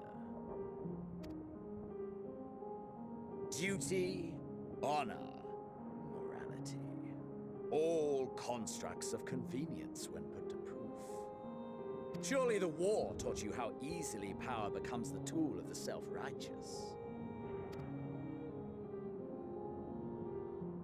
How the people's justice was merely a means to their ends?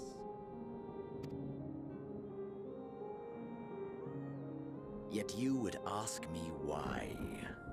Ask any creature of this star and those above for answers, and they will tell you what suits their fancy.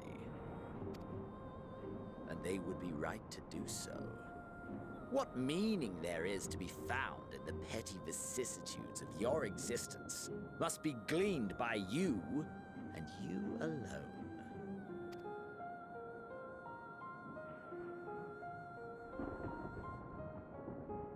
Should you seek it in battle in the fruitless pursuit of my demise, then come. Assume your rightful place as a notch on my blade.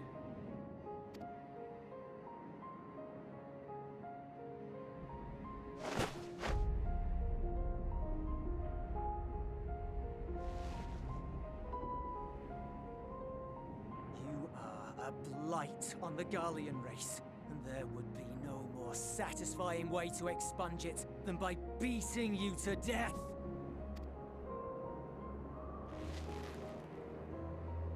But I will not be party to another tragedy. I refuse to lose anyone else because of you. So go. Go! And may we never suffer your madness again!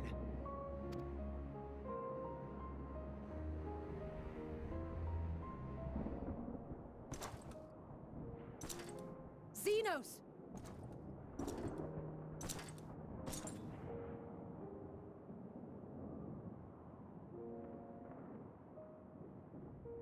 Perhaps you found meaning in living this way. I cannot deny you found strength. Yet if you only pursue your hedonistic pleasures and pay no heed to the plight of others, then no one will give you the time of day. You will never get what you want. Not even the battle you pine for so dearly. You'll be alone for an eternity, and you'll deserve every agonizing second of it.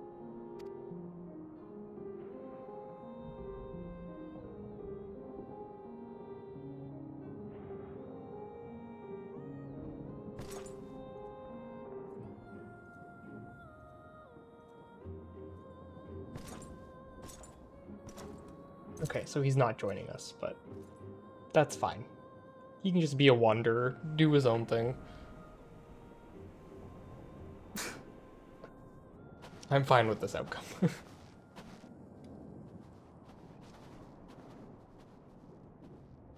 Hey, father. We're ready to depart. The refugee ships will be leaving shortly, but I've asked mine to remain for the time being. There's room enough for you to join me on it, if you wish.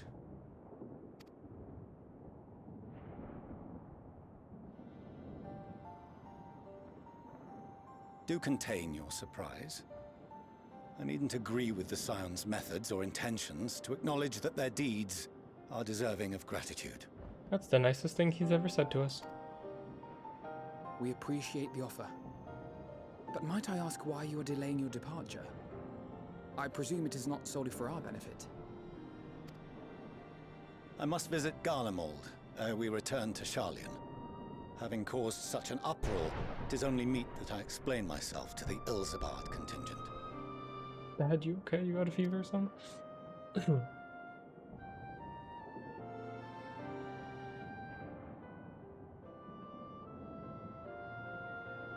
Allow us to accompany you then. We should be glad to facilitate, given our familiarity with all concerned. If you would like to join as well, Eulus, we can speak of recent events on the way.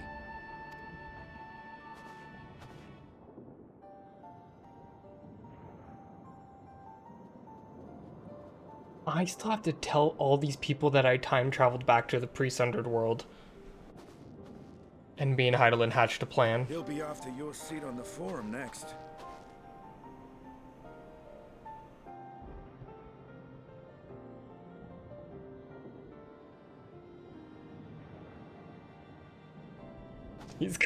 He's coming for your job, my dude.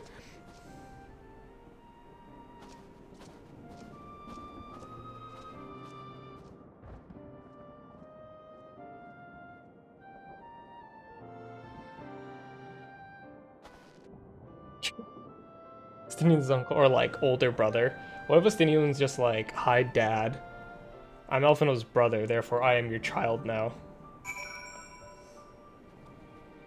Hope you're fine with that. Sorry, let me... Oh, is Dave freaking out at something?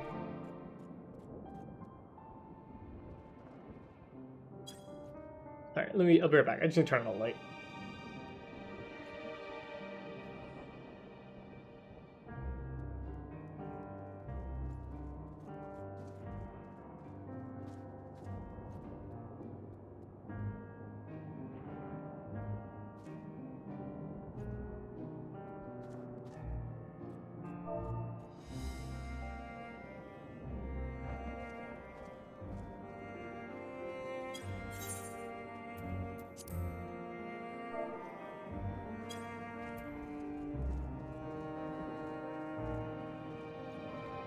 Actually, maybe not. Dave might be ahead of me.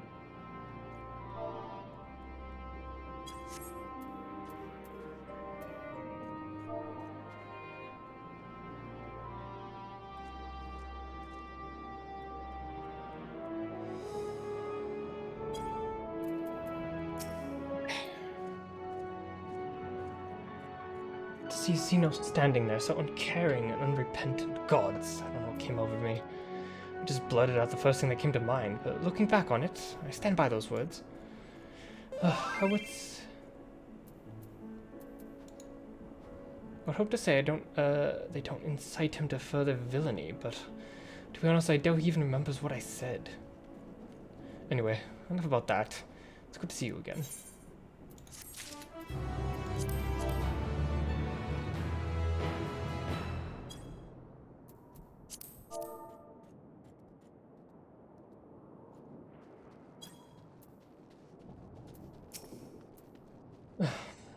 This is the contingent base of operations, I take it. The final day should manifest here too. After everything these people have suffered, this is a fate cruel beyond words. Nevertheless, with allies new and old at our side, there's yet reason to be hopeful. It's been a while since last we spoke. For some time, I was not myself. Lucina has told me what happened that night, and about the events that took place while I was receiving treatment. Well, let me tell you about the events I went through while you were receiving treatment as well. That I realized the lengths you and yours go to. I might not be able to repay you, but I'll be damned if I don't try. Most of all, I want to thank you, all of you, for everything you've done and continue to do for the sake of my people. Y'all heard of time travel? Graha, you know time travel. There'll be time later to discuss your journey to the First. There's one thing I must ask. Did you perchance speak with our friends at the Crystarium? I did. I spoke with Lena, I spoke with Becklug. Lena and Becklug both warned me against overexerting myself. Strange that they would express such similar sentiments, identical in fact, but their advice is duly noted. That means take a rest, Graha. We couldn't save them all, but if we arrived any later, it would have been a massacre. Things were looking bleak until you and the First turned up. Graha, it's time to go to bed.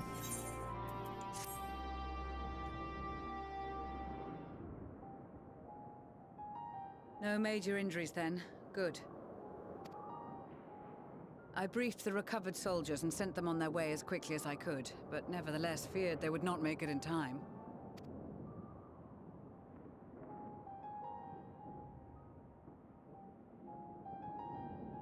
I've come to really like Ulyss. The additional support was invaluable. Your men saved more than a few lives. He's kind of a brat at first, but I get where he was coming from. And I do kind of like him.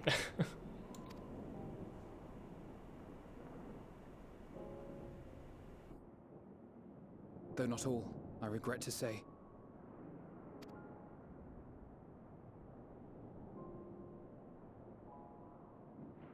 I take it that I'm addressing Lucia Junius. I'm the Forum's envoy, Fortuno LVL.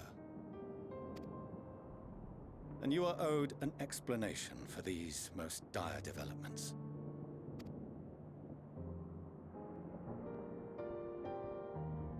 Lucia said, "What's this nerd doing here?"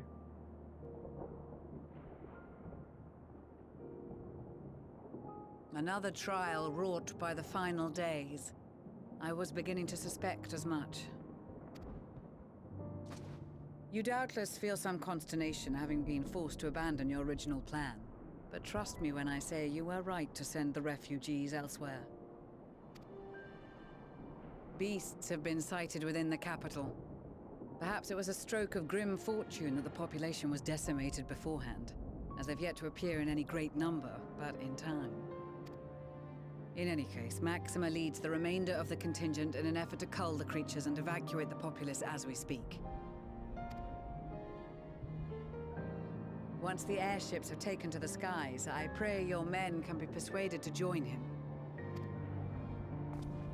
You'll permit us to retain our weapons? I wouldn't have sent you after the Scions were I expecting you to stab them in the back. No, he likes us. He wouldn't do that. And I, for one, would not consider past transgressions more relevant than future contributions. Regardless of the circumstances that saw us at odds before, we need men of courage now, more than ever.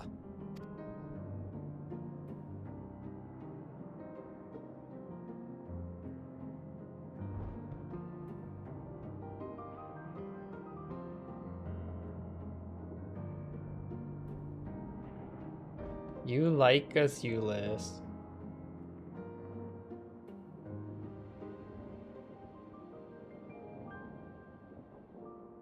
We swore to defend Garlemald, and so we shall.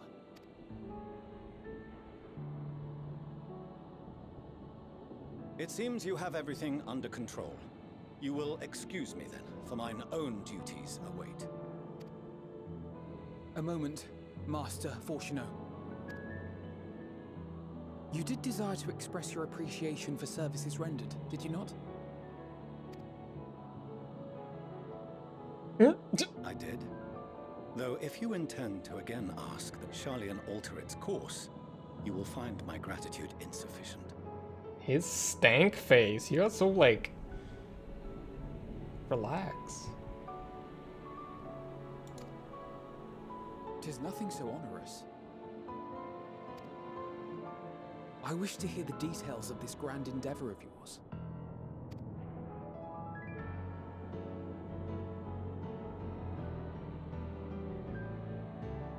Do you swear to listen and to learn, and not to embark upon some scheme to impede us? I swear.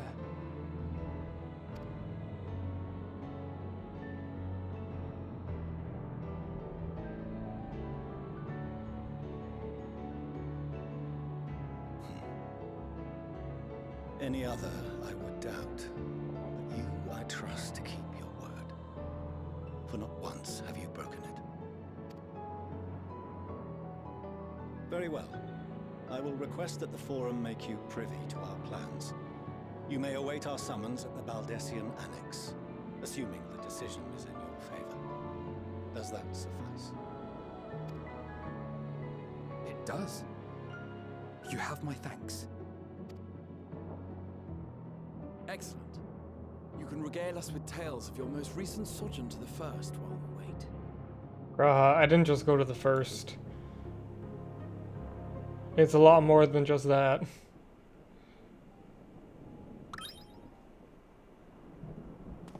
Did you hear something just now? Graha, your ears did a thing.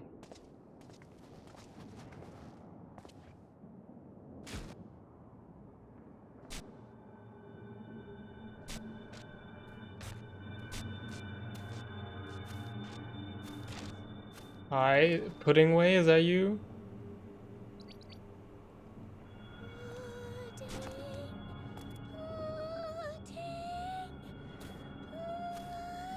It is. It's Puddingway.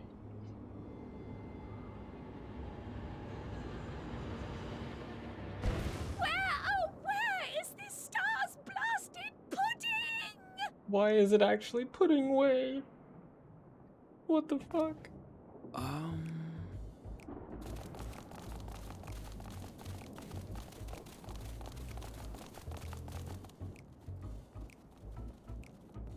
Puddingway, are you okay? Dawn may banish even the darkest night, and to this bitter clime bring warmth and comfort. Orianche, what is going on here?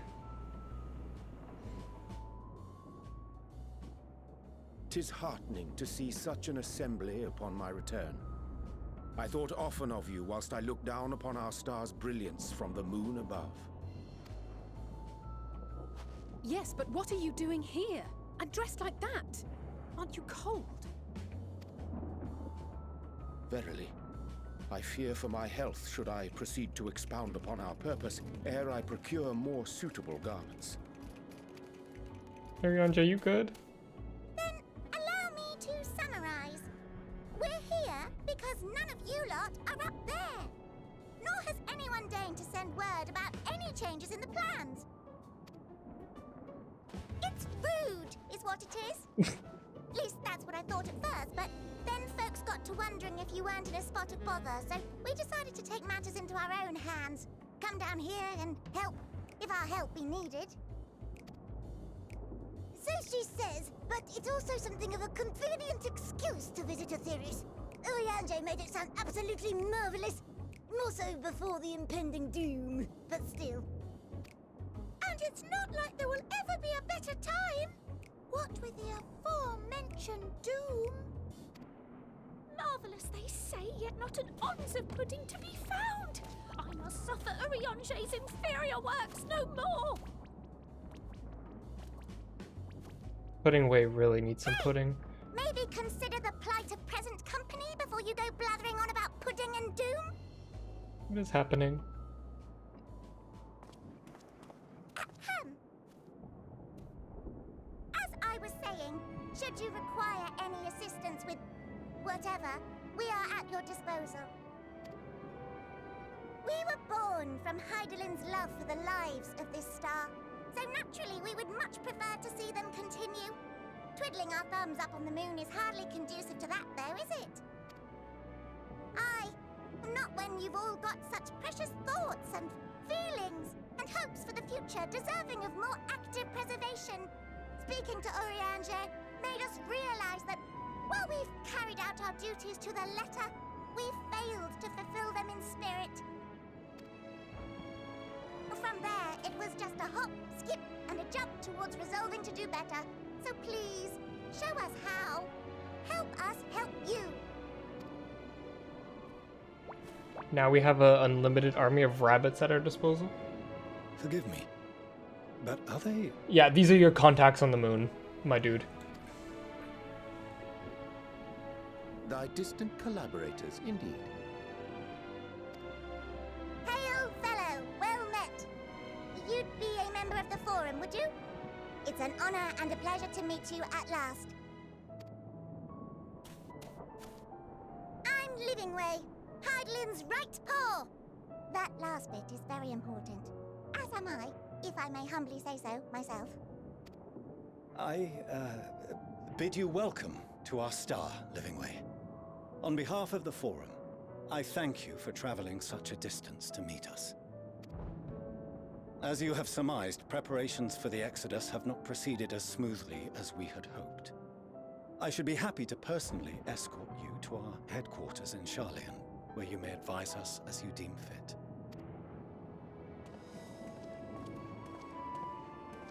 I miss you, With Urianger. reluctance that I set aside the great work of readying the moon for habitation. Be assured that I did so only after the Loperites made plain their earnest desire to come hither, and I myself felt a growing certainty that their contributions here would prove invaluable. 'Tis trite, perhaps, but I followed my heart. I'm glad you did, Urianger. I've missed you so much. Good to have you back, Urianger. For a time, at least. Nevertheless, 'twas worth the journey to find present company well. I have so much to tell you. Will thou attend us at the Forum and lend thine own wisdom? Oh, am I gonna tell everyone how I traveled back in time? If that's all quite settled, can we start moving before Urianger catches his death? Even I'm freezing out here. Oh, I dare say you'll warm up quickly once you're aboard the airship. Sat shoulder to shoulder with our fur-covered friends. Everyone choose a rabbit to hug. I called dibs on Puddingway. Puddingway is my favorite one. Huh? Oops. Babeth? Babeth Ironheart? Big pot of good sir. I can't help but notice the sightseeing log on your... Did I never unlock this? Aha, so what is you? Pleased to make your acquaintance. I'm Babeth Ironheart. Lilith's aunt and seasoned explorer. Dear and hand... Be a dear and hand me that log of yours. Mill told me all about how she helped you embark on an exploration of your own. Only right that I share with you the wisdom of my own. Let's see here. I can't forget to mention that. I'm done. Should be all set, dear. Just jot down everything you've heard about the most remarkable vistas Rum has to offer. Of course, a few notes I've shared, not more than rumors. I'm describing locales so fantastical I can barely believe they exist, but as always, the joy of the exploration lies not in the destination, but the journey. So go forth, dear, and see what sorts of journeys these hints take you on. That sightseeing log won't fill itself. I guess I just never unlocked this.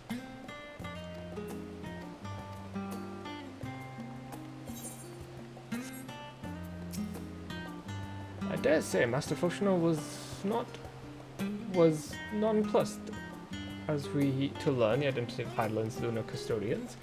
As you'll soon discover, they have much and more to offer to the Forum. Might I suggest we return to the Annex forthwith? We may yet have time to discuss the recent adventures ere we're summoned to the rostrum. Please, can I just tell someone I time traveled? I haven't told a single person I've time traveled yet, and it's driving me insane. They just keep being like, we can talk about it, but later. Guys. I time traveled. I talked with Heidelin, with Emmett, with Hylodeas. We did a dungeon together. I met Meteor, and she's the evil bird creature that has a nest of sad feelings in the edge of the universe.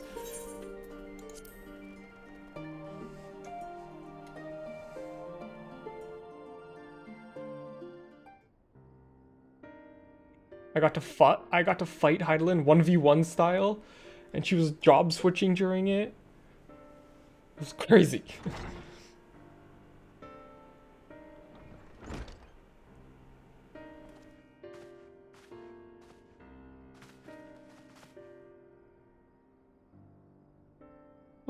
Not that I'm complaining, Oyanje, but I wasn't expecting to see you quite so soon. No, IV, in extolling the virtues of Aetheris, I did inadvertently awaken the Loport's desire to avert our beloved star's demise. Cryo tells us you've obtained new knowledge that may aid us in our ongoing efforts. News to share regarding our study of the Ethereal Sea, but your findings are certain to be of greater interest, and so I'd rather hear them first. To what revelations did Heidelin's Elpis flower lead? Girl, let me tell you. We're gonna fade to black because it's a lot. Never mind, we're not even... Yeah, we're gonna fade to black because I want a whole ass adventure in like 2 levels.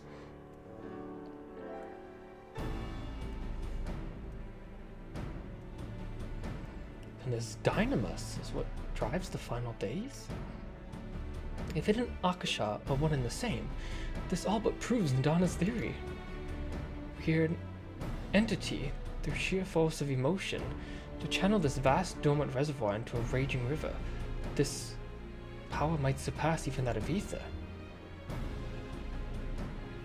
Well, but if our star is so replete with ether, said entity would need to be outside its influence to effectively manipulate the dynamis of the great expanse. Meteon, or rather, the sorrow and suffering of fallen civilizations that she has been hoarding for millennia. Untold anguish, fear, hatred, drawn from every corner of the universe, all for a single purpose, the destruction of Aetherius. And our foe is no longer some unknown, knowable calamity. But one aim, to defeat Meteon. You make it sound so simple, but you're not wrong. Vanquish Meteon, and we deliver the world from the final days.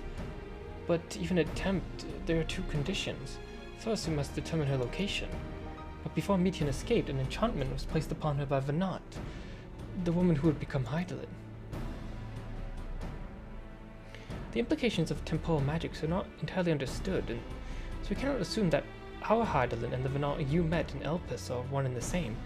Nevertheless, due to her intrinsic qualities as an all-powerful being, I'd wager that Heidelin possesses the knowledge we seek. Whether she would share this knowledge with us, however, remains to be seen. After all, she intends for us to flee Aetherius, not to stay.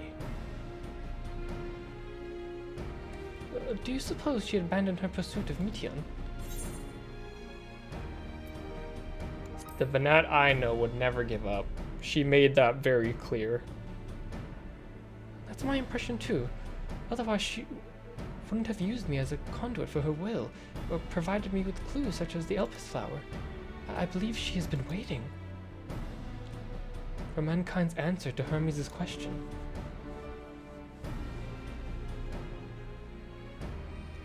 So, what's the second condition? We must find some means to reach Meteon. Naturally, our chosen method would depend entirely upon wherever she has made her nest. To like the other end of the universe? And communing with Heidelin must be necessity come first. Did you and Master Matoy have any luck with your investigation to the Ethereal Sea? Sadly not. We enlisted the help of Arnvold and another eco-blessed allies. We couldn't detect so much as a whisper from Heidelin, even from within the antitower. Master Matoil is of the opinion that in the years since abandoning it, the Forum has found some other method of receiving instructions from Heidelin. If so, it would most likely be some form of apparatus for observing the ethereal sea, built closer to home. Somewhere in Labyrinthos, probably. That hidden bottom level. Sorry to interrupt, we received word from the Forum. Your presence is required at the Rostra, where they intend to discuss the great Exodus. Then Father was able to persuade them. They're finally taking us seriously. Let's hear what they have to say.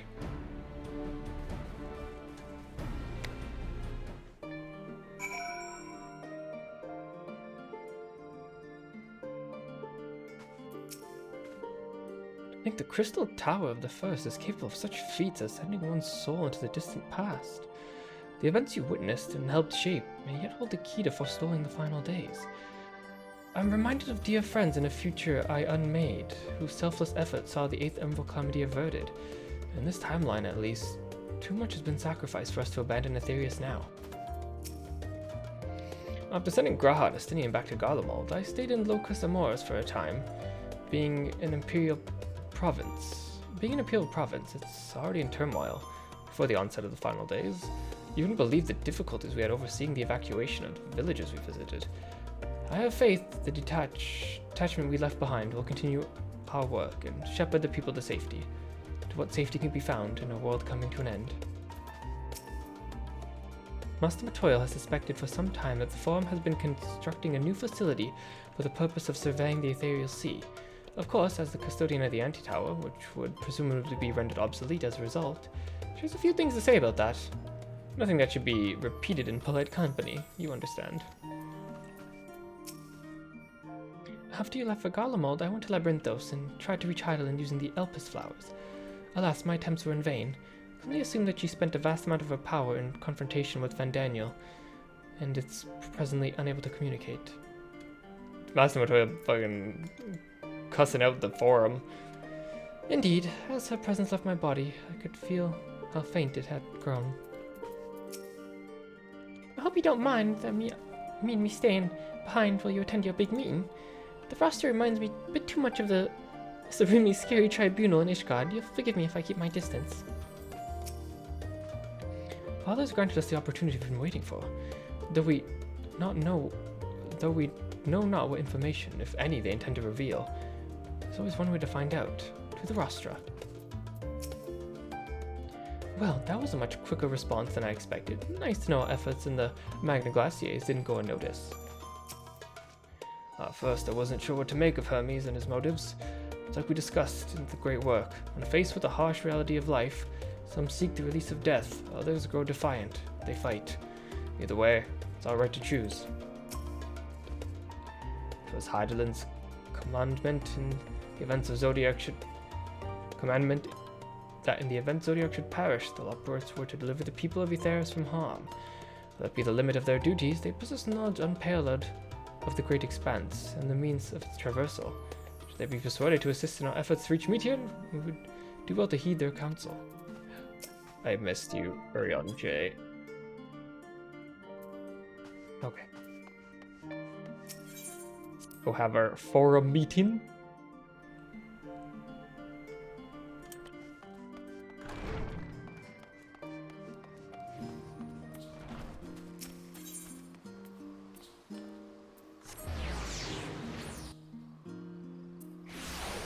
Wonder if that Vieira, who didn't get their forum hats, in the audience still. Forum's in session, and such the roster has been closed to visitors. Sign of the 7th dawn. Well, very well. You may wait in the corridor. Of course, entry will only be permitted on one condition. You leave your armaments at the door. Lest you forget, this sacred institution holds rational discourse in the highest. Implements of war are expressly unforgiven. No. I'm not leaving my instruments of war at the door. Who do you think you are? What if a forum member turned into a monster?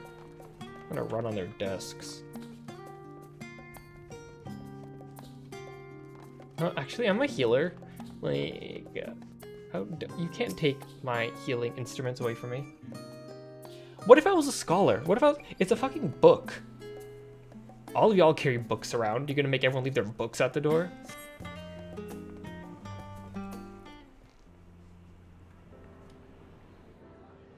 Where's the Viera? I'm looking for them. Oh, there's one. It's not the same Viera, but it's another Viera.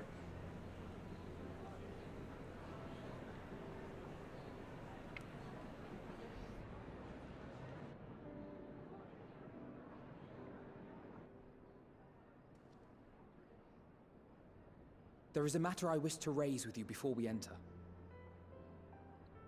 And Viera, leave your instrument of hats at the door. We are here to listen and to learn.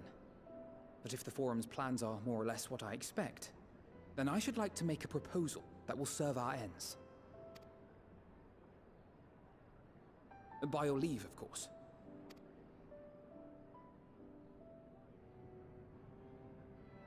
I don't see why not. Your words and wits have gotten us this far. Is the proposal, let us use the airship, the spaceship that you're building to travel. I mean, I guess we could always just use the moon. Just use the moon to travel to wherever Median is. That itself is an arc. Agreed. I will present our queries so that you may consider the most advantageous way to advance your proposal without distraction. Thank you, everyone. Barney. If I may have your attention, the ad hoc session will now commence. How you doing, Barney? It's been a while. The purpose of today's assembly is to brief the Scions of the Seventh Dawn, at their request, on the Great Exodus. You may enter.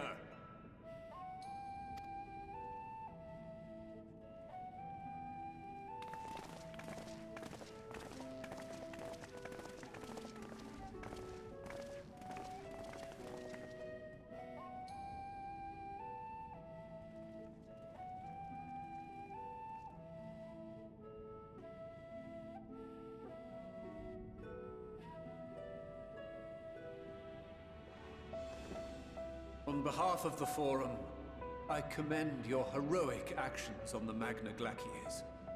We shall not soon forget your service to us and the people of Radzat-Han. How the turntables? You guys thanking us? The Satrap, whom we have informed of the refugees' new arrangements, sings your praises as well. As does literally like the rest of the world's, my dude. As an expression of our gratitude, we will endeavor to answer your questions as fully and openly as we are able. Who fucking loves me? Then let us begin. First, it is the Forum's objective to ferry the life and knowledge of this star to the moon. Am I correct? You are. It is for this purpose that Sharlayan has labored these many long years. We have collected biological samples and scientific records from across the star. When the time comes, they will be moved from their places in Labyrinthos and Numenon and conveyed to safety. Once that critical task has been accomplished, we will begin transporting the Sharlayan citizenry, which has been categorized into groups. The earliest arrivals are to ensure hospitable environs for those who come after. Following our people, we will send those of other nations in turn, beginning with our allies. Radzat-Han was foremost among these, but since the final days have already come to Thavnair, we saw fit to include the refugees with earlier groupings. An ambitious plan. You have accounted for the safety of all nations and tribes, then? As many as we can. And how, pray tell, do you decide who to leave behind? To journey beyond the sky is an unprecedented and immeasurably difficult endeavor. Introducing sources of inevitable conflict would condemn all to certain death.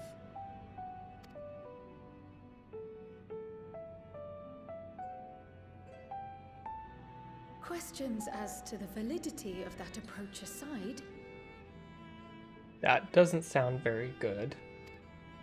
are your plans proceeding apace? We're under the impression that your primary means of celestial transportation is incomplete.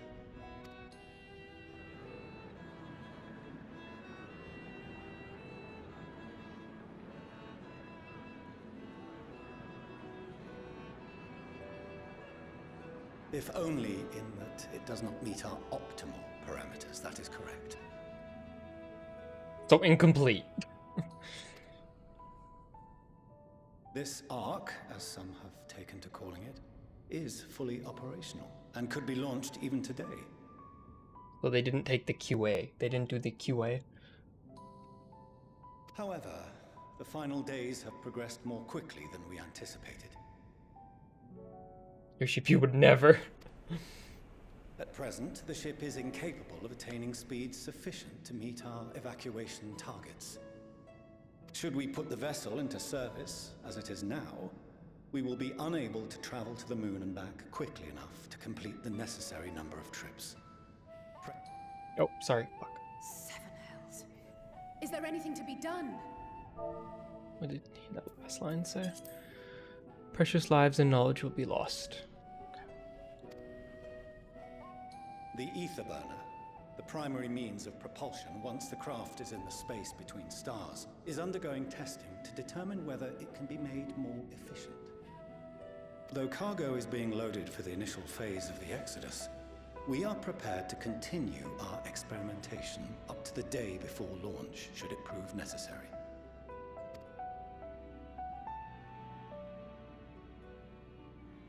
What if the Scions were to solve your problem?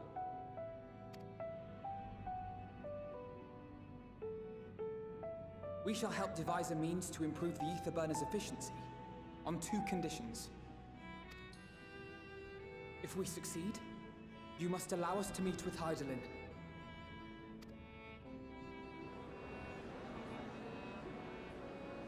'Twas simple enough to deduce.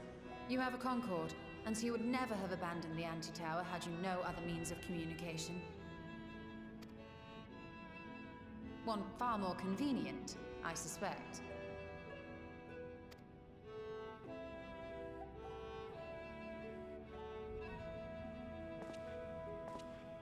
The second condition, also to be met upon our success, is that we be permitted to propose another use for your Ark. Yeah, they want to use the Ark to go fight Mithian. This one, I can't see them really agreeing to. We would be at liberty to refuse this proposal. Of course. If we cannot prove its merit to the 99 here, who are we to stake on it the lives of all peoples of this star?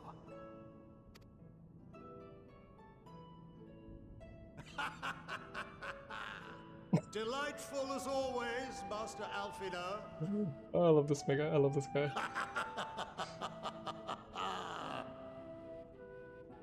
Oh, we couldn't have asked for a finer plan. Allow us to solve this complex engineering problem of which we were entirely unaware until moments ago. What could possibly go wrong? The satire writes itself.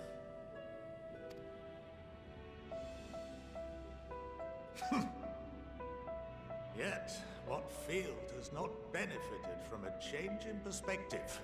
When we are at wit's end, what we need is not the same dry theories recited ad nauseam, but fresh inspiration.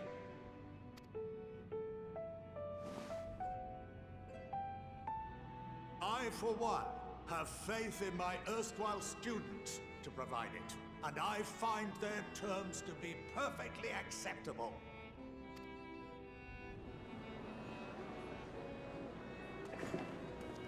Order! Order! We have no time to waste on debate. I call a vote. All in favor of agreeing to the Scion's terms?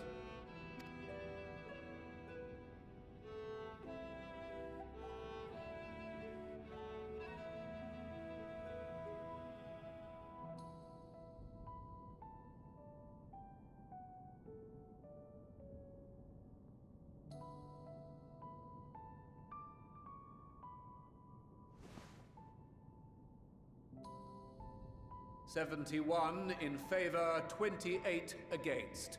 The ayes have it.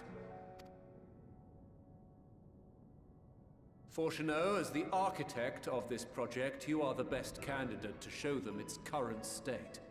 And bear in mind that regardless of your personal misgivings, this is the will of the Forum.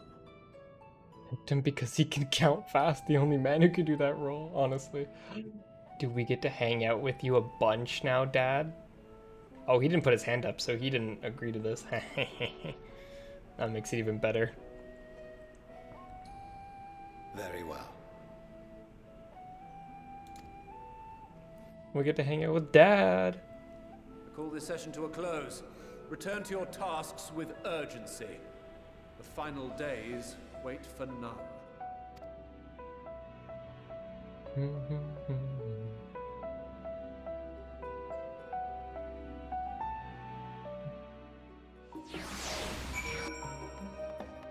Hey, Fortuneau, we get to spend some time together. The further we pursue the mysteries of the universe, the more I struggle to comprehend the fortuitous nature of time itself. We measure and quantify it based on observation of celestial bodies, such as the sun, the moon, but from your account, it's unclear whether the ancients viewed time in a similar manner. I imagine it's because, well, Venat knew the final days would reoccur at a defined point in the future. She presumably had no way of knowing exactly when. Even so, the completion of the Forum's preparations to escape the moon's aligning so close with the advent of the final days surely is no coincidence. Perhaps if Midgardsorm was still alive, in the traditional sense, he could have offered help to the vessel. A vessel to attain the necessary speeds. And again, there's no guarantee in his contribution will make enough of a difference to matter. Of late, I have seen no signs of the Loporrits. This being their first opportunity to experience the wonders of Sharlayan, the potential misadventures are nigh infinite. The bunnies have been let loose. My affinity for espionage may have earned me the title of Archon, but I was completely unaware of the Forum's plans. There have been clues here and there, and I've been minded to look for them, but contemplating that possibly only serves to further wound my pride. Anyone could realistically surmise their brilliant stratagem was to build a giant ship, fly to the moon, still a larger vessel, in truth, and use that to travel to another star. Even though the whole idea seems positively absurd when spoken aloud. I'm a little vexed. We've come to learn that the Forum's replacement for the Anti-Tower, although I expect that in time, they'll share that with us too. And with Master Matoya, if they have any sense. So to blast her way through here. Whew, I'll admit, bringing up the issue of the Forum's incomplete arc was more than a little daunting. They were, to their credit, quite open about the current state of affairs, which is even more surprising, though, was when they took Elfinor up on his offer. Well, I very much take the issue with the Forum's approach to selecting whom to save and when. They're not wrong for wanting to minimize potential conflicts. Fortunately, if this plan of ours actually works, the great Exodus itself will become entirely unnecessary. We're gonna go fight a bird person. Rest assured, I have every intention of honoring the Forum's decision. Well, sorry about not letting the rest of you know my plan. I was admittedly thinking of it on my feet for the most part, but since we require both the means of communicating with Hydaelyn and reaching Meteon, spur of the moment, I saw involving ourselves in the completion of the arc the best way to move both objectives simultaneously. However, I must first keep our end of the bargain by solving the problem of the Aether Burner. I like to think there's not a challenge beyond our combined expertise, or at least the expertise of our extended circle of associates. Might behoove us to learn how the Aether Burner actually works before we attempt to improve it, though. Go underground. As instructed, I shall take you to see the Aether Burner. Meet me outside the Archeon, and I trust you to make your own way there. You don't want to walk with us, Dad? So the Ark is being built in Labyrinthos. Hardly surprising. Where else could they conceal such a massive undertaking?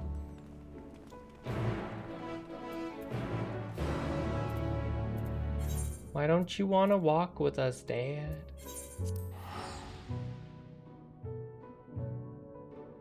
Okay, I'll probably go for a little bit longer, then go eat. and then come back for stream 2 of the night.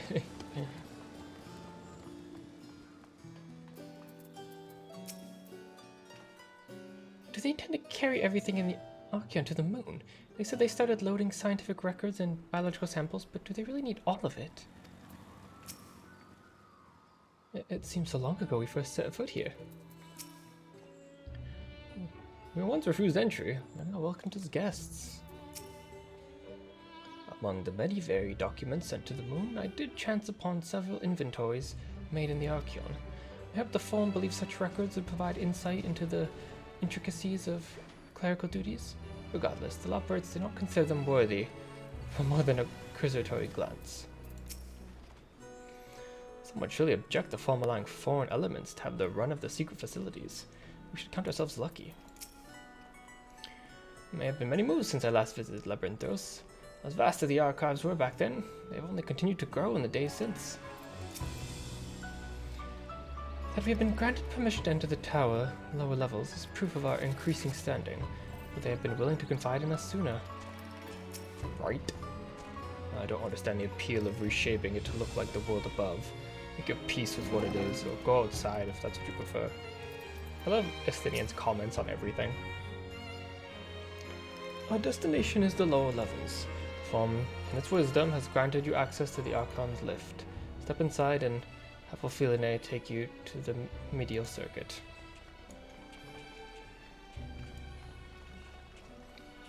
Estinian's like the only dumb one.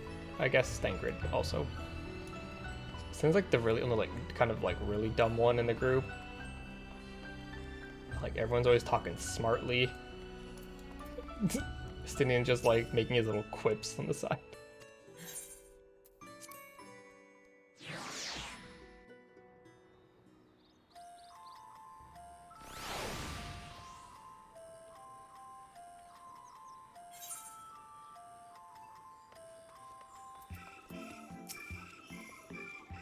Send your associates ahead to Logisticon Alpha. Logisticon Alpha on the other side of the Merrill Ergonomics. Is it just going to be us two? Actually, there's something I've been meaning to... No, never mind. It can wait. Let's attend the matter at hand. Do you want to ask me about your children? Do you want me to tell you all the stories of all the cool shit they've been doing? Hey, come back. Do you want me to brag about your children? Because I will. Fucking will, Fortuno.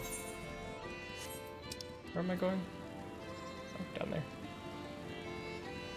Pulls out my wallet and it's just a bunch of pictures of them, like... And we took this one when we were saving Doma. And we took this one when we went to a different world. And we saved that world from its destruction. And we fought an Asian. It just starts pulling on a bunch of fucking photos, like... Look at what your children have... This is when Alice found a cure for tempering.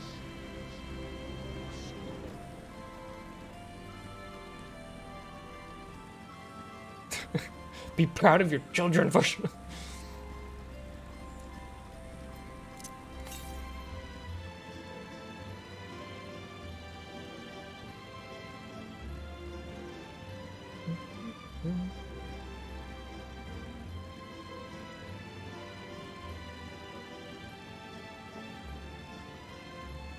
Where? Are they inside?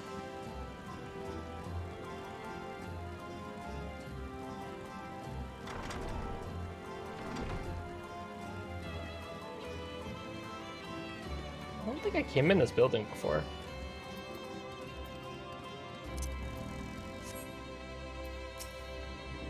wonder what this place is actually for.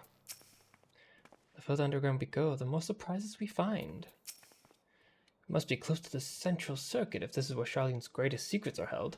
The tomes I perused told the whole story. The fields we passed along the way brought back memories of Ferndale. Fortunately, we were never blessed with such abundant crops. On the journey here, I was filled with an inexplicable sense of elation to see the vegetables, other than carrots, being cultivated. Why it near brought a tear to mine eye. Oh no, Oriandra's sick of the carrots already. Knowing the Forum, even the people working down here are probably kept in the dark about the true purpose of this place. Oh, there you are. Having words with Master Foshinov by any chance? I was. And he left. Before I could show him all the pictures of his children. I'm going to wait here while Father arranges us to use the lift next.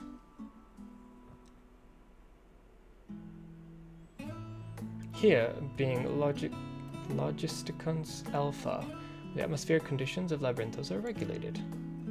Dad fucked off before I could annoy him. Water is drawn from underground and dispersed as vapor, stimulating the formation of artificial clouds and rain. By manipulating the temperature and air circulation, they're able to create the ideal environment for growth and preservation of the biological samples kept here. Hold on, how do you know so much about it? Why, Father brought me here as a child. What? And he left me behind? Actually, you were the one who left me behind when you went off somewhere with Grandfather. The night before, I'd been asking Father how the clouds are made, so he decided to show me. It was fascinating. I peppered him with questions the entire time. 'Tis all easy to see. Tis all too easy to take for granted the many interweaving aspects of the natural world, to grow inured to the wonders. By having gained an understanding of the complex mechanisms employed by the Loporits in recreating similar environments, I've come to view such processes in a new light. The subterranean gardens of Labyrinthos, the lunar prison forged to contain the ancient Zodiac, the habitations built for all of mankind beneath the moon's surface, each unique yet undeniably similar. 'Tis no mere coincidence.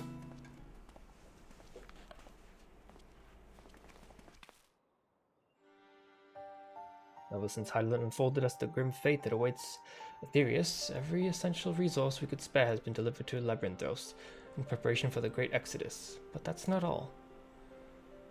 It's also a testing ground for the technologies that will allow us to settle on distant stars. The Loporits have endeavored to make the moon inhabitable. That's not our final destination.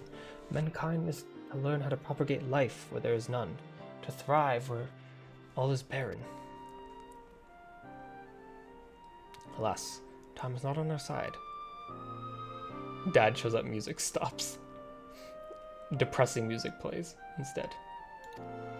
I've arranged for you all to enter the central circuit. It's there that most of our preparations for the Great Exodus are being carried out, the construction of the Ark among them. Though our plans have been made public, access remains highly restricted. You, however, will not be subject to said restrictions and thus have free reign to come and go as you please. Such was the will of the Forum, after all. We will prove ourselves worthy of their trust, your trust.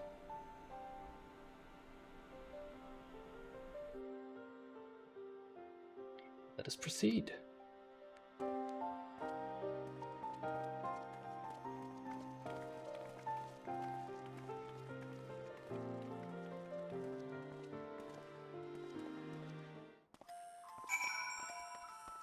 Dun, dun, dun, dun, dun, dun. By the decree of the Forum, the Science of the Seventh Dawn are permitted to enter the central circuit. Finally have full access to Labyrinthos. Oh.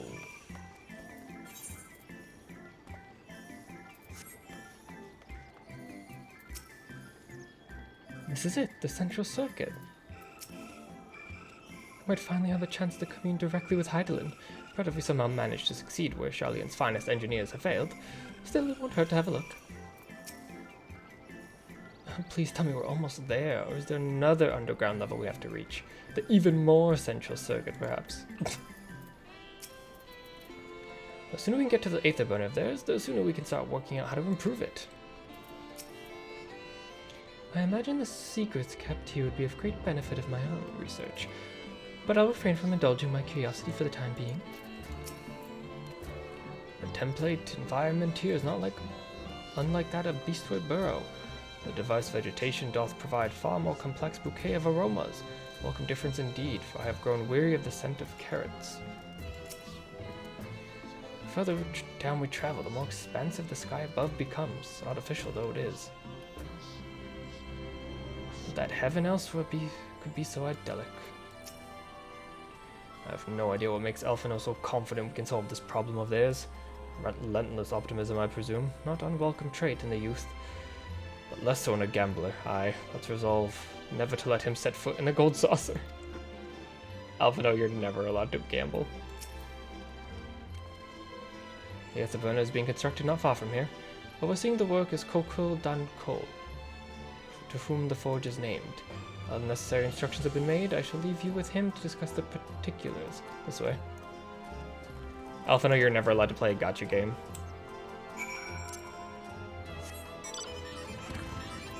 Estinian would also be a bad gambler. Bitch, you paid 9,800 for a piece of string. True. True.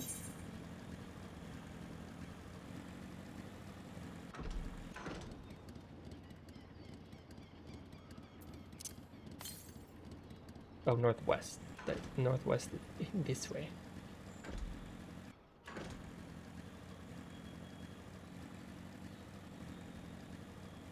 Wait, I need to go up first, because Aether Current.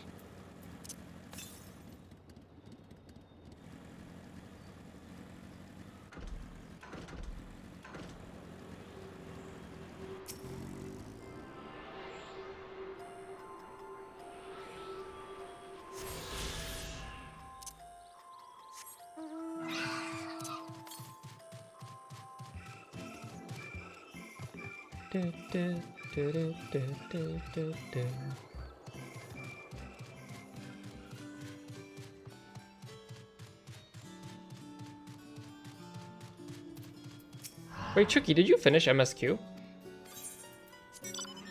I can't remember. I feel like you'd probably be really close, no? If you haven't? Oh, you haven't. You're almost done. Gotcha, gotcha, gotcha.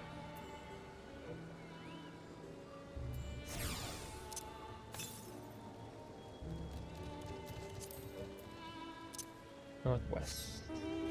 We just got on queue. Oh yeah, I see you, I see you. How big was the queue when you tried to sign in?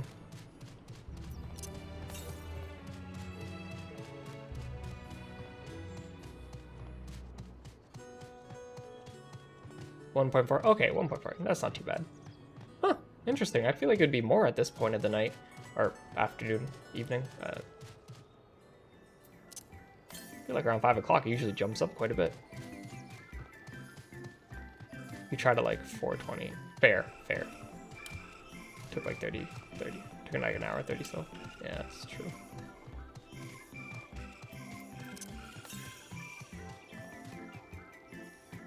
Oh, there you are.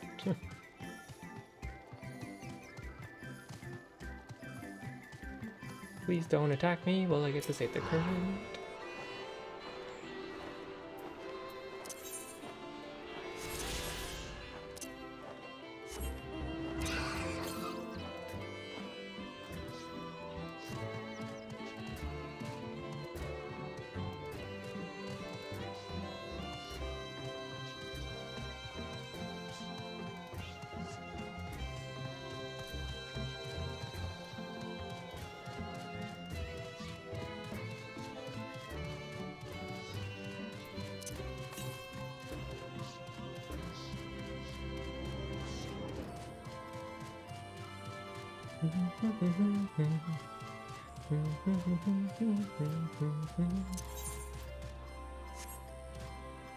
Oh, I've only done one blue quest here.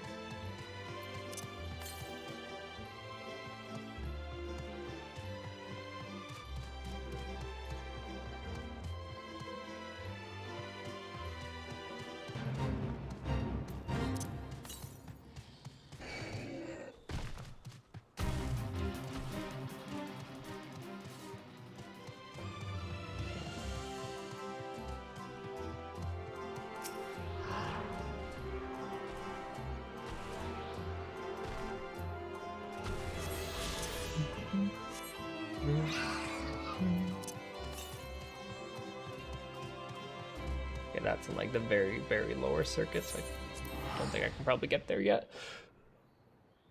Okay, let's head back and talk to everyone.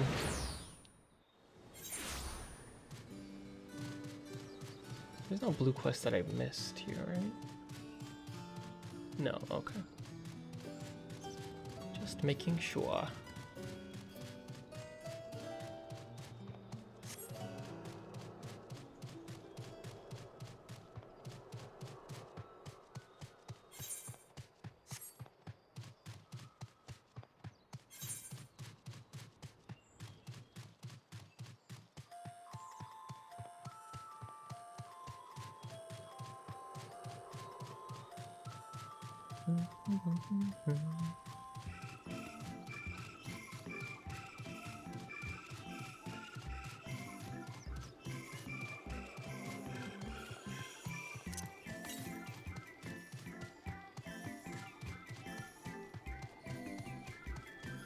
There might actually be another Aether Current on this side, too.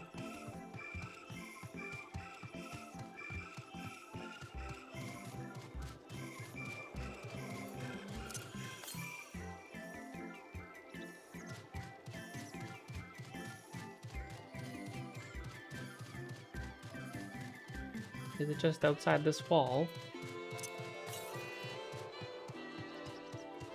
There it is.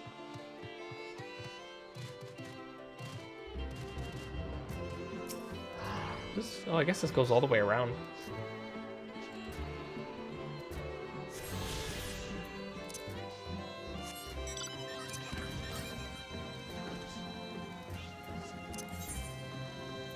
Oh, cool. That will be my last one. Nice.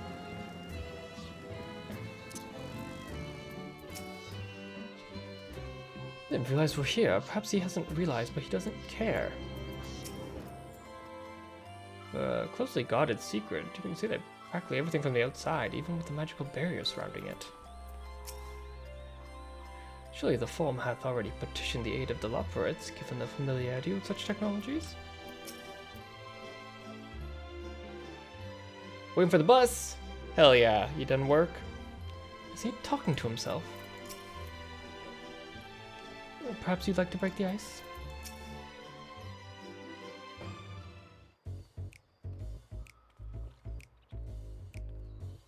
Could swap them out. No, been there, done that. Damn near lost me eyebrows. No. Think, Coco, think!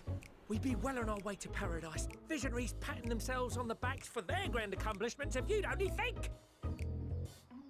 Yes, that does sound rather lovely. Yeah! I mean, Master Force, you know, what a pleasant surprise. We're not blasting off already, are we? The schedule remains unchanged. I love this Lolifell's voice. How was the cutscene after leaving Elpis? A lot. It was a lot, is what it was. Which is why the Forum has elected to accept assistance in resolving the Etherburner conundrum.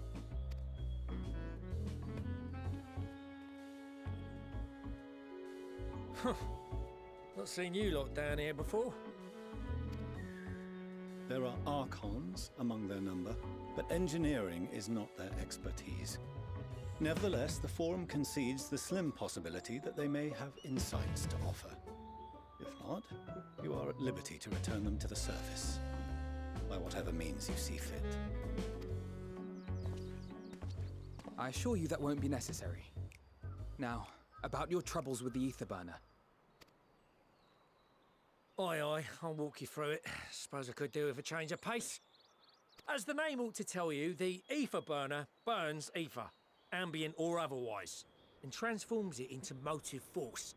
Think of it like a giant bomb that never stops exploding. Even out in that black void where the ether's right sparse, it's strong enough to move our arc. And it probably won't kill you like an actual bomb. But it ain't perfect. No worries. According to my calculations, to travel to the moon and back fast enough for the Forum's liking, the conversion rate needs to be 6% more efficient. A measly 6%, you say? But if I could have squeezed even another 0.6 out of it, don't you think I'd have built it that way in the first place? Just put more ether in it. Hast thou consulted with the Loperids? Yes, they too are conducting their own research, for lack of a ready answer. The moon's propulsion systems are considerable, naturally, yet they are commensurately massive. It is no easy feat to convert their technology into an efficient means of propulsion for a teeny tiny toy boat, as they say, and as I most certainly do not. Just take one of the propulsion systems off the moon and attach it to your arc. The one propulsion system was probably the size of your arc. It'll make you go extra fast. Yes, exactly! Damn it all, I asked for refined adamantite and they send me uppity rabbits with inscrutable, ancient, incompatible technology! You're trying to drive me mad! Do you speak of Allegan refined adamantite, perchance? You know of it? Ishtola, the man said Alec. He knows everything. That civilization, anything that has to do with that civilization, he knows. Only in the most general terms, I'm afraid. 'Twas an alloy of Allegan make, but the secrets of its production were closely guarded. But then what will bring the moon to the new star? Well, once you transported the last of the people, you leave the ark on the moon, and then you just attach it back to the moon. Obviously. Or the rabbits can just make a new one and they can all live on the moon for a little bit. The rabbits made the first one. As I recall, the record stated it was vital to Dalamud's construction and launch. Oi, that's the stuff. No material more conductive far as I know. Slotting some ends like blowing up a dam and watching the river of ether come rushing through. Ain't a living soul that knows how to make it though. We were fortunate enough to salvage some for the ether burner, just a wee bit, mind, from a chunk of Dalamud that came hurtling into the northern empty during the calamity. With more, well, that extra 6% efficiency would be child's play. It's a crying shame that we've no other sources. There's a crashed Allegan ship on the moon. Can you get anything from there? Surely the many shards of Dalamud scattered throughout Eorzea would suffice. Or that. Why not get the refined adamantite from them? Oh, we tried, believe you me. But only a few specialised pieces would have had any in them to begin with. Drive calls from Ragnarok-class internment hulks. Those are the prize bits we really need. Like the Ragnarok class one on the moon? According to the Gleaners, getting to them means delving deep into the shards. And the defences are still very operational and very eager to blow them up. It's rough going in there, even for the cream. Not sure they'd make it out alive. Weren't we near that part of the Ragnarok when we went to destroy Bahamut?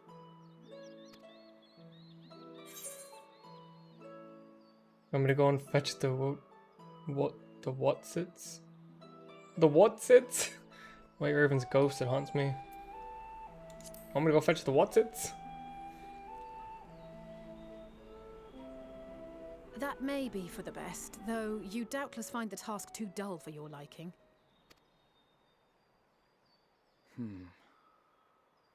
There are multiple internment hulks in Eorzea alone, so handling this ourselves may not be the most efficient. The whatsits? Rather, if we could salvage adamantite from the shards simultaneously. Thancred, is the link shell we established before you went to Garlemald still active? Of course. The floor is yours.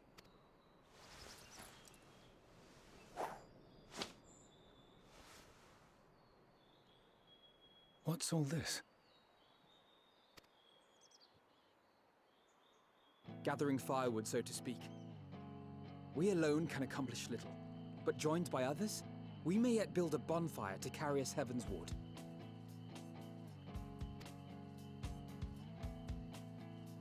This is Alphino. The Scions have need of you. Need to show off in front of Dad again? Look how many friends we have, Dad. Understood. I will contact the Lord Commander and dispatch our finest at once. My sisters are somewhat preoccupied with the final days, so I will lead the 12-foot expedition myself. Well, Father, being a good person, turns out you have a lot of people as connections. Are you aware of any other sources of refined adamantite?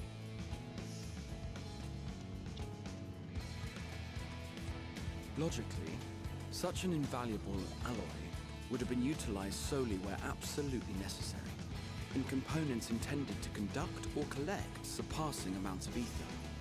Any extant instrumentation or devices would have likely found their way into the hands of etherologists, or enthusiasts.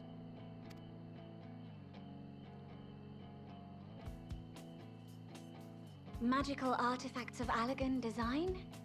The Eastern Alliance will send word to one and all. Are there other ways we may offer aid? No shards of the Lesser Moon scar our soil, but our stake in this cause is no less for it. Is there anything in Othard that might be of use to you? What did you say? Oh, you got friends in far places, lad. Got so many friends. Anyway, if you're offering, I wouldn't say no to one of those Far Eastern sacred relics. Some of them could hold enough ether to summon a whole damn primal. Combine a source like that with the ether burner, and 3, 2, 1, kaboom! I gather you heard his explosive enthusiasm. Might you secure us a suitable relic? It shall be done. I know little of machines, but I promise we will do our utmost to gather the materials you need to finish your starship. I am glad for the work, in truth. Better to busy oneself than wait and fret over disasters foretold. I'm going to the Othard store. You want anything? Then why are we all still standing about yapping? There's plunder for the taking, and I'm a born plunderer. I'll be an old Charlian before you know it. Start mixing the grog. I'm certain that can be arranged. Thank you all, and do be careful.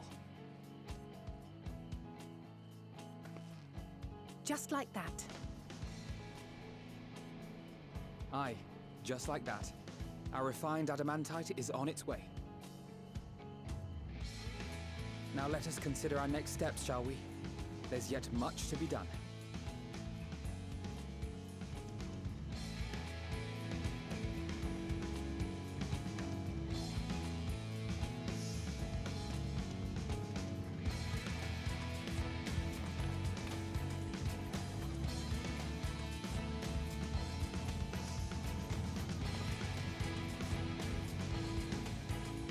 See what happens when you don't sit on your island, do this whole non-intervention thing?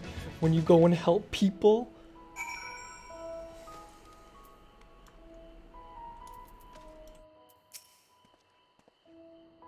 There are no oaths or contracts binding the members of Ilsabad contingent, and in many ways, it's even more loosely organized than the Crystal Braves.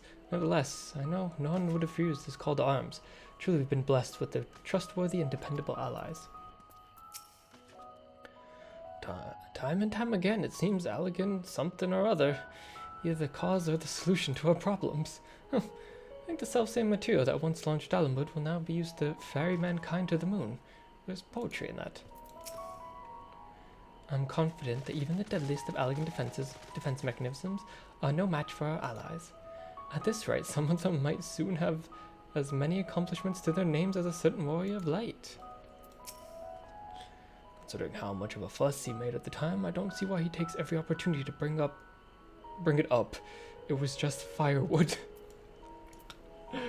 Oh my god. First the Telephro, and now the final days. No one accused the Ilsabad contingent of backing down from a challenge.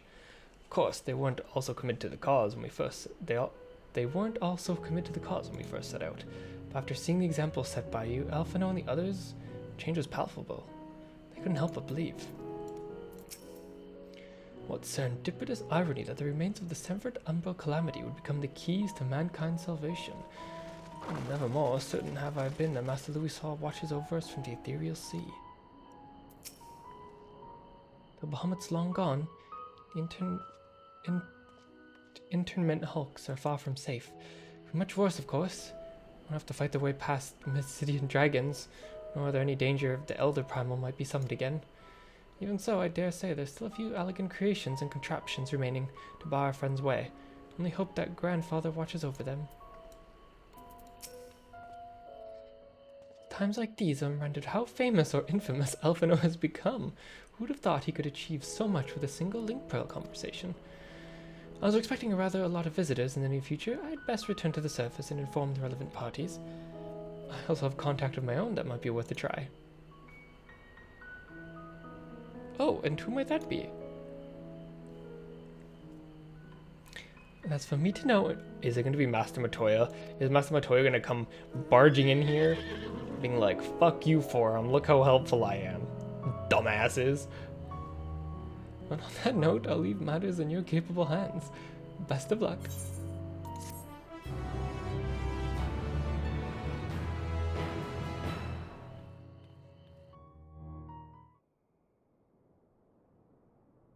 Meanwhile, in Ulta.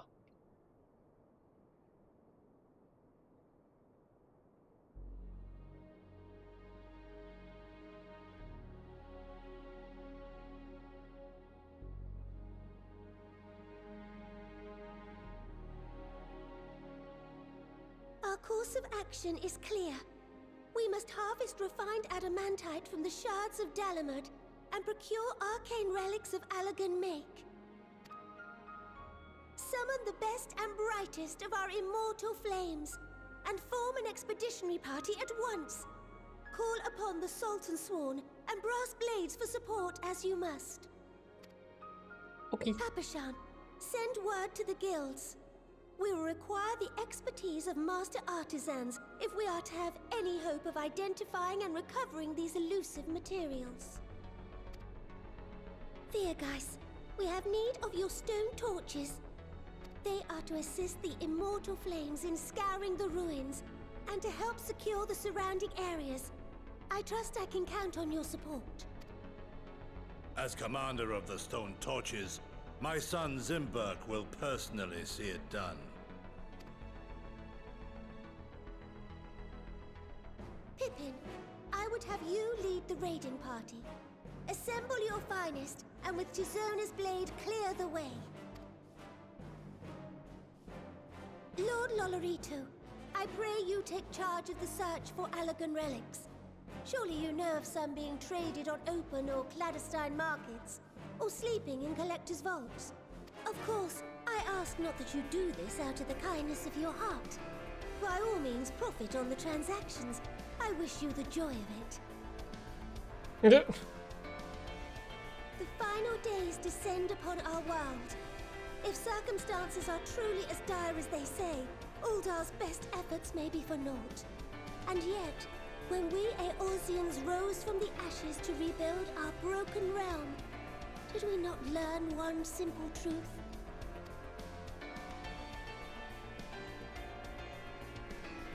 That which seems all but impossible to overcome alone may yet be possible if we stand together. It was the Scions who united us then, and it is the Scions who call upon us now. Uldar will answer that call. We will summon our courage and join the fight for our world's future. You know your duties. I, Nanamo Ulnamo, 17th in the line of Ul, bid you good luck and Godspeed.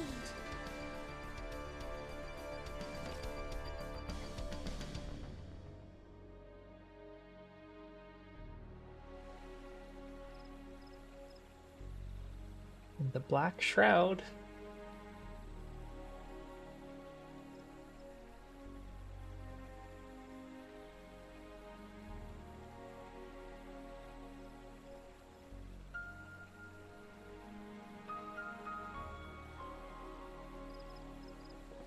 It's the Archers Guild. I remember you.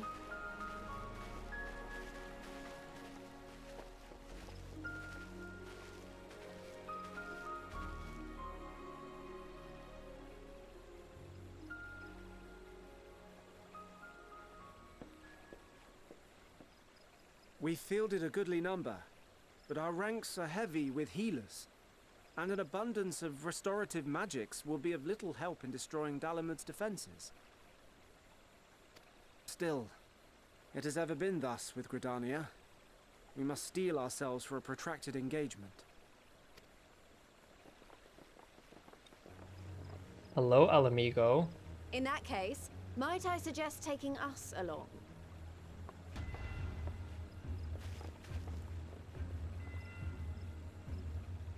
Commander Hext, what are you doing here? None of the shards in Girabania are big enough to hold an internment hulk. So we said to ourselves, why not lend our neighbors a hand? We thought you might be short on people with a talent for breaking things. While it pains me to admit it, you are right. Our deficiencies so plain to see. It might have been a lifetime ago, but I was once one of the scions assigned to the Shroud. I know this forest well. I know your people. And I know we will be stronger if we fight this fight together.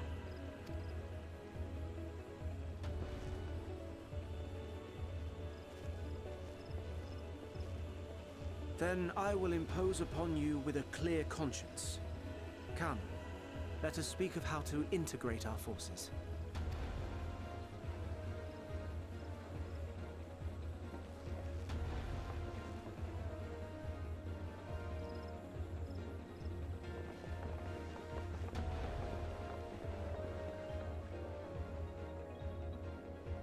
I won't let it all be for nothing.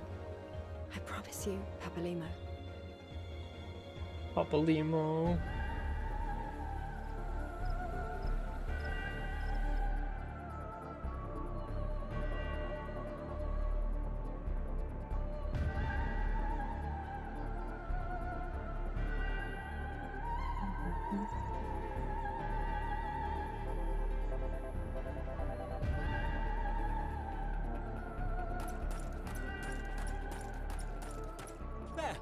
There you are. We've no time to waste, brother. Everyone has already...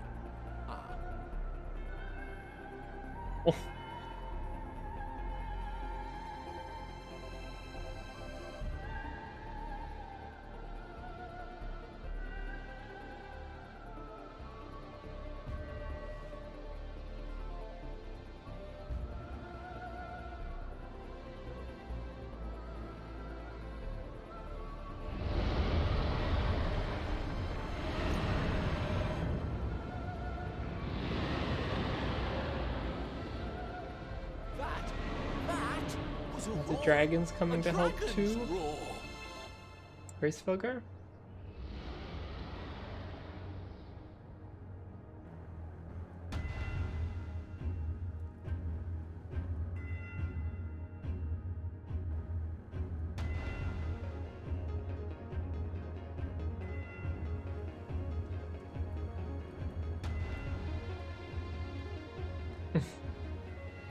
And so, in summation, the Eastern Alliance, as well as the Honorable Lord Lolorito himself, reached out to me for assistance in procuring these treasures of the divine, and I, in turn, do beseech the Confederacy for aid. Hello, Tunsui. Hmm? Is that... Hancock? What a surprise this is. Hello, Soraban. And a fortuitous one at that. I have a favor to ask, you see.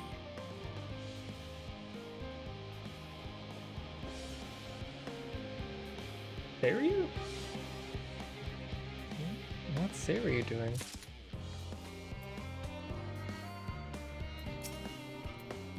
Time and time again, it's... Oh, okay, you did all this already.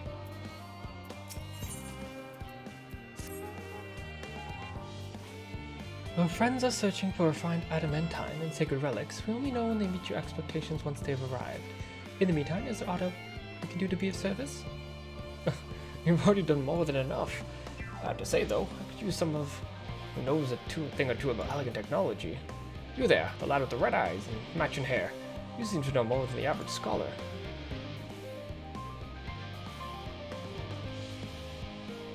Huh. If only Master Kako knew how right he was. While he and Graha established a rapport, why don't we help with the preparations for the Great Exodus? Indeed, this would mean going above and beyond terms for our arrangement, but I propose this does not curry favor. As confident I am we will succeed, we must be ready for every eventuality. There's also the opportunity to familiarize with the logistics of traversing the great expanse. If nothing more, beats twiddling our thumbs while we wait for adamantine.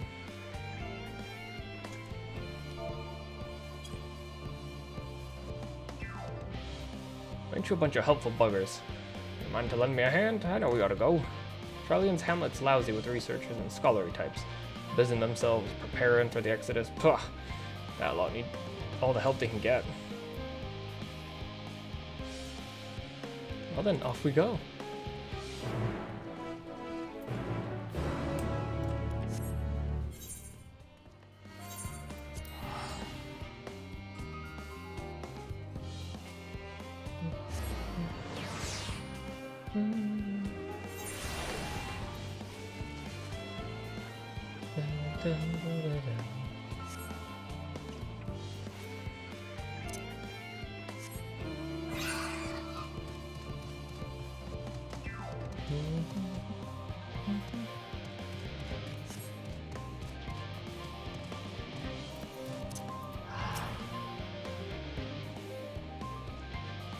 What I can tell, a lot of people actually live down here. I don't know how much help we can offer, but I dare say they'll benefit from some of that fresh inspiration Scholar Montouche mentioned.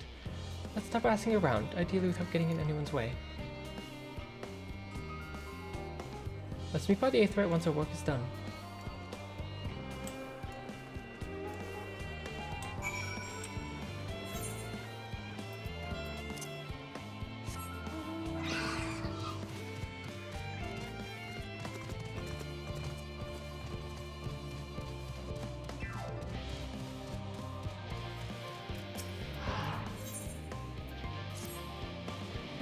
Excuse me, sir, I cannot but notice you have a way about you that screams, I have an affinity for creatures of the wild. And since I'm never wrong about such things, might I trouble you? You see, amongst our troops of trolls living in the outer circle, I came upon one who was sick beyond measure. I took the poor creature in at once and saw him healed. Of course, but when I attempted to return to his rightful home, he fell into a panic as if he couldn't bear the thought of going back. To make matters worse, the troll saw fit to escape into a den of Analysts. I would go after him, but I'm so fumble-footed I'd scare him off like as not. Be torn, limb from limb, from my pains by the fiends. So I turn to you. Would you seek out this troll of which I spoke? I shall provide you with his favorite food. And with it, you should be able to calm the pietous thing. Hopefully, we'll be able to see enough. Hopefully, that will be enough to see his senses restored and for him to come hurrying back. And though I shudder to think of any of those fell analysts seek to impede you or pester that thrall, make those beasts regret their interference. Oh, and don't worry, you'll be rewarded for your efforts. Okay, I think I'm actually gonna end here for now and go get some dinner quickly. But I will be back in probably like less than an hour. I'm just gonna eat really quickly. But yes, okay. I will be back later. I'll see you then.